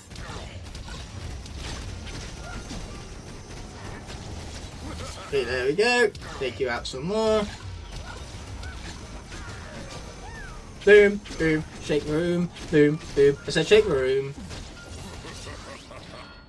Okay, I dare not even use his tertiary ability because we've already learned the hardships of utilising his tertiary ability. It's more likely to make the enemies invincible than it is to actually be helpful to us. I like it when Blackout is invincible, not the enemies on the other hand.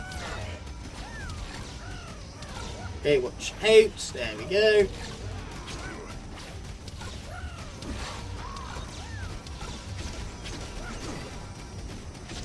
How are you guys not more dead yet, is a question.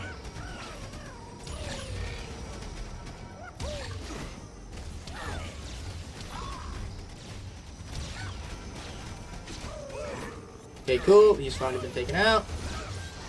As has his little friend, too.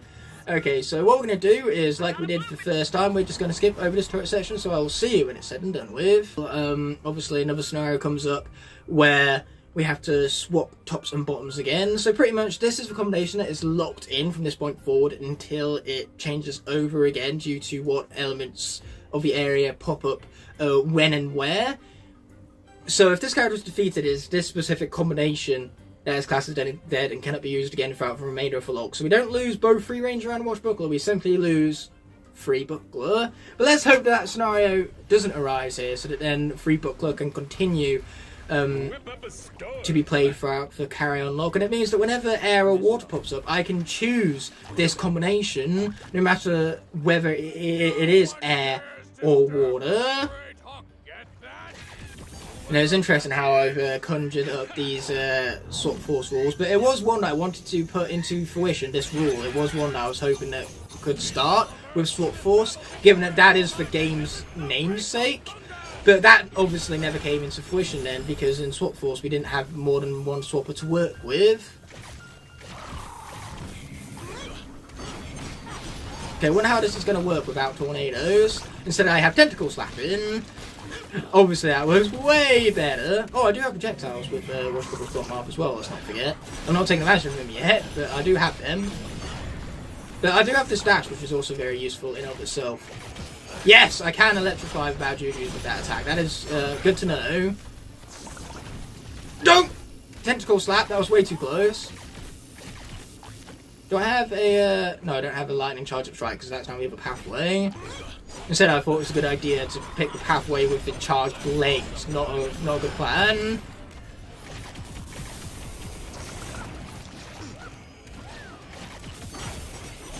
Okay, cool. This is pretty sweet, actually. Oh! Fuck. Right into the laser that kept me in a stun loop for a moment there, so I was very worried and concerned for my health and safety, but luckily we survived it in the end. That was a very stupid attack. What did I do that for? I just keep making bad decisions with Free Buckler here, apparently. But luckily for me, the pizza is just going to instantly revoke my poor decision-making skills. Thank you, pizza! Anyway, I do have projectile buckle bottom half. This is what I was talking about earlier. Anyway, it's not useful when that thing spawns straight on me. Thank you for nothing, you useless laser. Slap your face. Slap your face with tentacles. Man, only Free Buckler is capable of this. Only in Skylanders will we ever see enemies being slapped in the face with octopus tentacles. Only in this game. And Swap Force, as well as the other two games following this one. But yes, only in the Skylanders franchise, should I say, will you see something as absurd as that. Oh, and also maybe an Octodad as well. Octodad is basically a Skylanders rip-off. This confirms it. Okay, here we go. Let's take him out. Okay, you've got to be very careful with those hitboxes there, because if those Cuckoo Clockers can hit you, they will. So yes, never take those hitboxes for granted, that's my advice. Oh, thank you, Laser. That laser came in clutch right there. I mean, I know it's definitely been the main source of damage dealt to me throughout this fight. But that time was the exception. Really clutching out with a laser over here. Anyway, Tycoon Crow, he can be tough if not for our projectile abilities. So thank you, projectiles, I guess.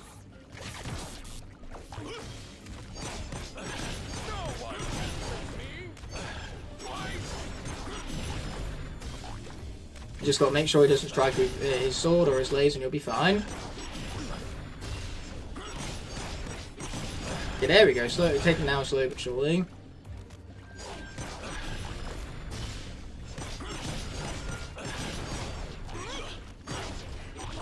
There we go, taking down some more.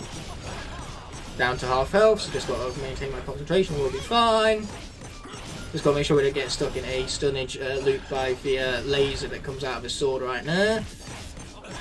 As long as such occurrences don't occur, we should be fine. Should be.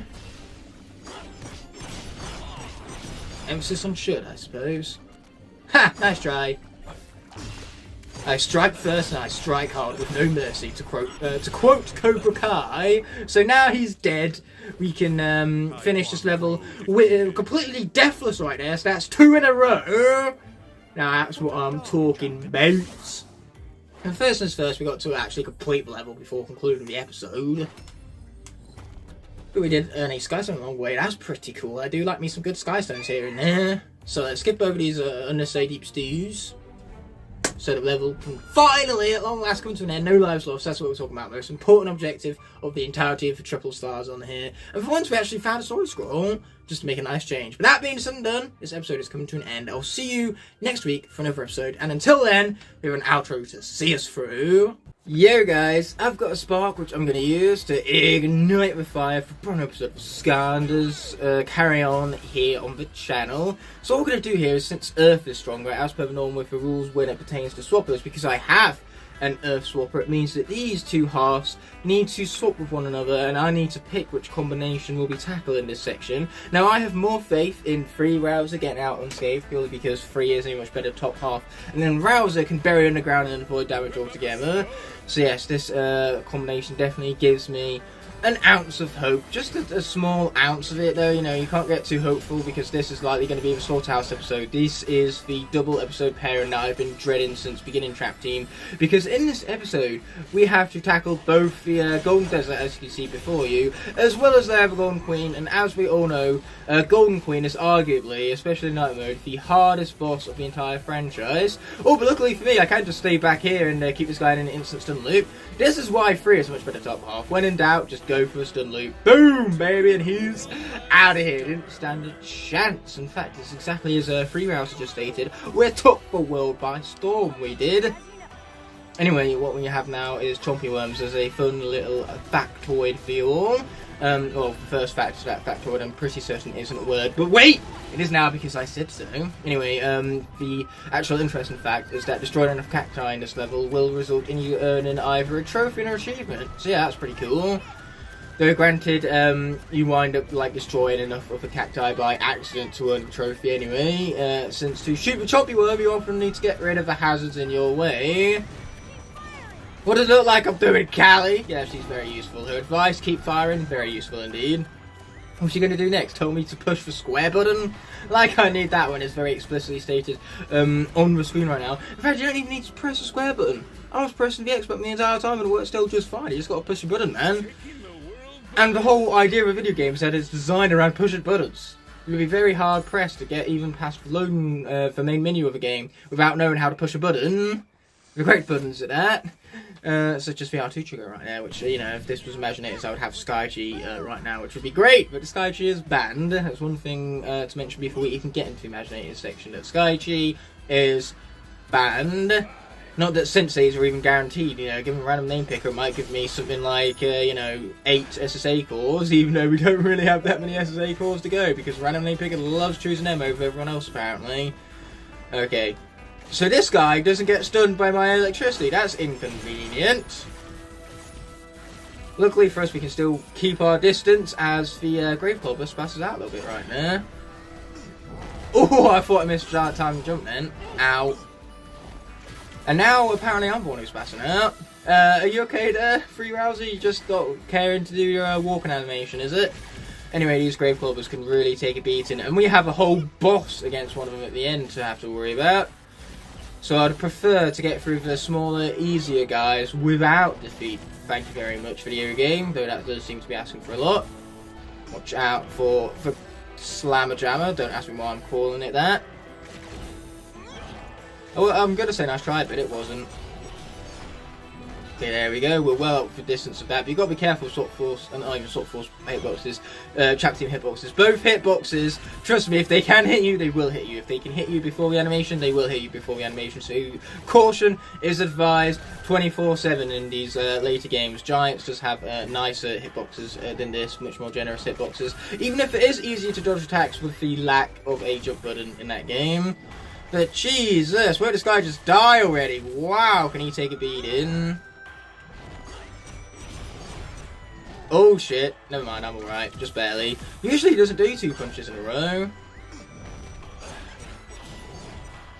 Oh, I thought I was as good as dead, luckily not. Matt, why are you not dead yet? Be more dead, hashtag be more dead. Like, this guy is a bigger threat than Sheep Creep, not that that's much to write home about.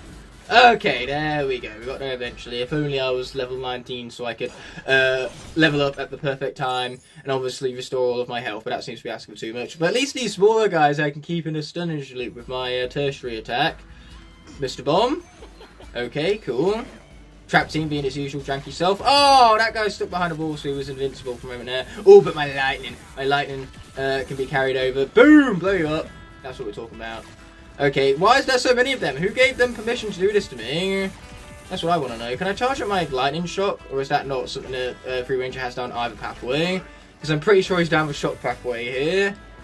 Or he's not. I'm obviously not very familiar with Free's pathways. Okay, here we go. Let's take him out. Yes! This is what we're talking about! Just stay here and do all this. Just cheese the hell out of it. That's the only way I survive this. Boom, boom, shake the room some more. Okay, how is he not more dead is my question. Boom! Finally we got him out of there. And now you can see why it is I chose Free Rouser over Rubble Buckler.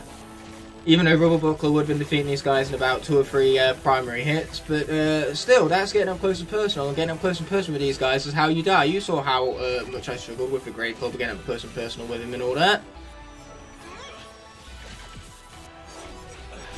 Okay, let's get out of there before he defeats us. Yeah, 1-on-1 these guys ain't too bad, so long as obviously you avoid their attack, because that's over 500 damage, which as you can tell, Free Ranger has well underneath that, so that would be a one-shot kill. And here comes... Boom! Chompy! Oh boy, I am so scared. Well, usually I would be scared, you know, usually this is where we die, but luckily for us, we have a nice, healthy dosage of cheese. See ya! He's not dead yet? That should have killed him! Give me my cheese, video game! Cheese is delicious! There we go, that's better, that's the cheese we like to see. Chompy has been defeated, so let's not trap him because villains are illegal. A bit like Skychi, it's all illegal. And we have more combat after this, which is just great because I'm already on the brink of death as it is. Get over here, man. Get over here. Okay, now it's time for a stunning loop that this guy will never forget. Actually, he will forget it instantly because he'll be dead. So when you're dead, you can't really do much of anything. Like, remember memories is one of the things that you cannot do when you're dead. Much like everything else for that matter. So, let us obviously shoot some Chompy Worms again. Because for some reason this level loves torturing me. This section is torture. So slow paced. Like, whatever developer thought this was a good idea, I sincerely hope they were fired. If anyone deserves to lose their job, it is this guy who came up with the idea of this section. Yep, they've been blasted. Okay, so where is he coming up? And she says Chompy Worms like there's more than one. There is more than one, but there's not more than one in this section, so it's just Chompy Worm that we're blasting. Chompy Worm one at a time. If there was 2, that would be so much worse. Okay, and the reason that is because it wouldn't be that much harder. This is already pretty easy as it is to begin with. So some more difficulty would actually be nice. But 2 of them means that this section takes twice as long, so the pacing is twice as dragged out. And no thank you, video game. I'm good, thanks. Die. You too. I don't think I forgot you, even though I can't really say die because you're dead already. Mastermind has brought you back. Masterminds reanimate for defeated enemies already. Okay, there we go. Take them out. Man, this is just a desert of turtles, apparently. Turtles do not last long in the desert, but that is because the desert is, you know, quite polar opposite to their usual habitat, given the desert's lack of water. Of course, turtles can survive out of water, but not in the kind of searing temperatures that the desert has to offer. That is just how those creatures work. They're adapted to a specific environment, so changing up their environment so drastically will result in their termination. They'll be incapable of surviving it.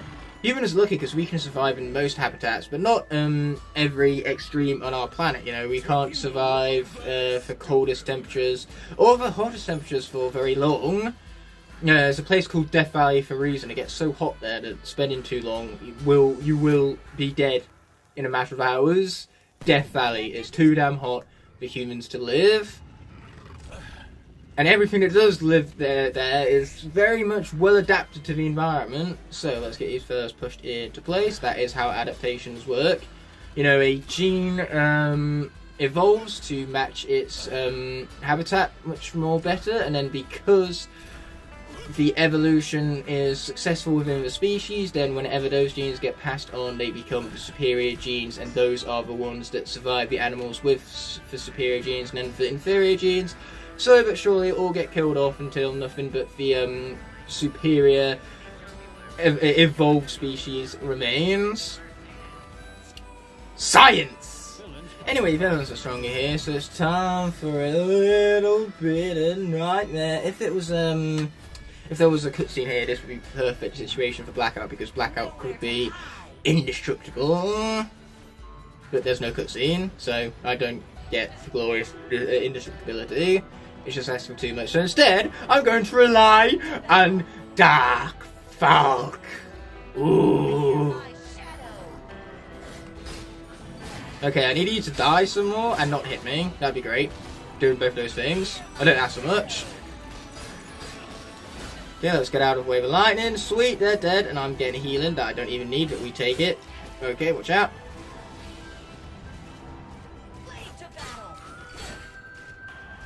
Yeah, this is pretty much the way to go with Nightmare. This is the only way I know how to play her, more or less. Thank goodness that has knockback right there. Very convenient knockback, but boy! I can't take any more hits already. I've already withstanding how many hits I can take until I heal up again, because they deal 555. Okay, I can at least take one more hit. From these guys, that is. From the Grave Clubbers, I can't remember how much damage they deal. I'm just so used to getting hit by these smaller dudes that I am very well aware at this point how much damage they deal in Nightmare mode. I've died to them enough times after all. Okay, we have more, but these enemies are just slowly filtering in. They're scared. Nightmare has them scared. Nightmare and Nightmare is a nightmare for them. Ow! Never mind, I'm hurt. I'm very much hurt. Okay, watch out for the blast, which you just did, so yay me, I guess. Don't hit me! Thank you! Thank you, video game. Much appreciated. Oh, watch out for them. All of them. Thank goodness for healing abilities right now. I'm cheesing this out as much as I did with Crypt King against Wolfgang, but this game has so many layers of cheese. I'm not just going to not take advantage of that. That would be foolish. Cheese is low risk, high reward, which is exactly what we want in the midst of a lock. Boom, let's finish them off. Well, not really finish them off, but slowly but surely get them a pathway to doing such a thing. You know, these guys, their destiny is to be defeated by me, and one often meets their destiny on the path they take to avoid it. Death! See what I mean? Oh boy, why Mastermind? Why do you come in and just ruin my fun like that? Like, seriously, what is actually wrong with you? Who made you this way?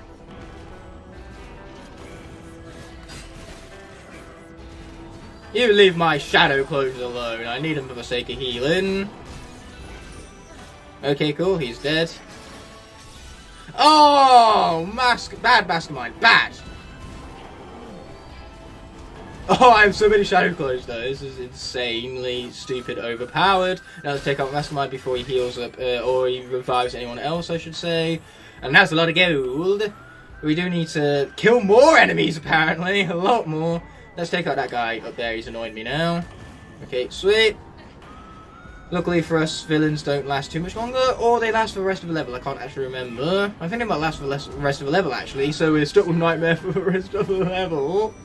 It's a good thing I like this character. I used to sleep in this character a lot. I even put her on like my overrated top 10, but now that top 10 did not age well because I could not disagree with myself more. This character is great. You know, I owe her a massive apology. Unless she dies. In that case, everything I say will be instantly revoked here. You know, she will not be worthy of my praise in that case. Woo! I got lucky there. Never mind, I guess Nightmare is garbage. That's what she is, yeah. Garbage character. Never playing as her ever again. I gave her a chance and she bungled it. Bad Nightmare. Bad. Let's give Spotlight a chance because the villain element is so stronger here, so I have to remain as a light or a dark character. So hopefully, you know, her time to shine doesn't result in death because that would be awful. And we jump. Yes, there we go. Take my beams to the face, suckers. And also leave me alone.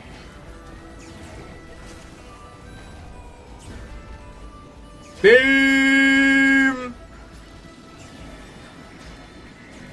Okay, watch out because these guys hit very hard. Boom! Luckily, so do I.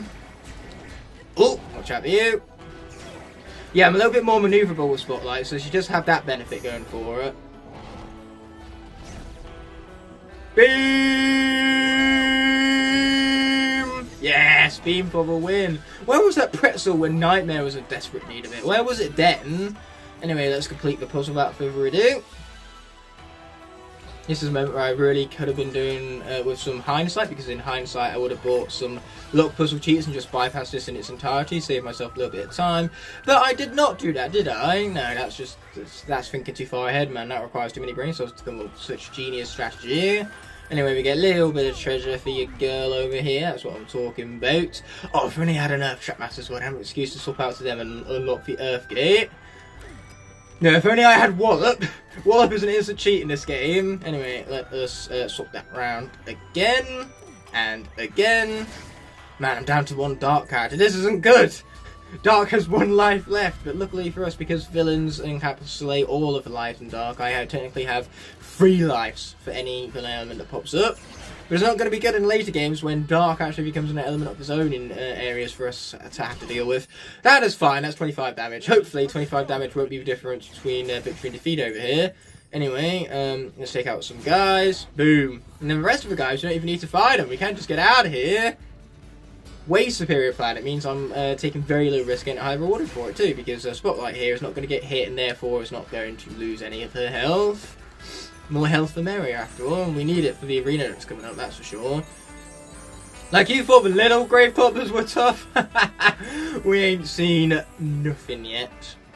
Give me sweet, glorious treasure, that's what we talk about, baby! And more treasure for me, don't mind if they do. For Windy Heights, well, it's definitely heights, but I'm not so sure about the windy part. Did Spotlight fart? Was that where wind is from? We got a fart in the sky on our hands. I can't believe we just made a fart joke. I made a fart joke in a YouTube video. And now that I think about it, that's a lot more commonplace than I'm letting on. Of course I made a fart joke on YouTube. It's YouTube for Pete's sake. Farts are funny. Now if you don't laugh at my joke, laugh! I demand it! Laugh already! Okay, there goes the bamboo bridge. And we need wood. Wood also. Wood, very useful, especially when a wooden bridge is required. It's very difficult to make a wooden bridge without wood. Boom. R2 for win. Yeah, that trigger's really coming in handy. Imagine what we do without the R2 button. We'd be pretty soft locked right about now. The Jeweled Colosseum. Well, but where are the jewels? I mean, it's shiny, it's gold, but gold isn't necessarily jewels. It makes up jewelry. Not jewels.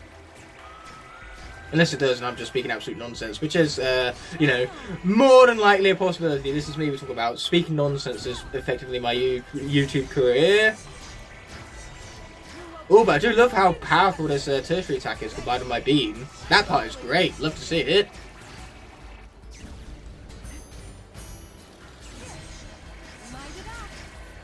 Why did I just start with this character? Clearly this character is just that overpowered. Nightmare compared to this, she is nothing. And when a Trapmaster is weakened in a core, that's when the developers know that they did screw up. Okay, here we go, let's take him out.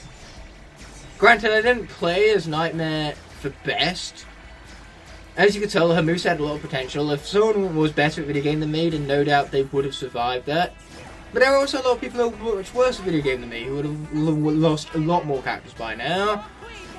So, you know, I don't envy people who are better at the game than me. That's good for them. I'm glad that there are such talented players out there, and people who are worse than me. It's no big deal for you guys whatsoever, you know. Only play to your skill level, and so long as you have fun, really, who cares how good you are at the game, right? If I make these videos entertaining, I'd rather they be entertaining over necessarily for best perfect run of the game, gameplay-wise. You know, in other words, just don't compare yourself to others. There's no need to worry all too much about that. Just be proud of you and yourself and what you've achieved in life. Because I guarantee that what you've done in life is not the same as what anybody else has done. You know, there's plenty of things you've done that those people who you envy, they would envy you for those things. I've had that at work before, where people I look up to have envied certain achievements in my life. And them turning around to me to say that is quite shocking most of the time, but that's just what reigns true, I suppose. Now, enough of this rambling mumbo-jumbo. Let's destroy some statues. They had it coming, fell looking at me funny. There we go, regularly scheduled night commentary. Whew! I thought we was going to go into some, like, meta, really inspirational thing for a moment there, but thank goodness that came to an end. Who wants to hear about how awesome they are, right? You're awesome. You don't want to hear about that. Yes, you're watching a video right now, you're awesome. And don't let anyone ever tell you different. Okay, beam to the face! You know who else is awesome? Spotlight. Spotlight is awesome. Yeah! Okay, more lasers to the face. Ah, watch out. That could have been very bad. But it wasn't, because I'm awesome. Awesome is definitely a word of the day, that's for sure. It probably won't feel so awesome when I go against Golden Queen and lose about 6 characters. Or just all my characters. Ow! That was painful. Not cool, video game.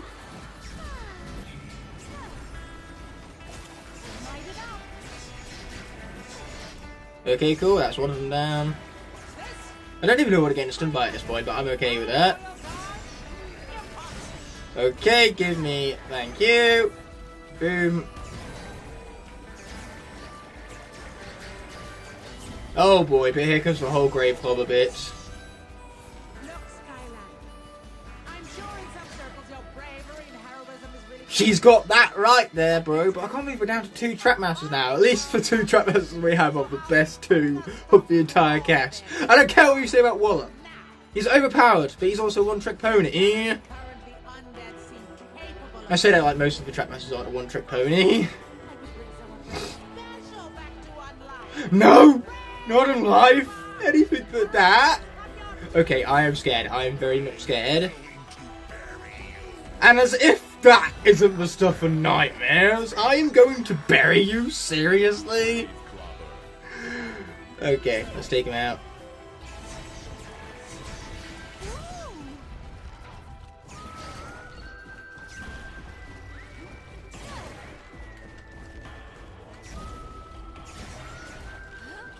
Why are you resisting, Skylander?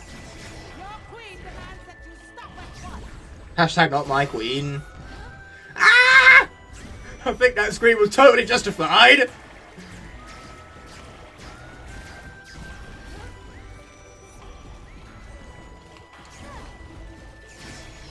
What's this? Skylander. Okay, sweet. Royal Guard. I love how much damage that beam deals so quickly as well. It's great. Anyway, if we kill the Grave Club, we kill all of the other enemies around it. So that is currently my objective. Oh, it's almost done.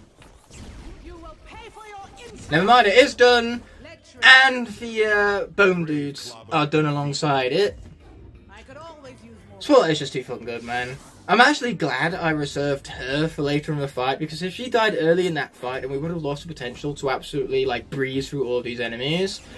So yes, while she is the one who opened the pickle jar, Nightmare was the one who loosened it for her.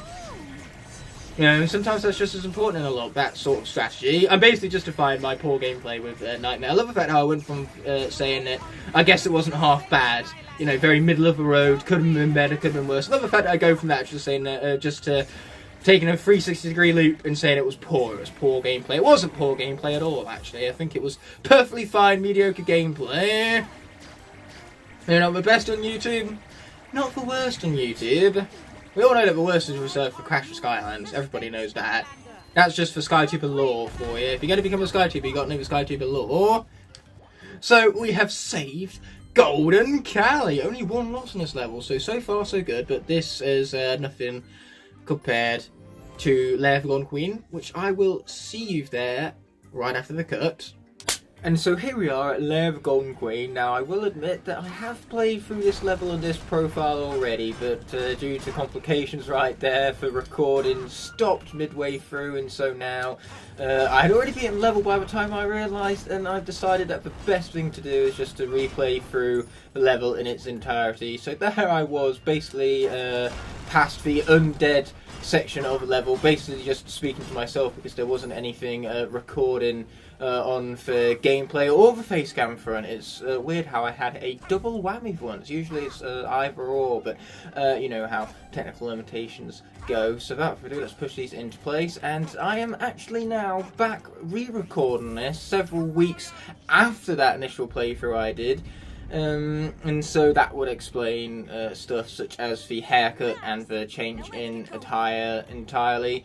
And since I recorded all that long ago, I completely forgot what Skylander I was playing going into this level beforehand. So naturally, because fire appears so early in this level, I decided to, with post-haste, swap out for Ignite already, because this is going to be an absolute obliteration of the enemies right now. I'm about to feel sorry for them. And combo! Oh, I love how this character plays in this game. Anyway, let's charge up that Slammer Jammer. I don't know why I called it that, but here we are. I mean, who cares what I call it? Obviously it works, like my technique here. My technique of basically just playing overpowered characters, it's working out. How do you play this game? You play to win, and that's what I am doing right now. Bada boom! Most of them are dead. Keyword being most, but we don't want most, no. We have so much bloodlust, we need them all to cease to exist. So let's finish off this guy here because he's annoying me, no reason. Oh, but he has helped me out with this little bomb right here, so let's use that to blow up that thing right there. And now we have frickin' bone chompies everywhere, but luckily my sword swings so well, and I have so much armour that for one bone chompy that does manage to somehow slip past my defences, it winds up dead anyway. Oh no, but now there's more of them. I repeat, there is more of them, and bone chompies can be very, very scary if they're left unchecked.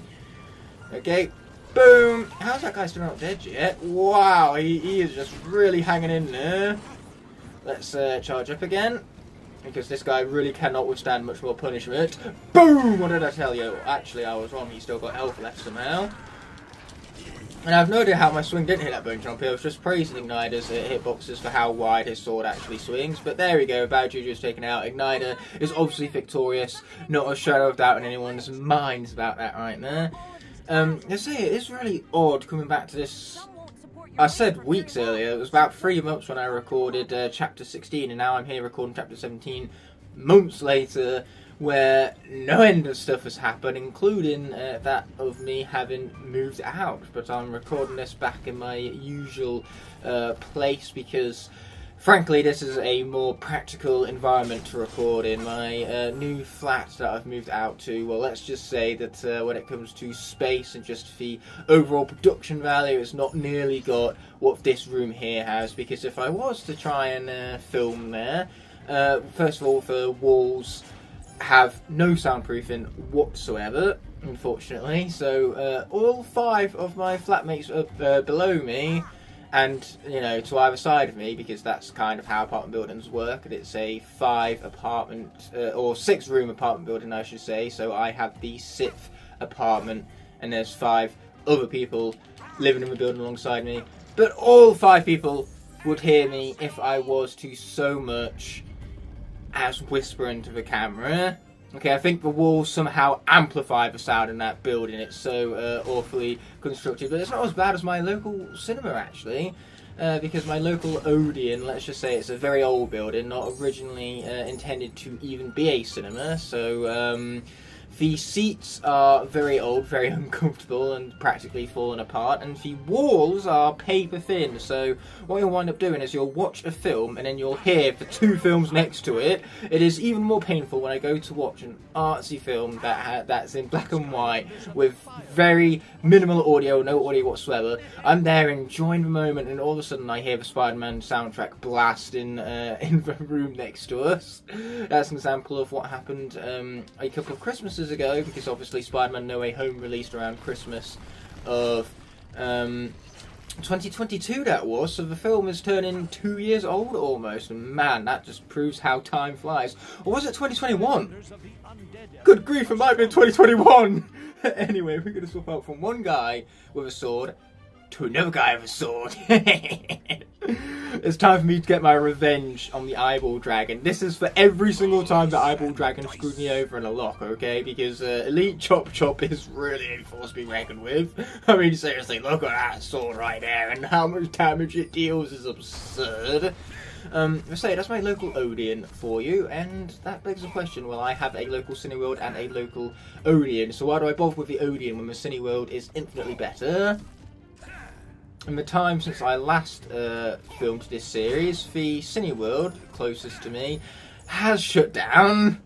It is so tragic, and I actually mean that genuinely. I very much miss going to my local Cineworld and having the best possible cinematic experience. Unfortunately now I have to deal with second best.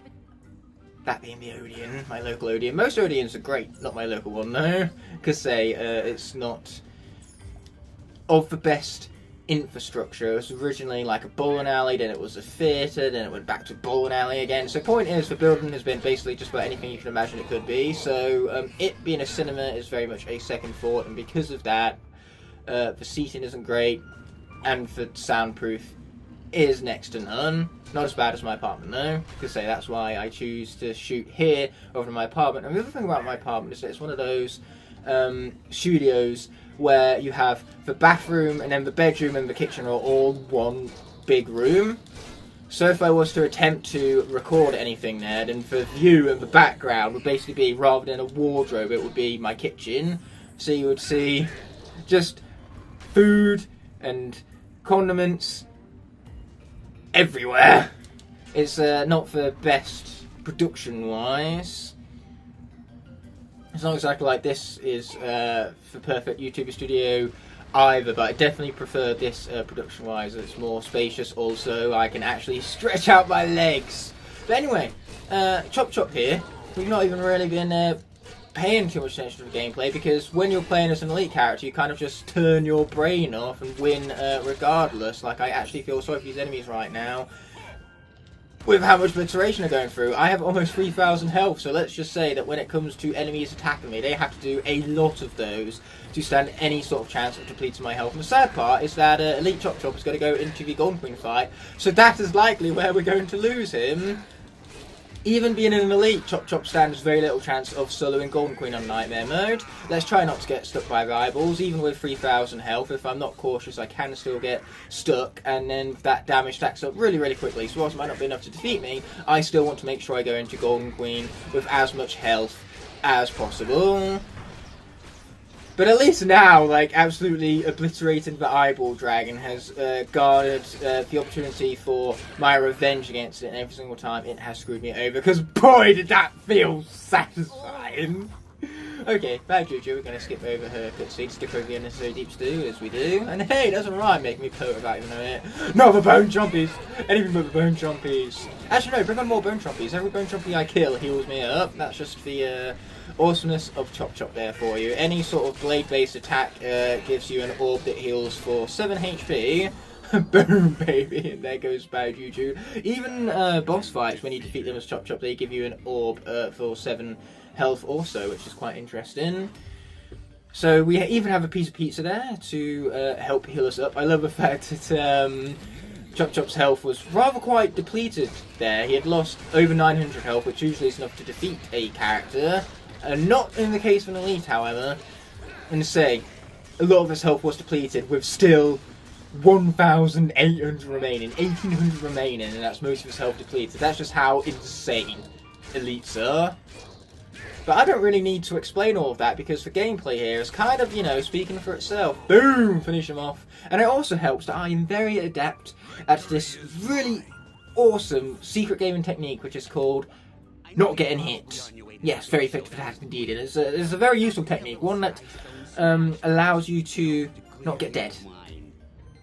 After all, we are the undead element, so being dead kind of negates the point a little. So here we go, let's defeat this guy. Skystone Smash. Boy, it's been a while since I played Skystone. In fact, it's been a while since I played this game, period. I mentioned previously that I recorded Chapter 16 months ago. That was the last time I played Trap Team, so last time I played Trap Team was months ago. I didn't even play it for its 10-year anniversary, which gave me a lot of instant regret. But during that time, I was busy, you know, kind of moving out to that apartment I mentioned previously. So without further ado, let's take advantage of the Golden Queen. Shield Shredder. Ah, that's not what I wanted you to play. Rubbish. Let's use Grave Clubber. I'm hoping they play a stone with 2 health. That's not got 2 health. We could either Sheepify it, or we could use Wolfgang and take them both out, and then the Bone Chompy doesn't have 2 chances at taking down Grave Clobber, which is all what it would need to take down Grave Clobber. But now Grave Clobber survives because it takes down the Bone Chompy in a single round. Okay, round 6. It's going to be the final round, I'm afraid, because he don't stand no chance with the stones I have left. We have defeated Nut. Let's just say he was pretty nutty for thinking he had a chance against us in the first place. Pretty nutty indeed. And you saw that I utilised the Golden Queen Stone there, because as I mentioned, I did record this previously, but then all of the recording stopped. I had just every technical difficulty under the sun. The gameplay recording stopped because the video file was getting too long for a single recording session. And my phone also stopped because it ran out of storage.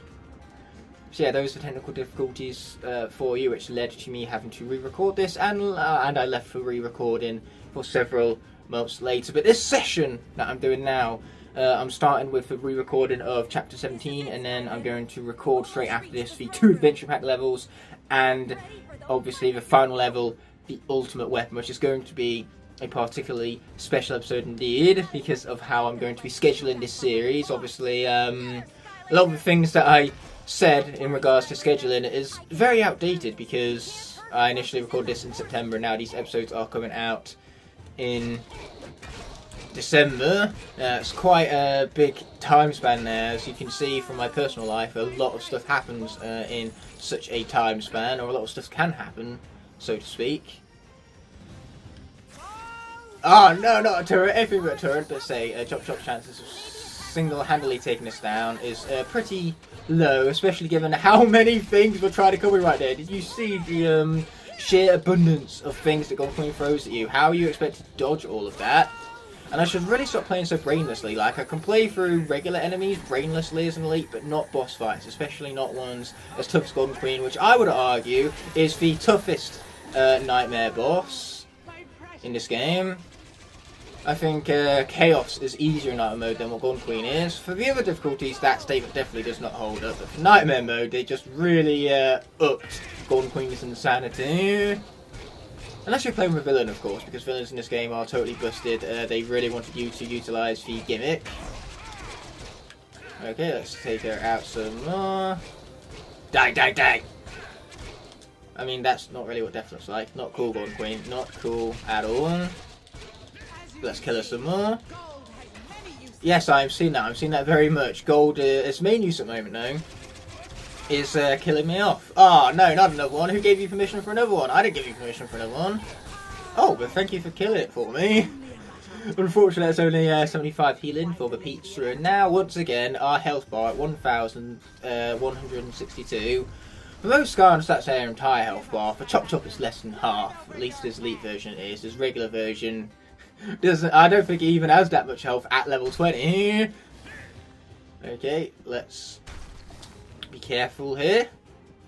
I should have to take a break right now. Like, seriously, when you don't commentate YouTube videos for 3 months in a row, apparently going back to the commentating is quite insane on the old front. Okay, let's get over there. And get over here. And now here comes my favourite part of the fight. Said no one ever. Ow. Okay, take him out, take him out, take him out, out, take him out, take him out, take him out, out, out. Yes, got one. Got two. Got three. I don't know why that one didn't give me pizza. I think it's awful rude it didn't give me pizza. I could really be doing with a pizza right now. Woo! Ask you shall receive, I suppose. But yeah, 500 health. At least now we are nearing the final phase. So if Elite Chop Chop is to bite the bullet here, ow. It helps if I remember the location of the jump button on my controls, so then I can push it to successfully perform upon said mechanic of a video game. But yeah, now that we've gotten down to the final phase, once Elite Chop Chop does inevitably kick the bucket, at least I have a decent backup plan in mind, which is basically Knockout Terrafin followed by Elite Terrafin. And why choose Knockout Terrafin, I hear you asking? Well, at the end of the day, if Knockout Terrafin survives this game and gets carried over into Superchargers, he's just going to go to waste because he gets upgraded to Sharpshooter Terrafin instead as his supercharged form, his supercharged revamp, so to speak. And then if that is to be defeated in battle, he reverts back to his original, not his knockout version. So, at the end of the day, since that's a bonus life, I might as well take advantage of it, utilising it here rather than a character unfortunately biting for bullet that could be more useful to us. And then, oh shit. And then I can just swap out immediately to Elite Terrafin afterwards and have a really overpowered character to boot. You know, lose a Knockout Terrafin would benefit me in so many ways, because then I get a version of Terrafin which is superior to Knockout Terrafin in pretty much every conceivable way, minus the fact that I no longer have access to a WoW Power. I am very much going to miss this WoW Power. This is one of the better WoW Powers to speak of. It's actually a major improvement to Terrafin's overall moveset, because with his WoW Power, he flows a whole lot better. My main problem with Terrafin is the pacing of the character. His attacks just don't flow together very well. The WoW Power attack actually changes that problem entirely. Oh, I keep forgetting that for large hitbox, the Golden Queen here isn't actually as large as you may originally conceive, because it's actually Mini Golden Queen that's hidden by the model of Giant Golden Queen. That's what you're trying to attack. And that's because, I suppose they did that because the hardware probably couldn't handle the switch up in the gameplay. Like, yes, there is a cutscene to load in the bigger model, but outside of that, like, it's probably just not something that can technically be achieved. Swapping from the original model, not keeping the original model around, and then having the larger model load in with the different hitboxes to have to consider as well. Yeah, it's very technically ambitious, especially for the PlayStation 4. Die, die, die! But the problem here is that Knockout Terrafin is struggling with this hitbox. We have to get a little too up close and personal for comfort. Ow.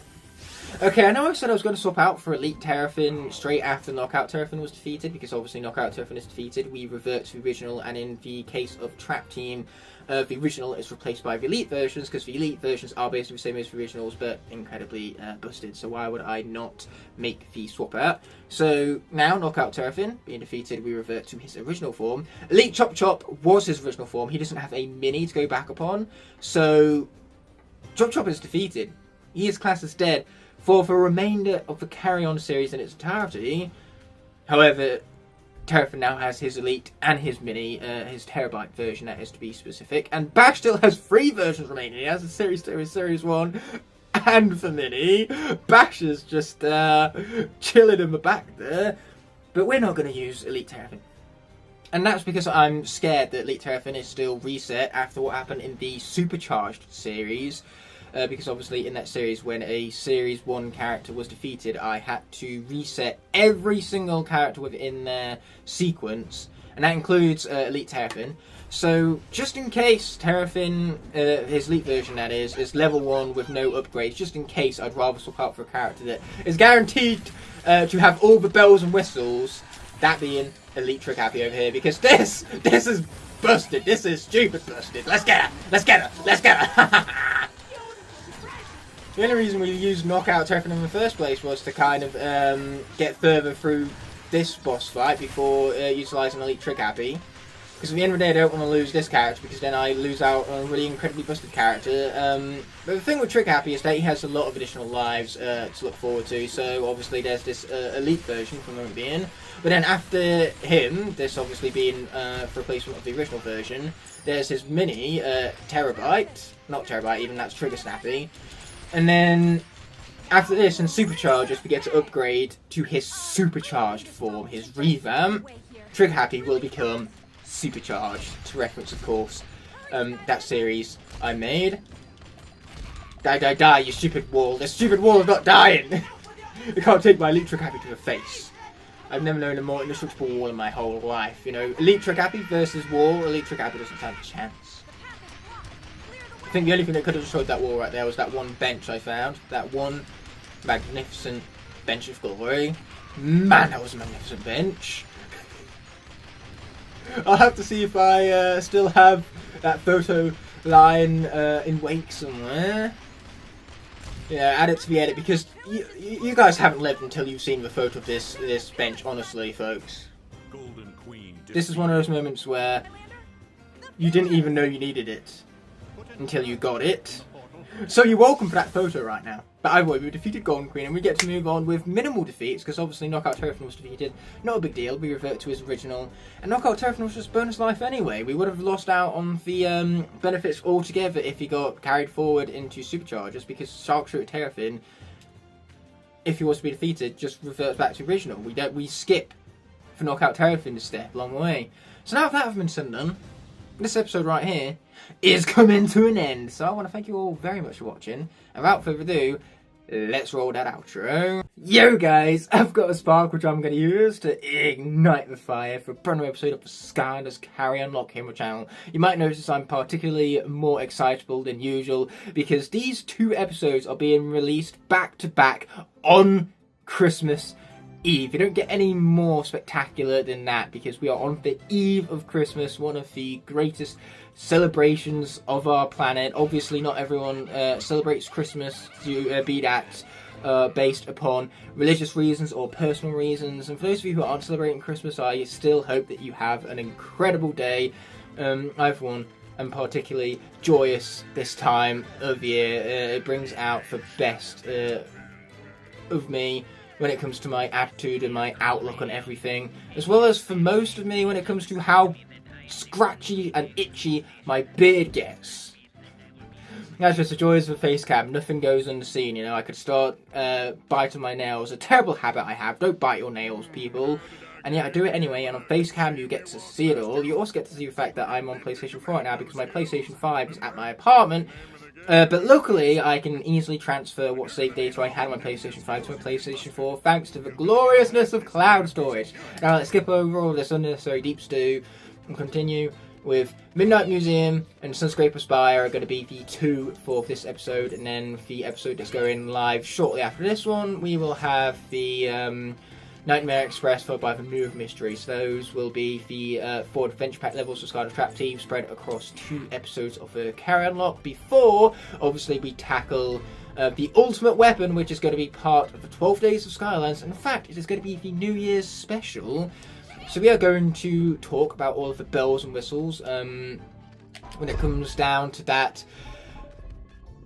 During the episode itself, you know, there's no point getting into the nitty and gritty when that episode is still 1 week away.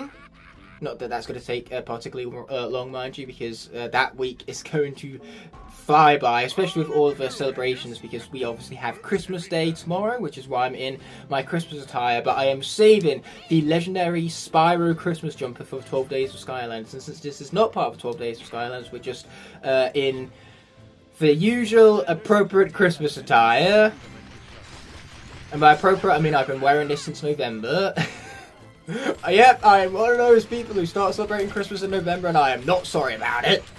We don't have Thanksgiving here in the UK, but what we do have is Boxing Day. So we have a double bank holiday for Christmas, unlike America. In fact, some places in America don't even take Christmas off, because Thanksgiving is a much bigger holiday. So you obviously have the 2-day break for Thanksgiving and 1 day at Christmas. We have the 2 days at Christmas because we have Christmas followed by Boxing Day the day after. Why do we have Boxing Day? Well, because Christmas is a day where a lot of people tend to get pretty drunk, and so do they want to be going to work again in the morning? Not really. Plus, it gets its name from when on the wind down for Christmas, we're getting rid of like all of the boxes from the presents that we've given to each other. So therefore, Boxing Day. Okay, so let's continue all the way back here, since we can actually honour a fallen comrade by doing so. Nightmare, unfortunately, met an dismal, I should even say. An abysmal end, if that's even a word. If it wasn't, it is now because I said so. But regardless, going back to the memorial at hand, Nightmare was unfortunately lost in the Golden Desert. She is gone, but not forgotten. Without further ado, let's check out a preview in her memory.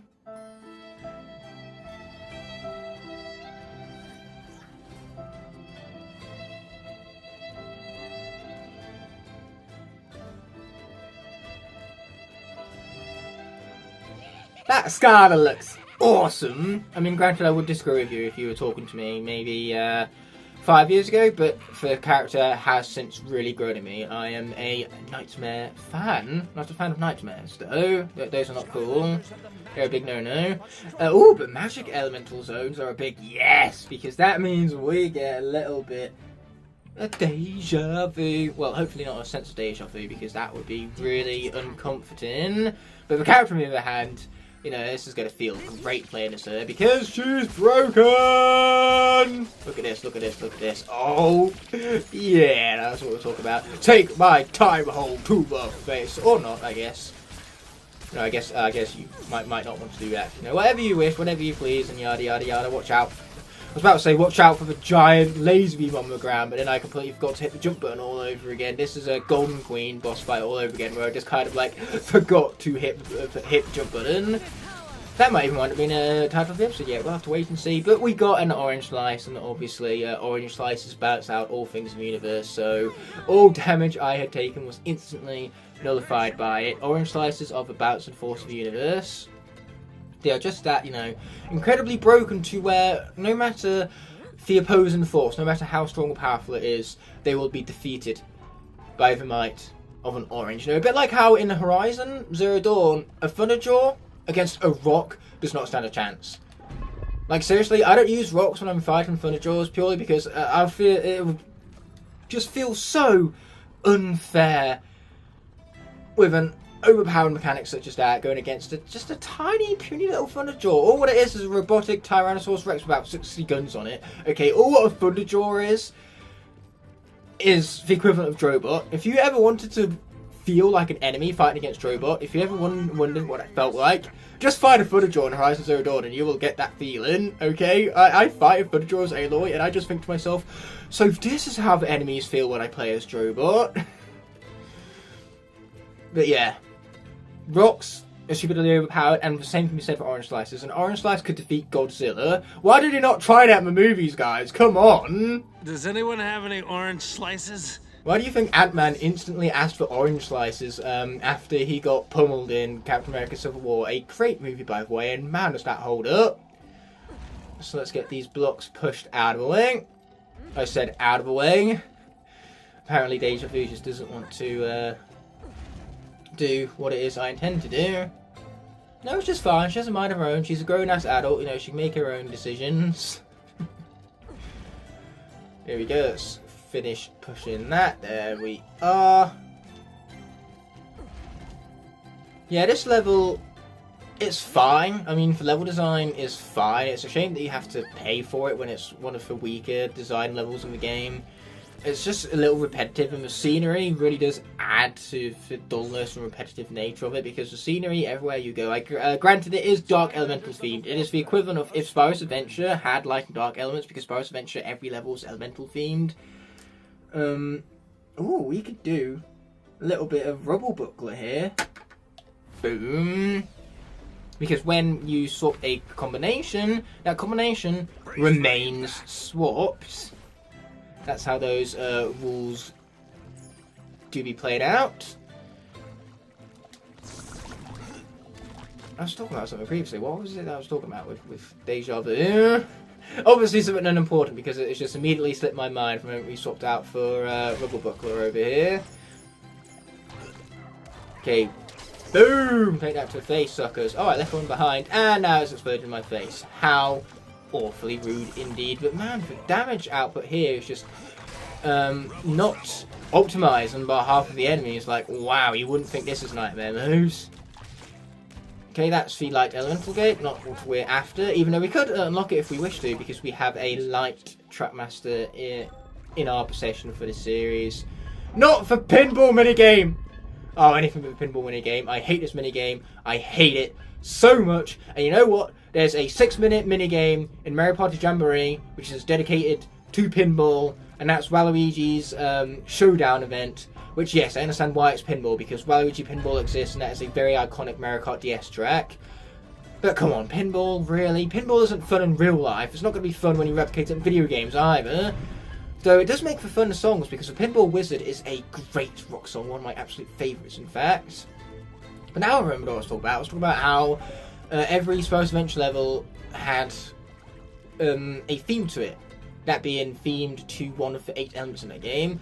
If that game had light and dark elements, then these levels are basically what they would look like in Spyro's Adventure, because these are very much elemental themed. They are dark and light elemental themed, which is funny because 2 games later they came back and did the elemental theme all over again, because we had the elemental realms and imaginators. So obviously you had the fire one, which was extremely fire orientated, and the same goes for all the other 9 elements. So we have 2 dark levels and 2 light levels spread across 2 Skylanders games, which is almost as many Skylanders as there is of that element. Like, how strange of a thing that was. Like, light and dark got so neglected, and it's a shame because these elements have potential. Okay, I don't intend to. Villains are stronger here, and you know what villains means. It's time for a little bit of the light and the dark element. So I'm going to go with Nightlight, since that's going to give us a greater chance at defeating Nightshade with how buffed up Nightlight's attacks are going to be. Hopefully, though, he won't be defeated here, because this would be a really nasty way to lose Nightlight. Die, suckers! For that Water Element Zone, I really should have swapped out for a Wham Shell. We haven't used him for a while. His screen time has been very minimal as of late. And that section, as you can tell, I was not playing it particularly well, but we survived it just fine because it is not a difficult section. I've got to say, nice try, Hood School, but it wasn't. I'm just trying, you know, not to hurt your feelings at this point. Even though I'm okay killing you, but I'm not okay hurting your feelings, apparently. You know what, that's because that's a mental game. Okay, in mental games, a mental pain, I speak from experience here, is a lot harder to deal with than physical pain. I'm at that point where I would rather get punched from the face than emotionally manipulated in some way or another. Like, seriously, dude, why have you got to hurt my feelings? Just punch me in the face instead. That's way less painful. Boom! Shake it for room! Oh, but this does actually help my mental health a lot. Beating up enemies? Yes, please. Give me more of that. This makes me feel better. They say that killing stuff should not bring joy and happiness, but this just put a smile on my face. Not the greatest replication of the legendary Thanos quote from a trailer that wasn't even in the movie, but you know what? It will have to do. Okay, let's try to take less damage, because the less damage we take, the more health we have going into Nightshade. And more the merrier when it comes to health. Whoever said less is more, you couldn't be more wrong in instances such as this. Less is not more. More is more. Watch out for the laser. Watch out for the laser. Again, let's not take silly damage here, because then we can go into Nightshade with more health, more being familiar. If I was playing Wallop right now, because Wallop has so shot this level of Nightmare mode, but unfortunately for us, Nightlight is no Wallop. And also, unfortunately for us, I can't skip over unnecessary deep steal right now. This is particularly tragic. I'm going to give you a bit of a drubbing as well. Engage. He's so polite. As a villain, he is so polite. That is very much a British way. Like, even when we do stuff wrong, we're at least polite about it. You know, if we go to conduct a crime, we at least apologise. Okay, that was weird and jank, but that's just this fight in its entirety. Don't you dare hit me, because that's rude. And here we go, now we've just got to take down this final pillar. Try not to get hit by the Shades. That is his name, after all. Die, die, die, die, die, die, die, die, die, die, die, die, die, die, die, die, die, die, die, die. He's not dying, folks. He's not dying. Don't appreciate that, actually. And once again, you were quite polite earlier. I'm going to be polite and tell you how I feel about this situation. This situation makes me feel very unhappy that you continue to attack me and not to get killed along the way. I'm also very uncomfortable with the lack of health I have right now. You hear that, Arctic? You're making me uncomfortable. You should not be okay with this. This is bullying. And I'm dead. I could have played that a whole lot better, but unfortunately I did not. Mistakes were made, and they cannot be undone. So Nightlight is now defeated in battle, therefore his class is dead and cannot be used throughout the remainder of the CarryOn series. Man, that is annoying, but luckily it's instances like this that we have elite characters for. So we're going to swap out for Deja Vu's magic companion, Elite Spyro. When in doubt, go for the elites.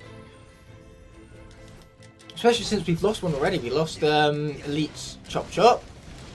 So we need to take advantage of the elites we have left, that being Trigger Happy, Terrafin, and Spyro. Oh, and who knows, if Whirlwind gets randomly generated, we could have her also as an elite. Ow! That was rude, Nightshade. That was also rude. So rude. Hi, Skylander. Hi, Skylander. Hi, Skylander. Would I have rather lost Rubble Buckler over Nightlight? Absolutely, but, you know, game doesn't care about what I want. And now I'm attacking the wrong Nightshade. Ow, that's a lot of damage. Luckily for us, a lot of damage for Spyro does not really amount to much. Stop rambling, Nightshade! Then again, I want to talk. I'm one known for his ramblage skill. If there was an Olympic sport for rambling, then I guarantee I would be a gold medalist. For one that has the spotlight on it, obviously. Spotlight, funny how I mentioned her, seeing as now she's our only light representative remaining. Same goes for Blackout. But now he's kind of just... he's given up. So now he has no health bar remaining, and yet still remains undefeated somehow. That is a really janky ass fight. But hey, we got a bounty for it. And now, if that hasn't been said and done, I will see you at the Sunscraper Spire. Welcome to the Sunscraper Spire, folks. That really hurt my hand, so we're just going to pay close attention to Mags whilst we wait for that sting to kind of subside a little. But yeah, this is at least a little more interesting when it comes to the scenery here, especially these knights. They're Knights of Light.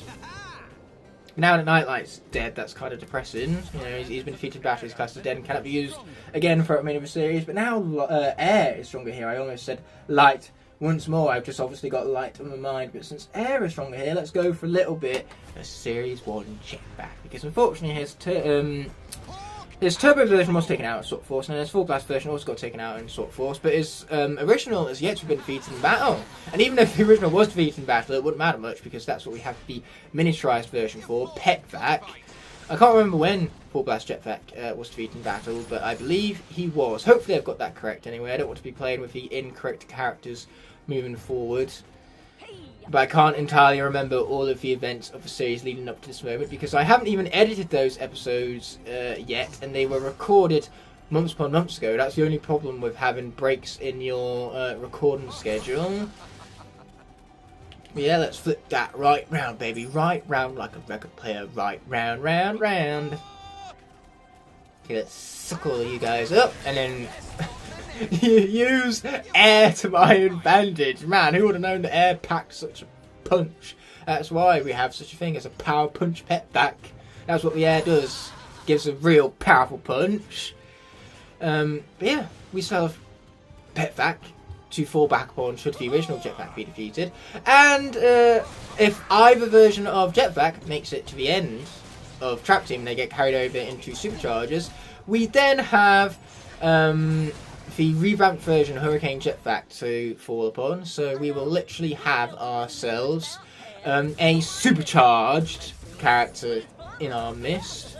Same goes for Trigger Happy and Paraffin, so those are definitely the most important characters to keep alive. But Elite Trigger Happy has basically proven he's unkillable so far, and it doubles down for Elite Terrafin, because Terrafin is an elite by default, he's unkillable. And Jetvac, I mean, come on, it might be useless, but he's not that useless. I think he can survive for the next couple of levels. Wouldn't it be funny if I comically cut right now to him being defeated? But that's not going to happen. We're not going to have that kind of footage to cut to for the sake of the gag, because this guy's not being defeated. Yeah, whatever you say there, you know, eagle man person. Eagle man person? Are you an eagle or are you a man? Make your mind up. So, let's blow it up. Boom. Yep, now we have a bridge, so we can grab ourselves yet another bomb. Pay no attention to mags whatsoever, even though we said at the beginning that that's what we're going to be doing. So, you know, I'm instantly double backing on my word. Why the hell not, right? Who cares about consistency and keeping one's word? Boom! We blew it up. Now that's what I'm talking about. And this one is completely unskippable. But I'll tell you what, some hot buttered toast with cinnamon on it does sound pretty good right now. Bingo!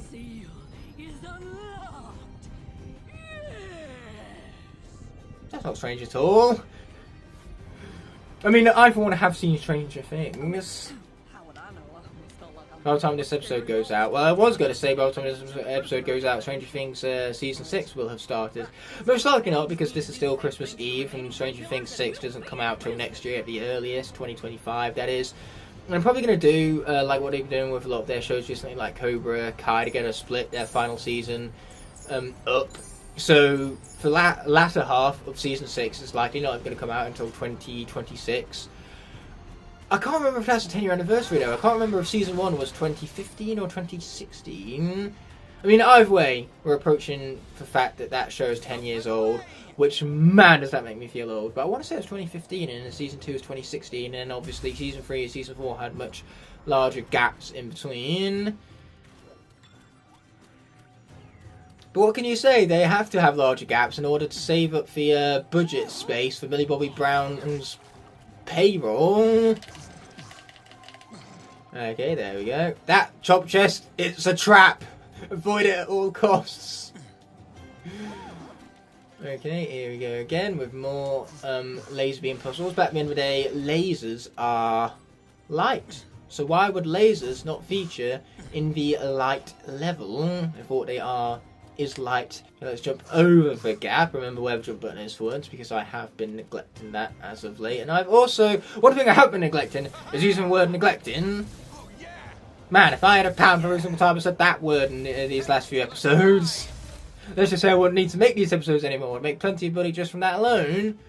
Not that I do YouTube really for the money. The money is a nice bonus on top of that. Money of which I don't use myself, because 100% of the ad revenue goes towards my quarterly giveaways. Or better yet, for the 12 days of Skylanders that's coming up, all of the money from ad revenue is going towards an exciting giveaway I'm doing for that. So let's pop outside. And the light is stronger here, which means that for once we're actually forced, with no choice, but to switch out for Spotlight. Usually she is the representative during villain elements, but here she's the representative for a section of the game that is of her own element, the light element, that is.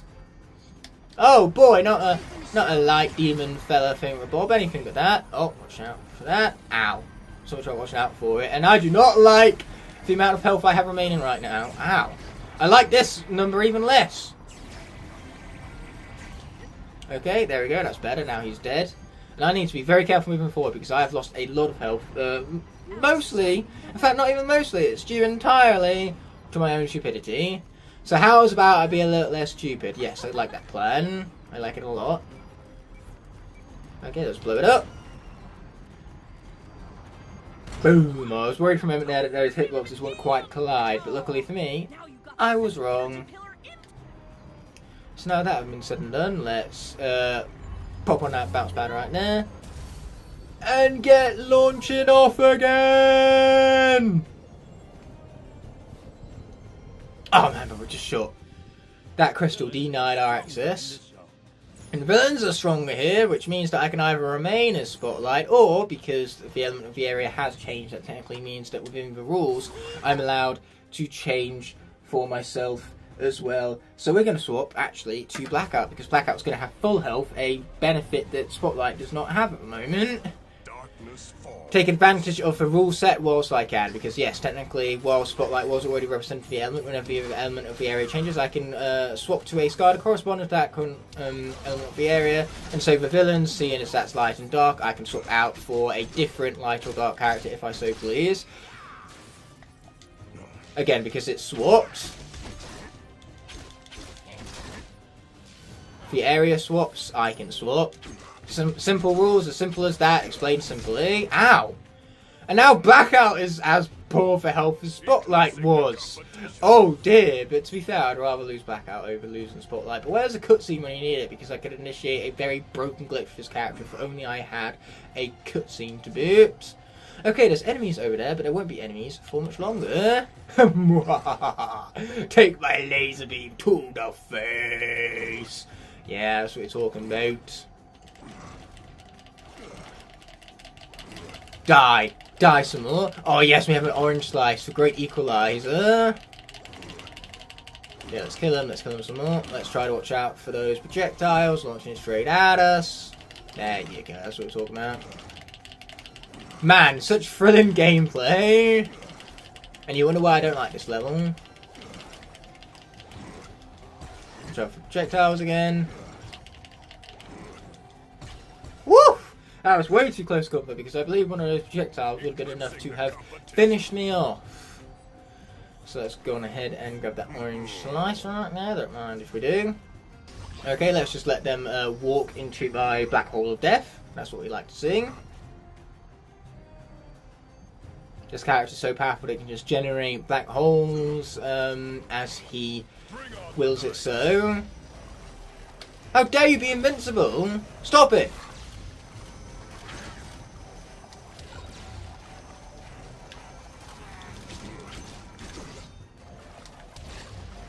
I said stop it!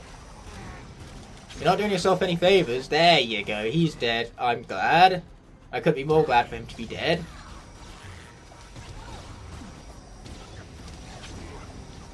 Ow.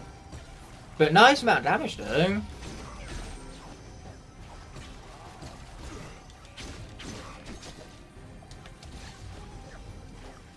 It's annoying me that he's still not more dead. Oh, there you go, now he's super dead.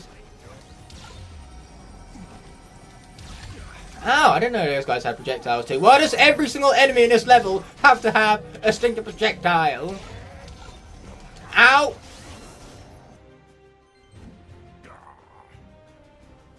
That was a very bizarre sequence of events. And now, unfortunately, that means that because the villain element is still active here, that means we've got to go back to Spotlight again. Oh no, she's not got a lot of health to boot. So I might have just inadvertently killed off both of these characters.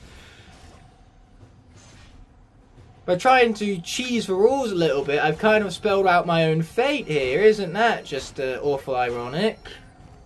Emphasis on the awful part there. Oh man, I would have had to swap back to Spotlight anyway.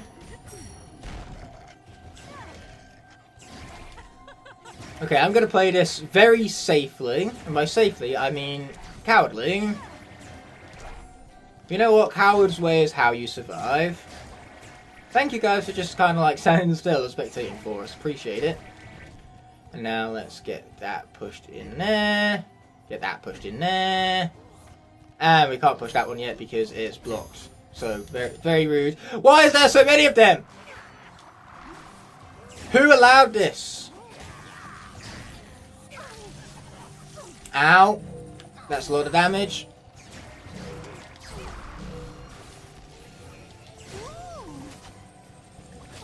Oh no! single one of my light and dark characters are gone. That really sucks. Oh, I'm so upset about that. Wow. And on Christmas Eve too. That was not okay. You know what? Eon's Leak Trigger Happy started this episode. He might as well finish it. Unless he dies to Luminous. Spoiler alert much! For the two of you who haven't yet seen how this level plays out. Wow, we just came in and obliterated everything. By everything, I mean everything. But I swear that laser beam with Spotlight hadn't even hit her yet. Like, it was about to. But still, she died seconds before she should have died. Which doesn't seem fair. It doesn't seem fair. Okay, let's grab the bomb. Boom, boom goes the little... Well, I would say block things, but we kind of missed. So, never mind, it don't go boom, boom. That's more like it. Oh, yeah, can you guys just, like, walk into the lasers some more?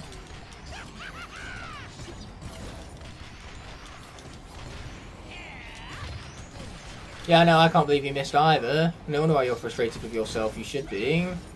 Oh, but that guy can't even be defeated without a bomb, so we've got to go all the way back for a bomb now. Not cool video game.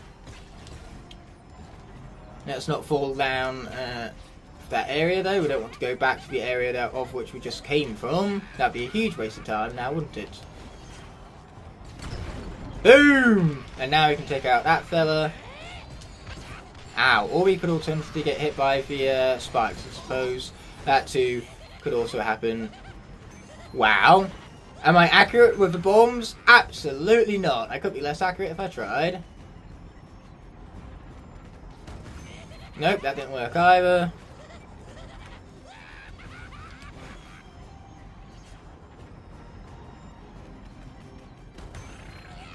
What's the point in having an R2 prompt when you utilise the R2 prompt and don't do anything successful with it? I'm just going to stand here, sacrifice myself to block, and you know what? That worked quite nicely, actually. Man, am I glad the bombs don't have self-inflicted damage when the timer's run out. Can you imagine how much damage that would deal in nightmare mode as well? Like, any game that's stupid enough to do that would probably be punished quite heavily for it. That's what these games are known for. Especially on the nightmare difficulties, which are, as the name of the difficulty would imply, a nightmare. You ruined it with pecans. I hate pecans. Freaking Mags is a monster, literally too. Mags is literally a monster. Freaking Luminous. Luminous up in here. His level defeating all of my remaining light and dark elemental characters. That wasn't just him. Obviously, Nightshade took out Nightlight, but still, 3 losses in one episode. That's huge, man. Oof, to say the least. Big ol' oof. And speaking of oofs, I cannot skip over this in the third deep stew right now.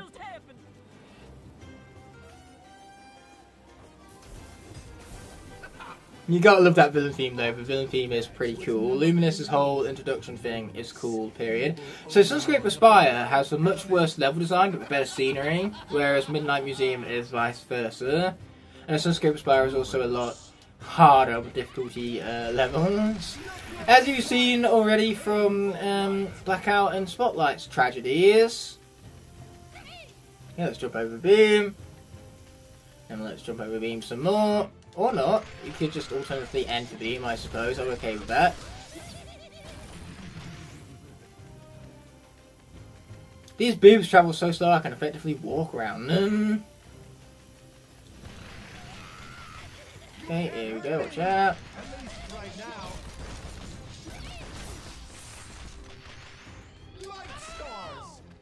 Okay, we're going to use these crystals against him. Frickin' Prison Break wannabe.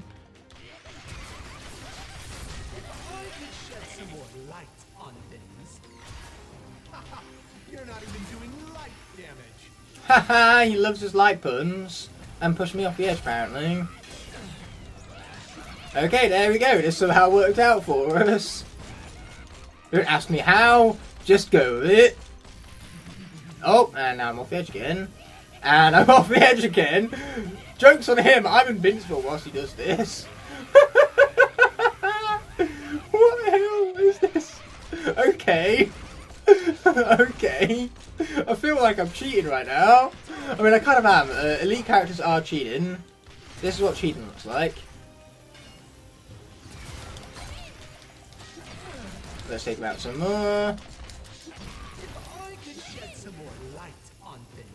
Oh, is that right, is it? If you could shed some light on things. Well, unfortunately, I don't have any Prism Break wannabe crystals to use against him. So watch out for all the lasers. Ow! I mean, he's not wrong, I did get lit up right there. It wasn't lit, however. There was many things, but lit was not one of them. And now I'm the one doing it! Making the light puns. Oh, I feel so bad for me right now, I feel so bad. I feel so despicable. Despicable me. That being said, we're back to Luminous's boss fight over here, where we have big old light thingies.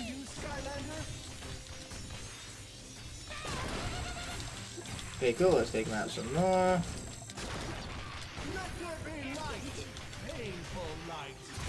Ow. I mean, that was pretty painful. He's not wrong, but luckily for me, I have to help the boot over here. Die. I said die. You're not listening to me. Okay, here we go. Let's take him out.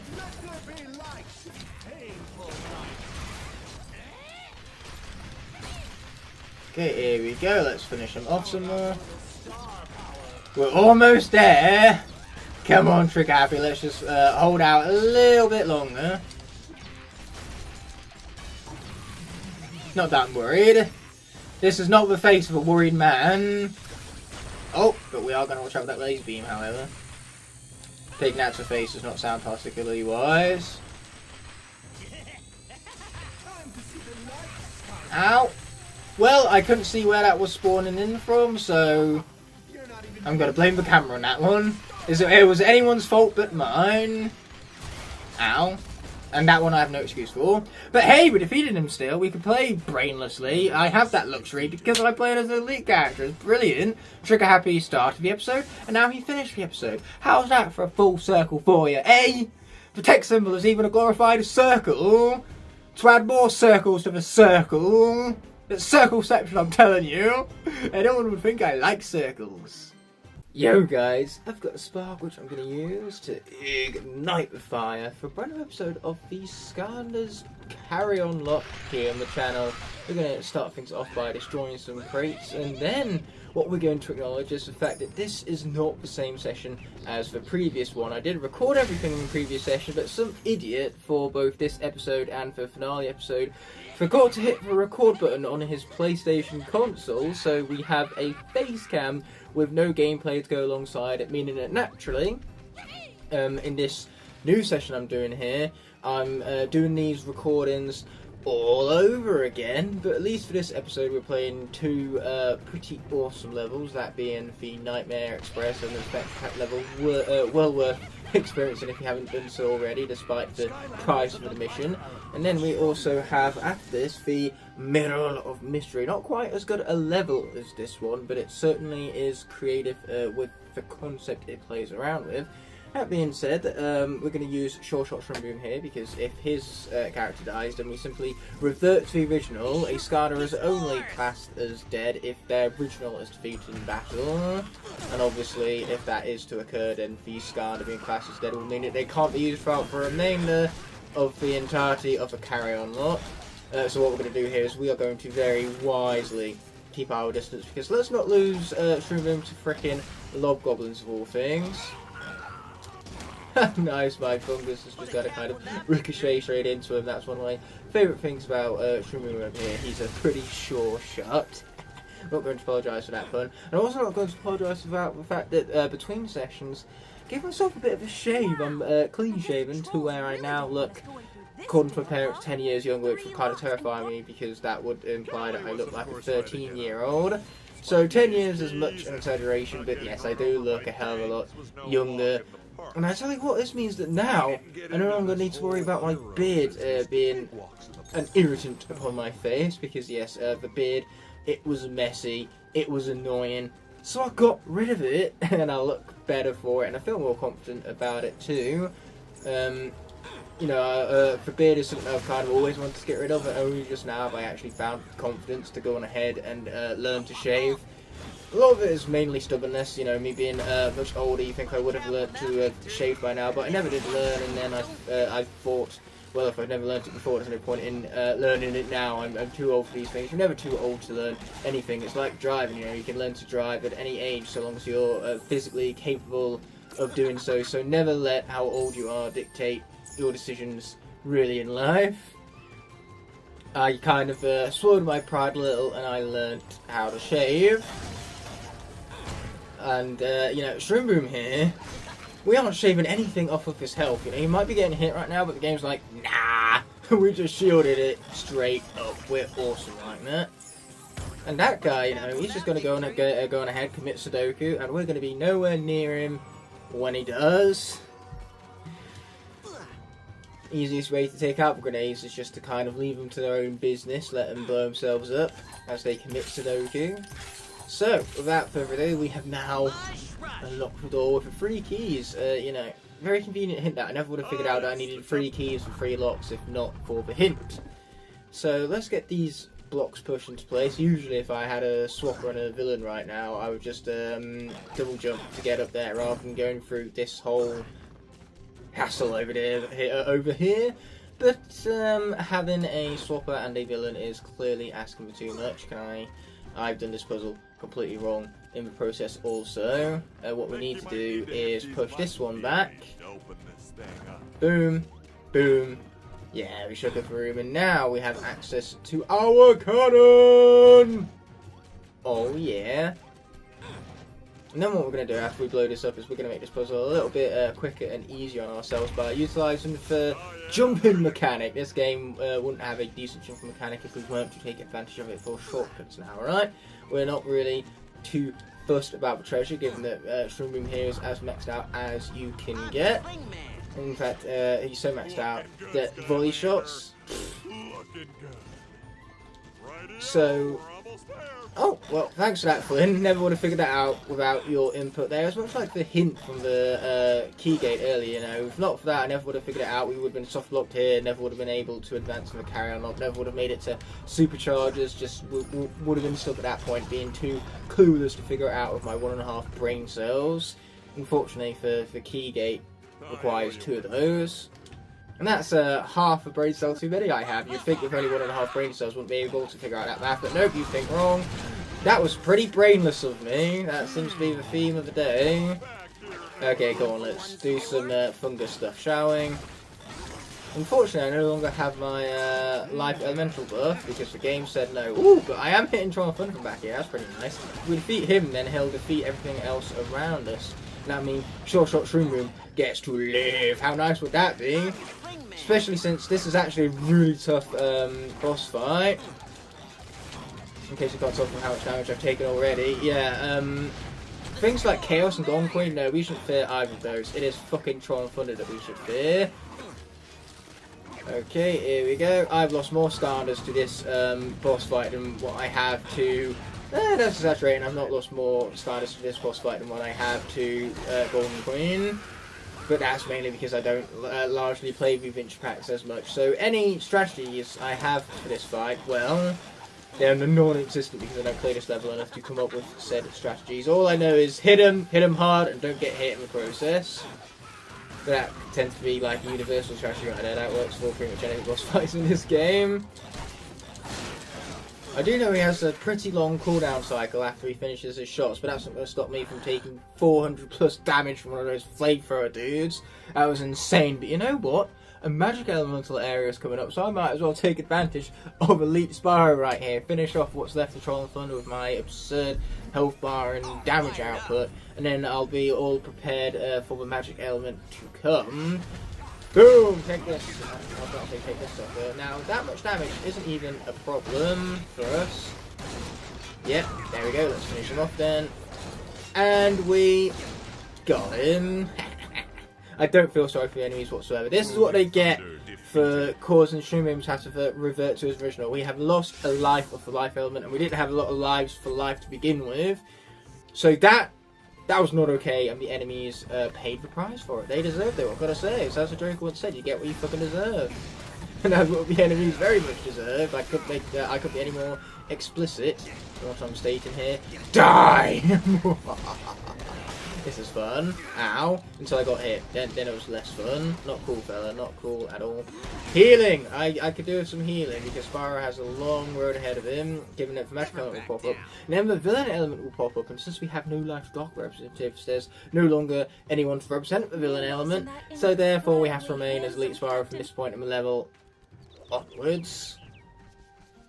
Iron Tank Confrontation. Well, that's a pretty big fella right there. We're going to need a big old bomb for that guy, a bomb which we currently don't have. So it's time to change that. You're going to need one of those big rolling bombs. Yeah, that sounds like a plan, Callie. I would love to execute upon said plan, but I can't do that whilst you're too busy yapping. So how's about you? Shut up! People really have mine. Okay, here we go. Let's get back out of here again, because we only have 14 seconds. Oh, lord, whatever am I going to do? Let's try not to get hit by these fellas, because they would hurt us a lot. In fact, it's the tank I'm least most concerned with, because that deals very minimal damage compared to the flamethrower guys in particular. They can be very brutal. We see it already. Shroom Boom took one hit to them, and it was 400 damage. So yeah, it's not like Spyro has an infinite amount of health. He has a lot of health, yes, but a lot does not equate to infinite, so we're not indestructible. We can lose Spyro here, and if we do, we have to revert to his miniaturized form, because minis are one step below the originals. That's for anyone who possesses a mini, such as Spyro himself over here. Trigger Happy, Terrafin, Bash, and Jetpack all have the same instances where we can utilise their miniaturized versions should their original be defeated in battle. Okay, here comes the Love Goblin, and much like the Troll and Thunder, this man is a man to fear. He is terrifying. This boss is very, very difficult. I'm currently I'm shaking, I'm quivering from the fear this guy eludes, and I'm also quivering from impatience as these platforms take eons to rise and lower, and I will admit though, it's kind of worth the wait to watch Spyro spasm out like that. But anyway, this guy, and how impossible he is, well, we're about to make it a little easier on ourselves. Without this rolling bomb right here, we'd be screwed, but luckily for us, that's what we have the bomb for. Finish off those flamethrower dudes. And then, hopefully, we can get around to him without getting hit by his bombs that he's lobbing at us. But he wouldn't be much of a lob goblin if he wasn't a goblin that lobbed stuff, now would he? That bomb really does not want to go to where it's meant to go now, does it? The bomb is not cooperating. Okay, that's more like it. That is the toughest that boss fight has ever been for me. Unironically, the boss was tough for once. So, let's get that out of here. Yeah, any lesser Skylander would have died to that, but luckily for us, we are an elite. Like, regular Spyro, he'd be brown bread by now. We've lost, like, well over 2,000 health almost. Luckily for us, we are no measly peasant Spyro. No, we are the elite, shiny, gorgeous Spyro. And yes, it just called Spyro gorgeous. Deal with it. In the words of the mighty, tough luck. Boom. They see me rolling. They hate it. Okay, here we go again. Down we go. And we have more grenades to deal with because the level just can't help itself but throw more and more grenades at us. But I do love the pun in its name because it's a grenade with a big old grin on its face. Therefore, grenade and all that. Haha. Funny puns. So here we go. We're going to need more bombs. Because just like grenades even, the level clearly hasn't had enough of them already. Yeah, it's definitely best for Flynn to remain back here, because for him to use the bomb on the hatch, let's just say something's bound to go wrong. Boom, blew it up, head through here, in the boxcar, where luckily this is just a puzzle for now, and it's very hard to dodge a puzzle, even though knowing my lack of skill at the video game, I'll somehow find a way to do it. Okay, up we pop again, sweet! That's the point where I need to start being careful, because I think 3 or 4 hits from those flamethrower guys would definitely be enough to take us out, and that is not what we want for Elite Spyro. Boom! Let's blow it up! It's a good thing I've played through this level already and knew that I was there rather than having to go all the way up there. Watch it as it gets unsheathed and revealed to us by surprise. Not much of a surprise.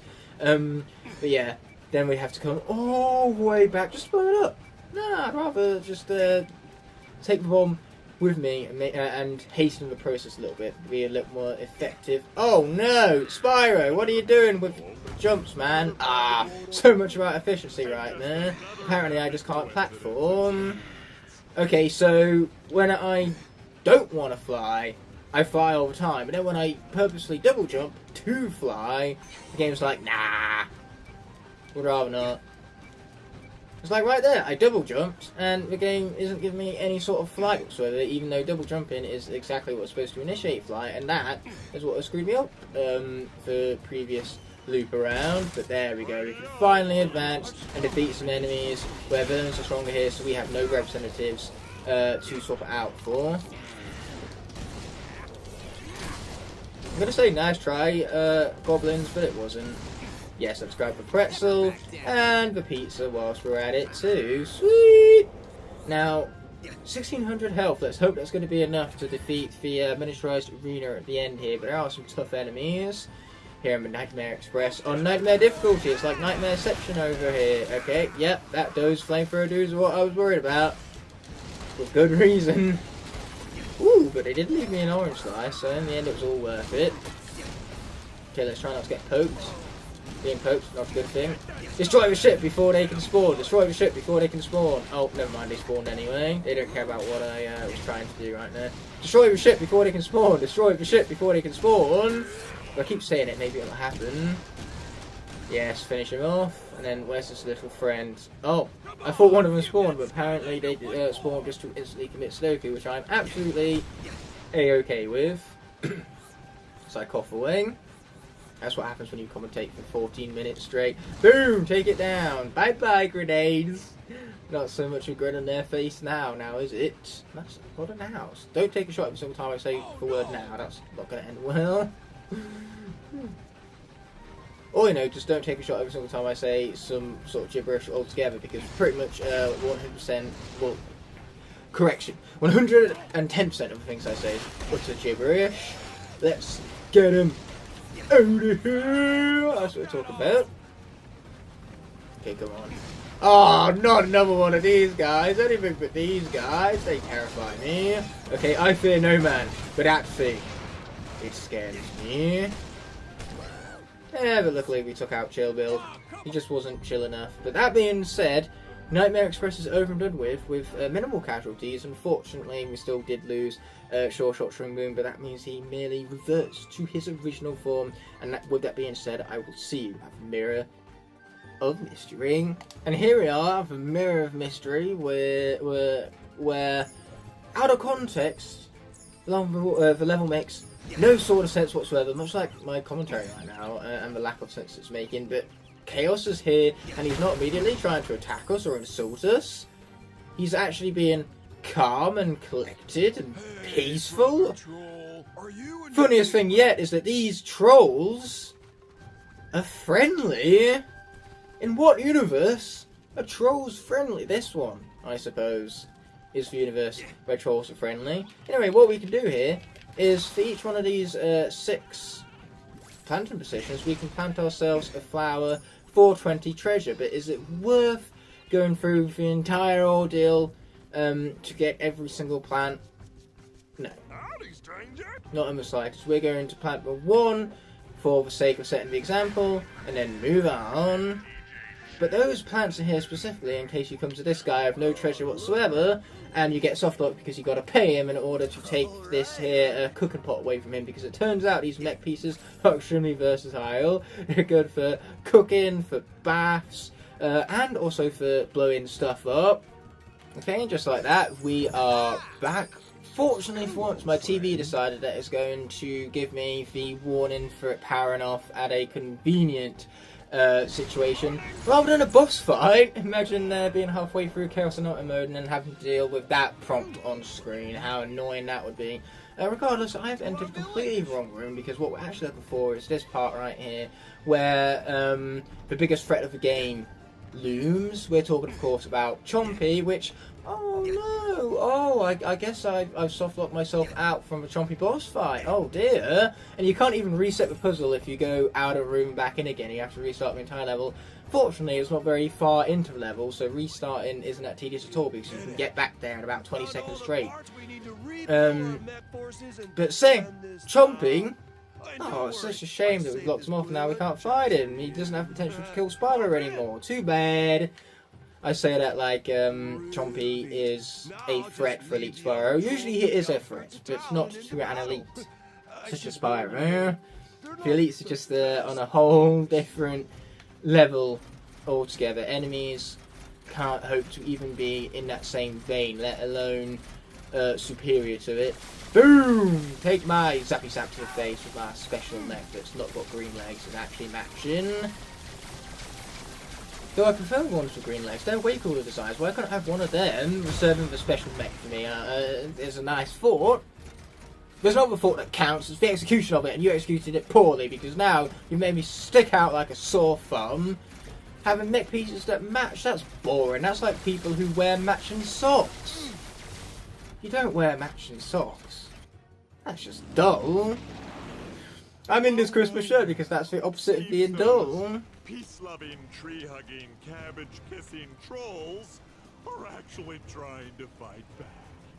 Oh no, he didn't. Time to show Flynn, you guys why my you've cat just goes. crossed the line. Doom?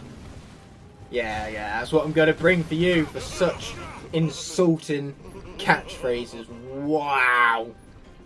Can't believe how rude he was just now. I'm gonna kill Mablobs, okay? I'm so mad right now. I'm gonna kill Mablobs. Where villains are stronger here. Once again, I have no one to swap out for to represent the villains because all the life and dark representatives are... they're brown bread is what they are. Ooh, but a mech. Don't mind if you do. Or not. Apparently the mech doesn't want to be mechified. Oh boy, but I'm gonna try and watch out for the lasers that are gonna deal 16 damage to be a pop on Nightmare mode. Man, Spyro just comes in and makes these guys look so pathetic.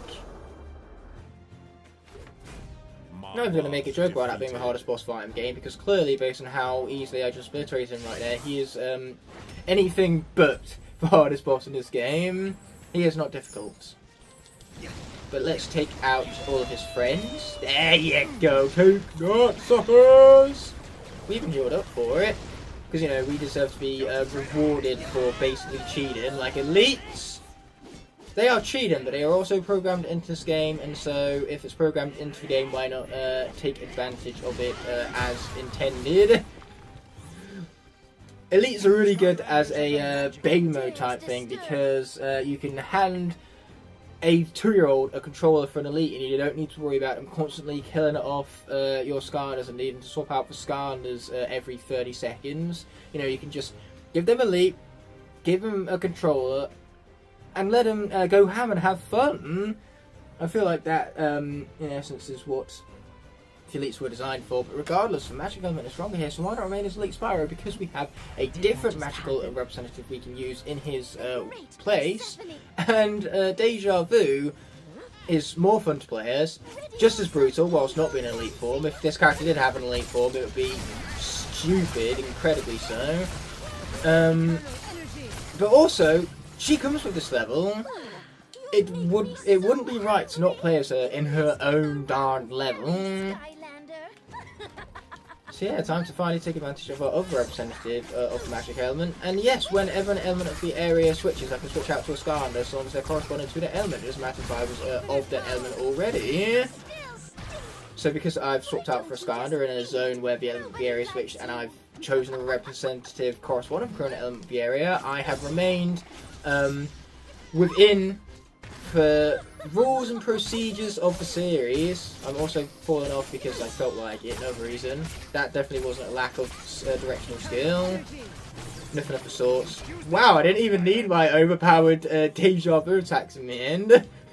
That's the thing, Deja Vu just obliterated everything on screen right now without even using her most broken abilities. That's how busted this character is. Boom! That was really underwhelming. So let's try that again. grab the bomb over here, and let's blow her up, because this is what she gets for insulting me so. She's even worse than Flynn with the insults. She said nobody likes me. And that cut deep, okay? Persephone, that is not okay.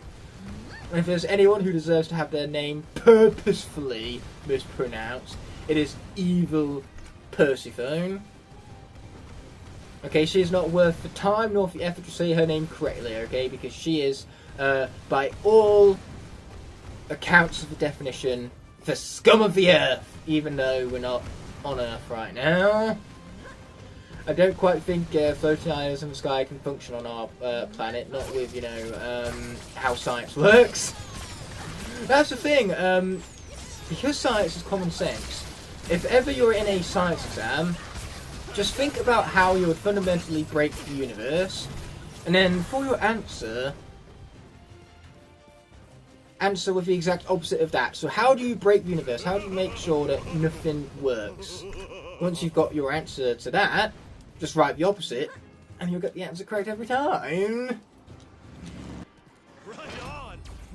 You know, things have to be broken in order to be fixed. You can't fix something that ain't broke, though people often try. Does it ever work out? No. Where do you think we got the phrase from in the first place? So let's blow up some balls. I can't believe we end up this level on such an anticlimactic note. I mean, a turret section, at least other levels are decent enough to give you a climactic finish by putting the turret levels at the start. Not this one. The whole level builds up to this like evil on fight, and in the end we see him in the magic mirror, and that's about it. We don't get any glorious fight or anything. It's all this build up for something the complete opposite of glory. It's much like Dragon's Peak all over again, where Fafex is boiled down his defeat. That is boiled down to a cutscene.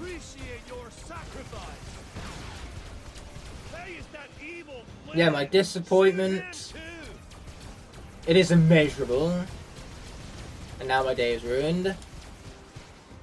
I just can't put into words to express how much I truly hate how underwhelming the end of Dragon's Peak is. And it's not like the rest of the level leading up to it is that great either. Spyro's Adventure had 4 chances at good Adventure Pack levels, and it only got 1. 1 out of 4 of the Adventure Pack levels in Spyro's Adventure is good. And at least that one of the 4 isn't just a good level. It is a great level. Dark Light Crypt kind of makes up for how bad the other 3 are, I'm going to be honest.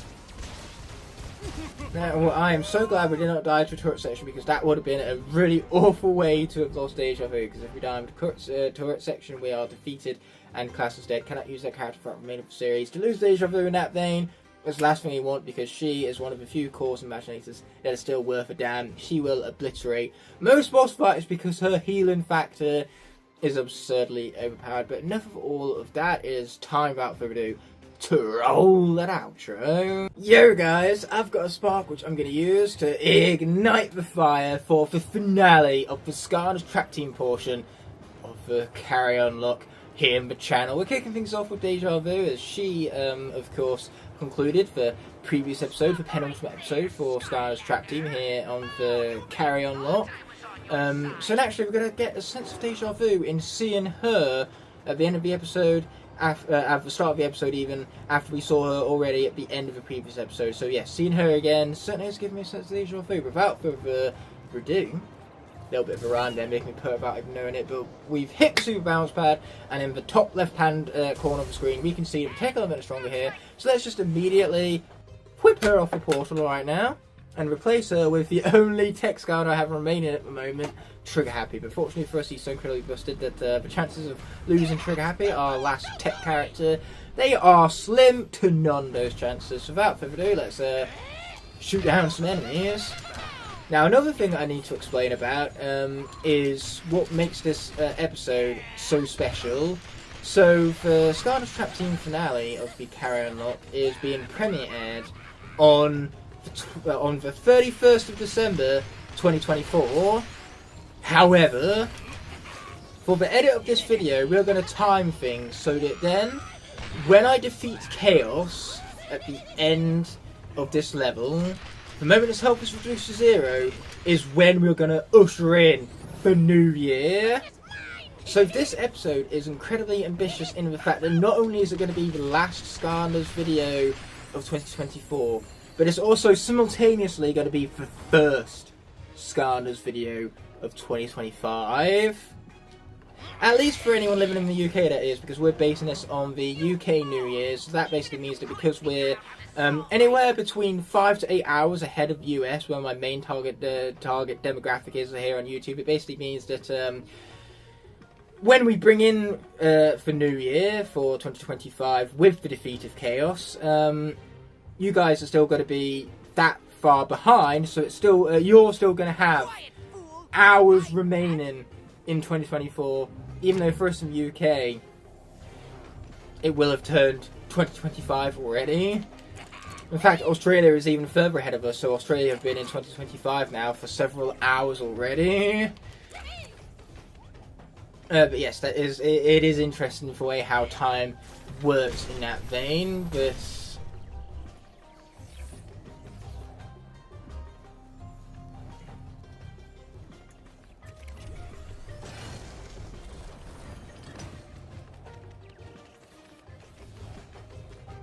Skylanders of the air element are stronger in this zone.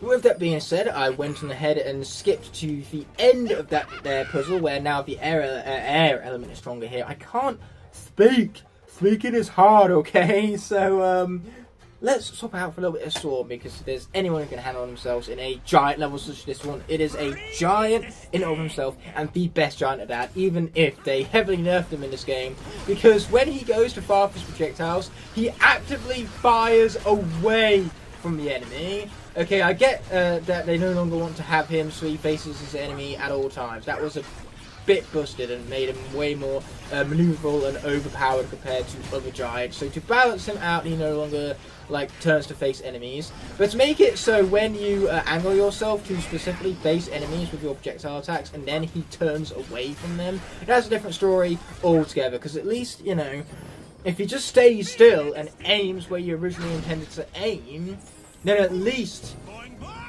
it is a skill gap created for this character that didn't exist before. But instead, no, he has to turn away from his enemies, means that opposite direction you intended, which makes a lot of the gameplay for this character now feel a lot cheaper. Like, whenever enemies hit you, it's not due to your own fault, it's because you took longer to defeat them, because this character can't fucking shoot straight. And why am I using him after all of these complaints, I hear you asking? I don't know, I just felt like it. Swarm, even with the flaws in this game, is still just that overpowered.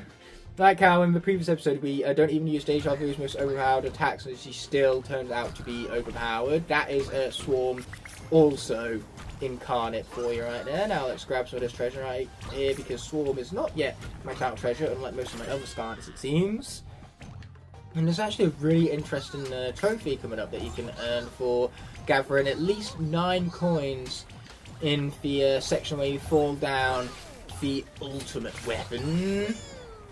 And here's a fun fact: when I first started on YouTube, I had a series called the Ultimate Series, where basically I just did a regular type video, but I added the words ultimate into the video title, and all of a sudden it elevated the video's quality tenfold, because everyone knows that the quality of YouTube video is based on the title and no other factors whatsoever. That was a mistake, mistakes were made. But that is much better now. And to say, that was one of my first ever series I made for the channel, the Ultimate Series. But nowadays, I just don't use that same titling system. Instead, Skylanders videos are just Skylanders videos, and they have their own playlist. I have loads of those go around as well, because surprise, surprise, a Skylanders-orientated channel makes a lot of Skylanders videos. Who would have seen that plot twist come in?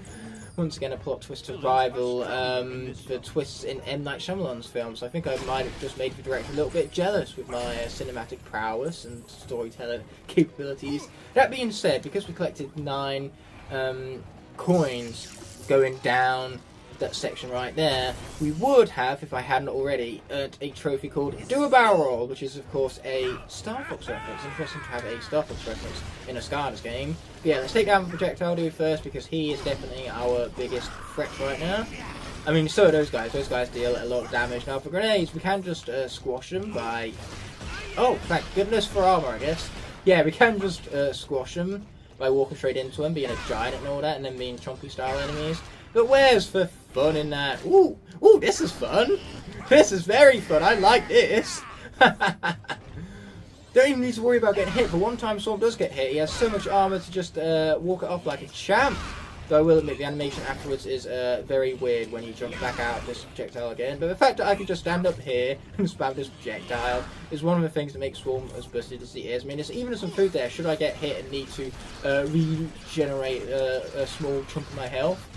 Okay, now we have a broccoli guy, which obviously brings about his own kind of pains to deal with. So let's take him out because we can. Okay, I'm kind of defeating them both at once. I quite like this tactic. I mash, and I mash some more. Oh yeah. Yeah, Swarm is absolutely a swashbuckling Skylander through and through if he was to be assigned a battle class. He has 2 blades and uses them in nimble fashion to really outmaneuver his enemies. Swarm having any ounce of maneuverability whatsoever, unlike any of the other giants, is just what puts them leagues and bounds above the rest of them, because all of the other giants have no maneuverability whatsoever. Now I've taken a lot of damage, but luckily for me, being a giant, I might have a giant hitbox, but I have a large health bar to compensate for that, to compensate for being hit a lot. I have no idea what happened to my orange slice. It's just kind of disappeared from existence. So now it's time to play it safe, defeat these guys from afar, so that then I'm in the process I'm not defeated myself. I do not want to lose Swarm this way. Okay, that was very bizarre, but we got them in the end, and that's what matters. It doesn't matter how the enemies are defeated. All that matters is that they were defeated in the end, regardless of whether I had 100 health or just 1. Health is still health. And no! Not a Traptania power treatment. Anything but a Traptania power treatment. Oh, I can't believe he's done this. So let's move along and try not to die to the orbs around here, because that would be, once again, another very embarrassing way to lose Swarm. After having been in the CarryOn Locke for as long as he has, I would hate to lose a long-running legacy character such as this in such a embarrassing and avoidable manner. You know, those deaths are the ones that hurt most, the ones that were incredibly avoidable. And we've had plenty of those in this series thus far. It's shattered my heart into a million pieces several times, the extension to my own stupidity. Die, fella. Oh shit, let's get out of here before those rockets kill us. At first I was worried about the orbs, now I should really concern myself with the rockets this guy fires off. But now he's dead, and we worry about him no longer. Boom, boom, shake the room, oh yeah.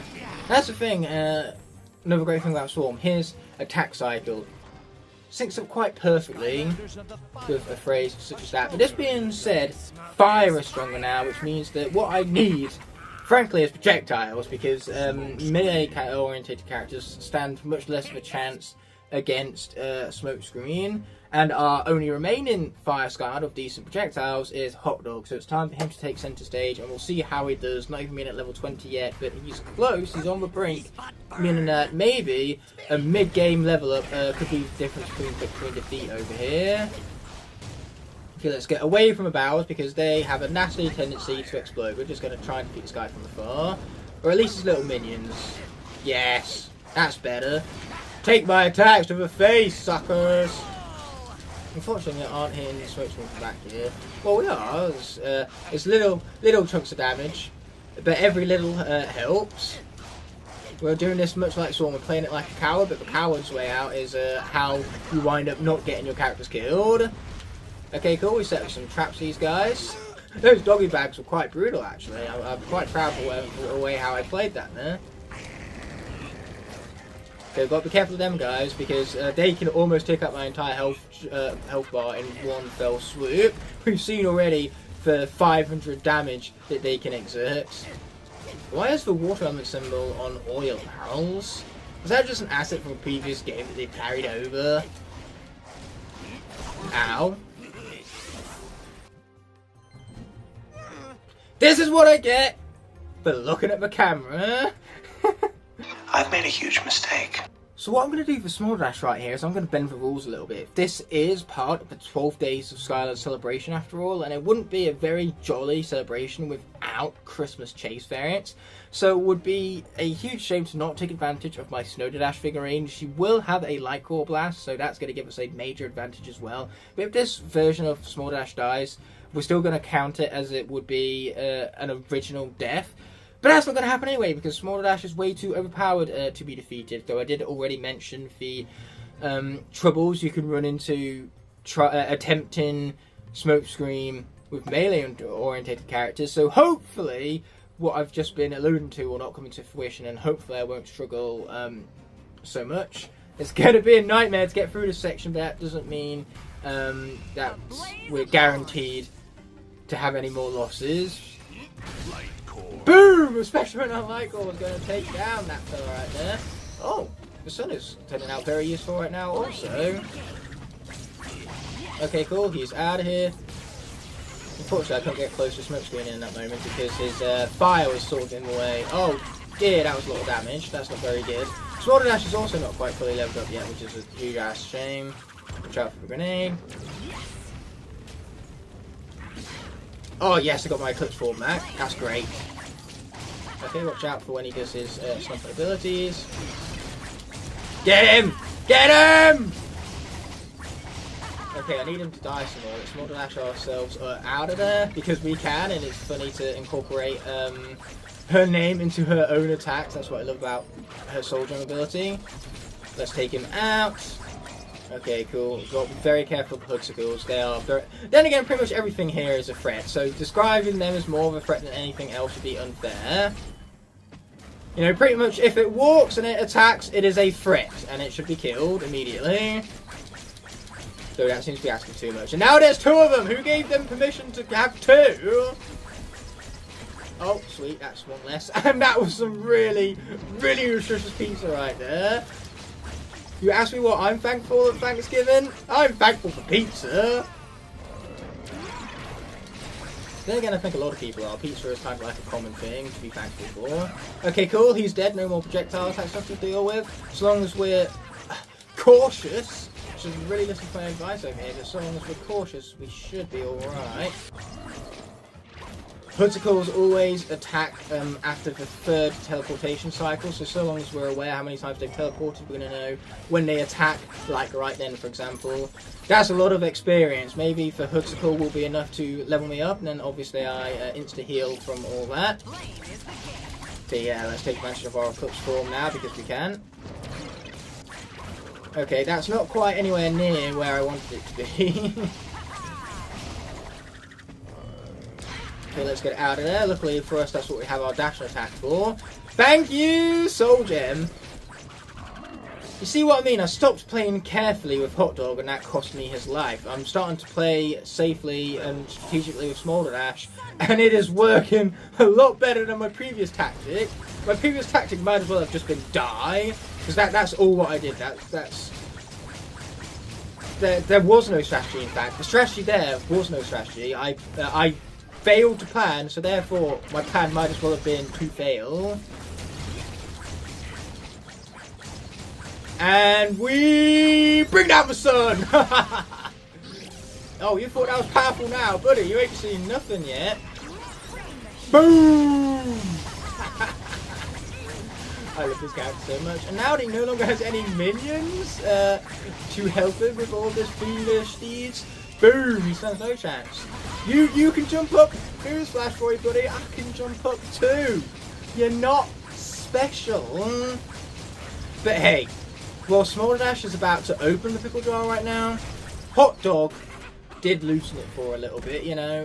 Not all the credit goes to Small Dash. Hot Dog did help us along the way, and who knows, maybe Small Dash could have one-shot this. Maybe she would have died and been defeated in battle, cast then can't be used throughout the remainder of the lock, only for us to then swap to Hot Dog and lose them in the same vein all over again. That would have been two losses rather than making a huge ass mistake with Hot Dog and learning from it, moving on from it. At the end of the day, the biggest mistake is not to learn from one's mistakes, and so I very much learned from my mistake with Hot Dog, and I paid attention to a video game.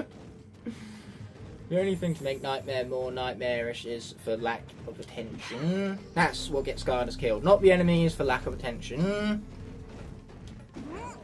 And hey, I'm very sad over Hot Dog still. Hot Dog deserved better, but he has been in this series a long time. He's got a lot of incredible moments along the way. And say, we wouldn't be here without him and the sacrifice he made getting up to this point. Small Dash is alive now because of him, and so his loss will not be taken in vain. Okay, so we're now done with that unskippable cutscene. I saw no point in including it in the edit, seeing as it was muted. Usually Chaos speaks to you through the speakers in the Traptanian portal, but like a sane person, I have turned those speakers off. So instead, the audio of the game would have actually been muted, and Chaos would have just been singing, talking to himself like a crazy person, which technically he is, so it's not really off character for him. It's not off base, so to say. You have to be crazy to go against a whole army of Skylanders and think you're going to win, let's be honest here. But I do love the fact that Small Dash has her Christmas hat on right now. Once again, something particularly festive for the celebrations right now of the 12 days of Skylands. Love being festive by nature. Okay, here we go. Let's take down these enemies some more.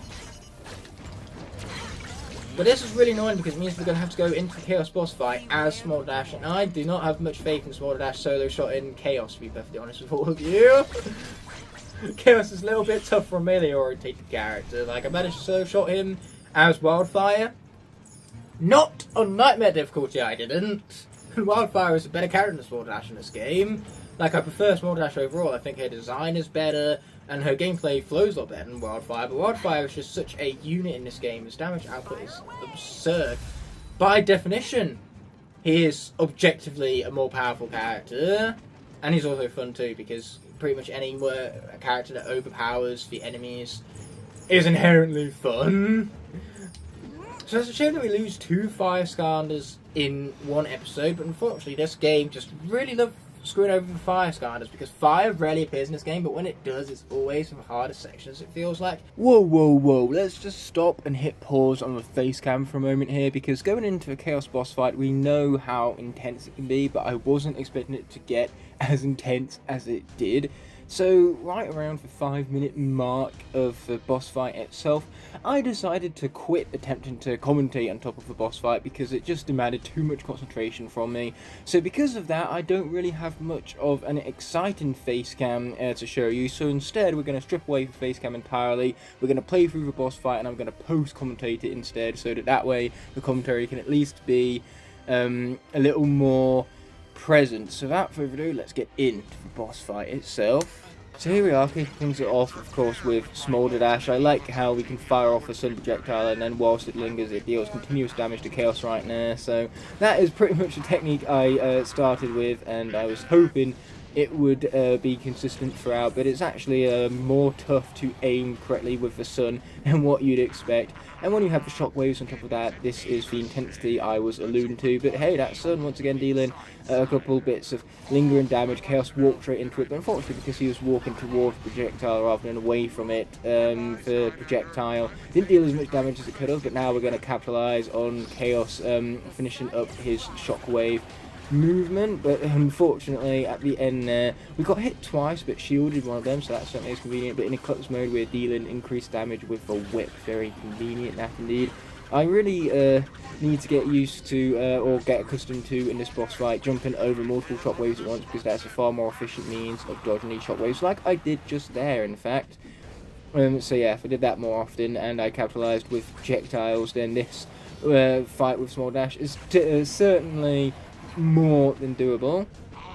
So here we go once again, springing into action with our whip attack. I like how Small Dash kind of pounces on her enemies, but we got hit by 2 shockwaves in a row, and by God, as you can assume, I was pissed to have lost my second favourite Skylander of all time that way. So we're moving along to Crypt King next with some very fancy looking decor right there. His fashion sense is unparalleled, obviously, but we're going to start things off with a Swarm, because more of those we spawn, they not only hone in on Chaos, but when they expire, they heal up Crypt King. So any damage he takes can be instantly nullified. But yeah, the old 1-2 combo was brutal against Smolder Dash right there, and unfortunately I just wasn't very good at jumping over enough shockwaves at any one given time to then make it easier to dodge the next wave of the shocks, because they're shockwaves. But with Crypt King here, we're being a lot more efficient with the platforming when it comes to actually avoiding Chaos's attacks, which is nice. And then obviously we have the swarms on top of that, which already have stacked up like 4 times as much damage as what Small Dash did. And here Crypt King has only been on the portal for about half of the time. But now we're going to capitalise once again by slowly engaging Chaos and firing off our primary attack, getting a good swing in there. It's a shame it didn't crit. And once again we got hit by 2 shockwaves, but this time it was the same damn shockwave that I just didn't jump over the first time, and then I walked straight back into it. But we did shield one of those attacks, and now Crypt King is healing up, so we're already back up to over 660 health until obviously Chaos's shields took us out and knocked us back, and now we're in a really awful position because Chaos's big head is right at the front of the camera, and it's very difficult to see Crypt King and where the shockwaves are in proximity to him. So this was pretty much the moment where I realised that I am really screwing up the gameplay by attempting to make an engaging face cam alongside it. So this is the part where I ditched the face cam entirely and decided to concentrate purely on the gameplay with, you know, only about 2 or 3 words thrown in there for the boss fight this point forward. And those words were largely screams, so I wouldn't even call them words. But that being said, Crypt King is obviously bringing in more swarms. He's attacking Chaos with his melee abilities, and every time even that he hits him with said melee abilities, not only does it have a chance to critical hit like it just did and bring down a rain of swords for increased damage, but also he's striking his swarms and causing them to glow red, having them dealing more damage in the process. So the swarms deal a lot of damage, they hone in on enemies, they stun them if they're smaller enemies. Unfortunately for Chaos that is not quite the case. He has many things, but small is not one of them.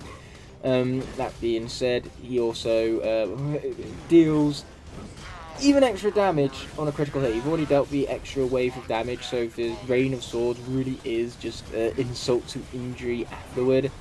Yeah, and you wonder why Crypt King is as blistered as he is. His one move, the Swarm attack, is quite possibly the most overpowered Skylanders attack of all time. And here we are with Crypt King being able to buff it up. It has no sort of debuffs whatsoever. It is fantastic, and by that I mean the enemies have no sort of way to really deal with the swarms. The swarms themselves do debuff enemies because obviously they slow them down and stun them.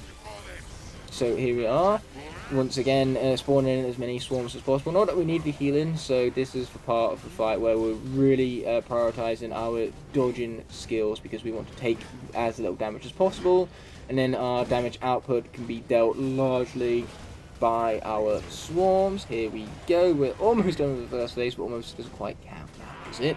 It's almost like we took no damage to begin with, given that we're still at full health like we were from the start. Now here comes more in-dead bullets and tech bullets. Unfortunately we can't quite take advantage of tech bullets, so all we can do is dodge them, but it is better to at least have 50% of the bullets be things that don't hurt us in any capacity whatsoever. But I'd rather take a hit from the shockwaves over a hit from the bullets, because the bullets are far more consequential. Here come the Doom Sharks, and again this is quite possibly the easiest pattern to heal up from, but take advantage of that. We don't really need to, because Crypt King's already at full health, but obviously I'd rather get the slow motion and get the healing rather than taking a hit to the Doom Shark, period. So that was primarily focusing on dodging the Doom Sharks right there, and in the process of dodging some of them, we wound up getting healed by some of them. Sometimes with Doom Sharks, that's just how it goes. Now, we're slowly but surely continuing to deplete Chaos's health bar, one little strand at a time. So we have yet another easy pattern to dodge Doom Sharks with. I really wish the patterns were this easy later on into the boss fight, where we could be utilising the healing opportunities to a lot more efficient means, shall we say. This is what happens when I focus on commentary purely. So obviously we've had the gameplay that I've already done and recorded already. That's in the past, that's been focused upon solely. Now all I need to do is focus solely on my commentary, and it makes my words just that much more intuitive. And things actually make sense, unlike in the live face cam, where it's not only silence half of the time, but also just screaming half of the time. yeah, I did just about bring down for building with this boss fight, and I do that every time. Playing through this boss fight without any sort of screaming, that would be an achievement. But here we go once again. Not even Chaos Swarms, Crypt King Swarms. What was that about me actually being able to focus on the commentary much more and not make such silly, goofy mistakes with my commentary? Nah, we're going to make some mistakes regardless on how much I can focus on my speech. So it's Crypt King Swarms that are continuing to deal constant damage to Chaos rather consistently. And not the opposite way around, because Chaos has no swarms to use against us. If he did, then we'd pretty much be screwed, because there's no Skylander alive that can deal with the might of Crypt King's swarms. It kind of makes me glad that PvP in this game is not a thing, because Crypt King would just obliterate pretty much everything. Maybe Jobot would stand a chance just because he could keep his distance a lot better, but even then, like, the swarms would hone in on him, and I guarantee that the swarms deal damage much quicker than what his lasers are, especially from afar. So yes, it's a shame that none of the developers were bothered enough to go through and just kind of like decrease the attack potency of some abilities of Skylanders to balance things out, and instead we lost a great mode because of it. That general laziness, but you can definitely see where they were coming from with it.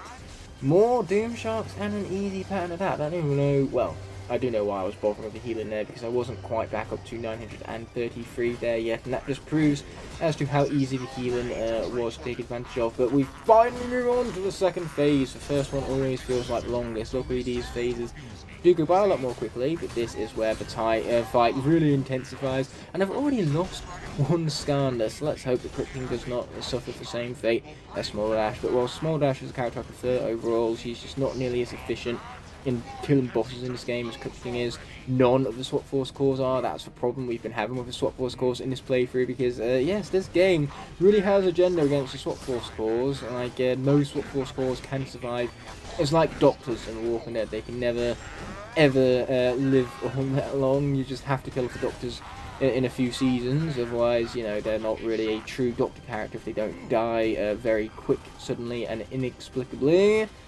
But here we go, Chaos is going to do the stupid attack again. We love this one. We call it the dumb stupid attack because he leaves himself exposed for so long afterwards. That attack, we heavily punished. It's fantastic. If this was Super Smash Bros. Right now, the equivalent is basically a 0 to death, because that's how punishable that move is.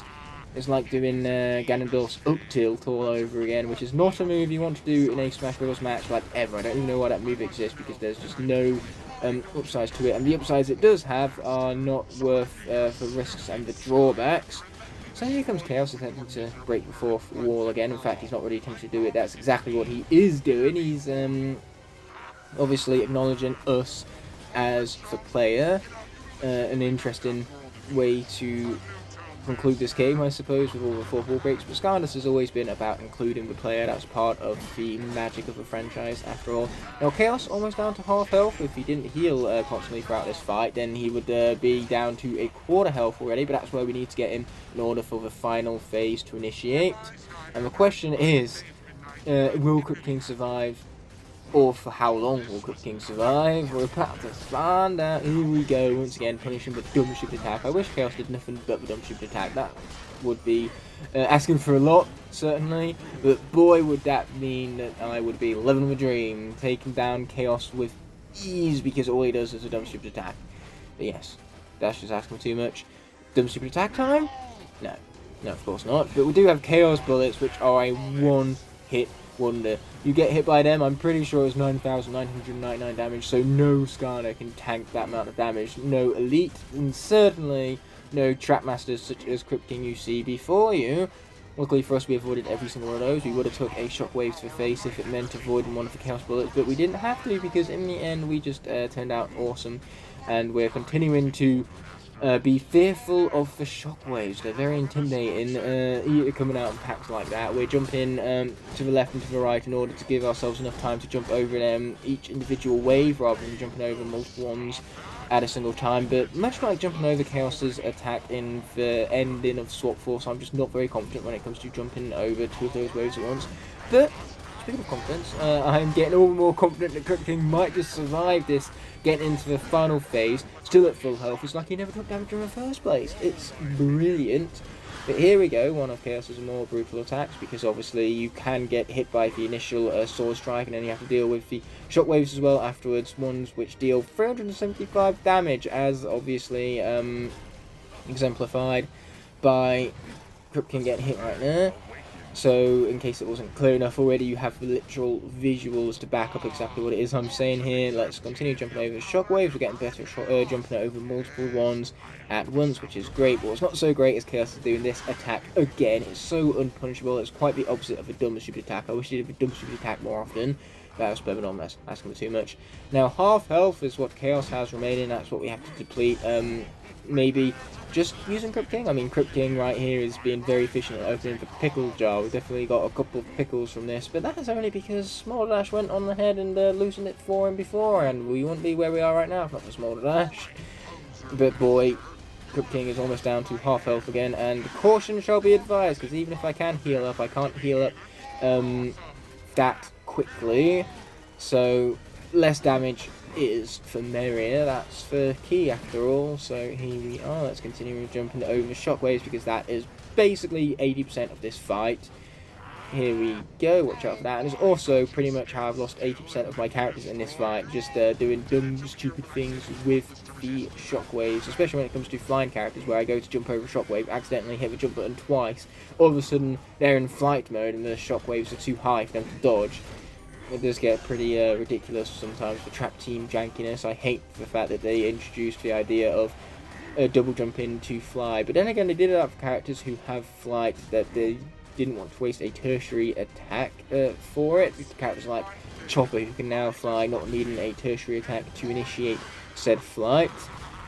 But I don't know why they even thought flight was a good idea all the way back in Skylanders Spar's Adventure, because it's such a boring ability. It's carried over between multiple Skylanders, and it just doesn't really do much for your character. They're less agile that way. Like, yes, their speed and armor is increased, but ultimately that's the only reason to use flight. That, and also traversing the areas a little bit more quickly. But I'd much rather have an additional unique attack to deal damage to my enemies rather than the flight mode. At least for characters like Spyro, though, whilst in flight mode you do unlock a unique attack, such as the Earth Pan in his case.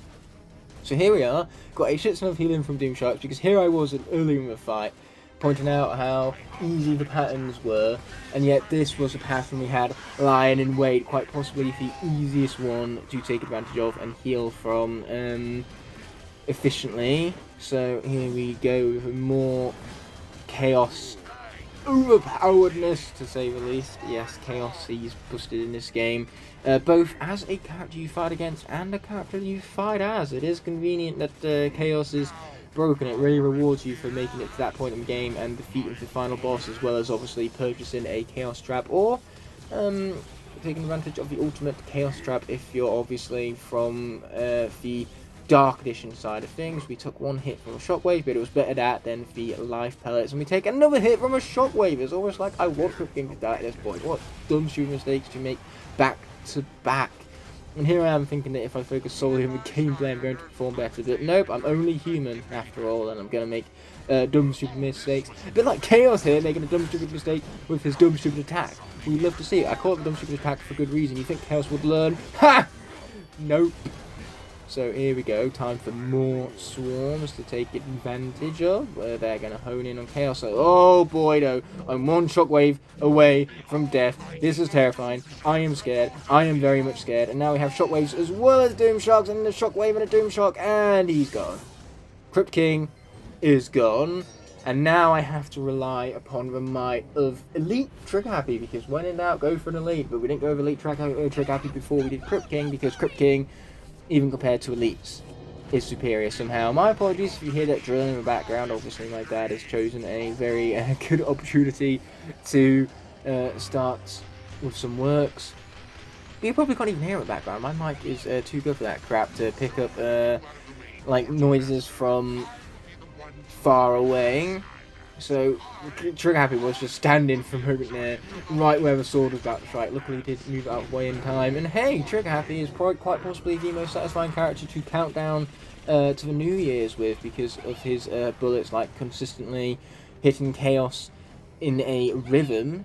basis. Oh boy, that's 2 for 1, and Trick Happy doesn't quite have the same healing prowess as Crypt King, so he can't take nearly as much punishment as what Crypt King did, because a lot of his punishment could be nullified by the healing effects directly afterwards, but Trick Happy does not have said luxury. But what he does have luxury of being able to do is because he can attack in mid-air, he can just continue jumping over shockwaves and then just fire off bullets anyway. Like, there's no harm, no foul, even if they miss. But it's better to take the shots anyway, because you miss 100% of the shots you don't take.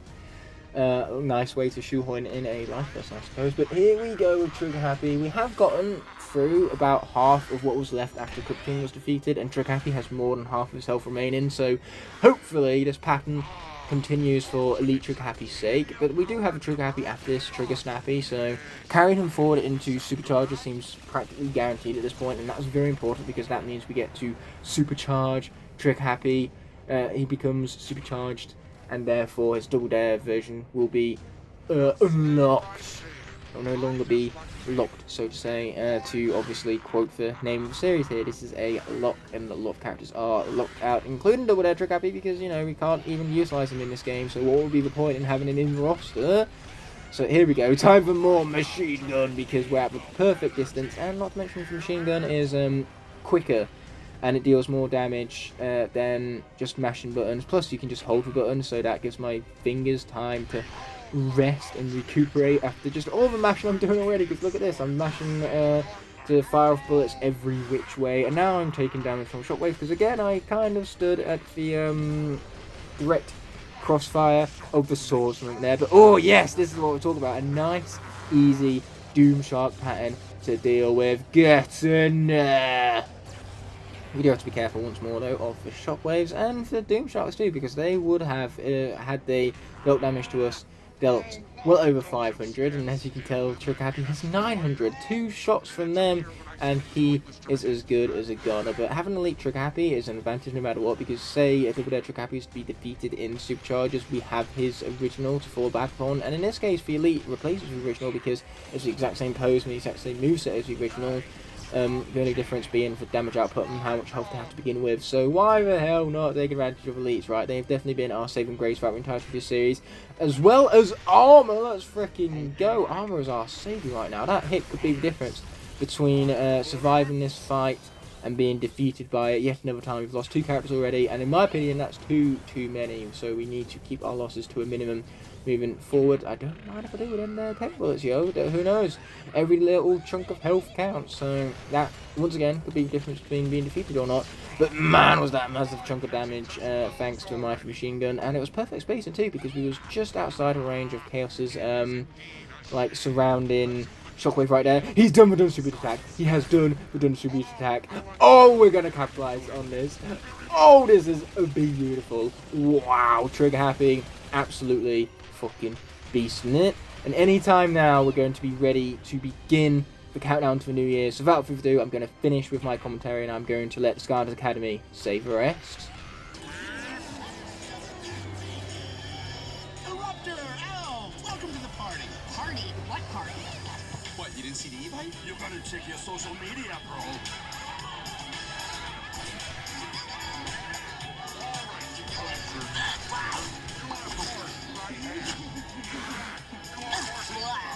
See?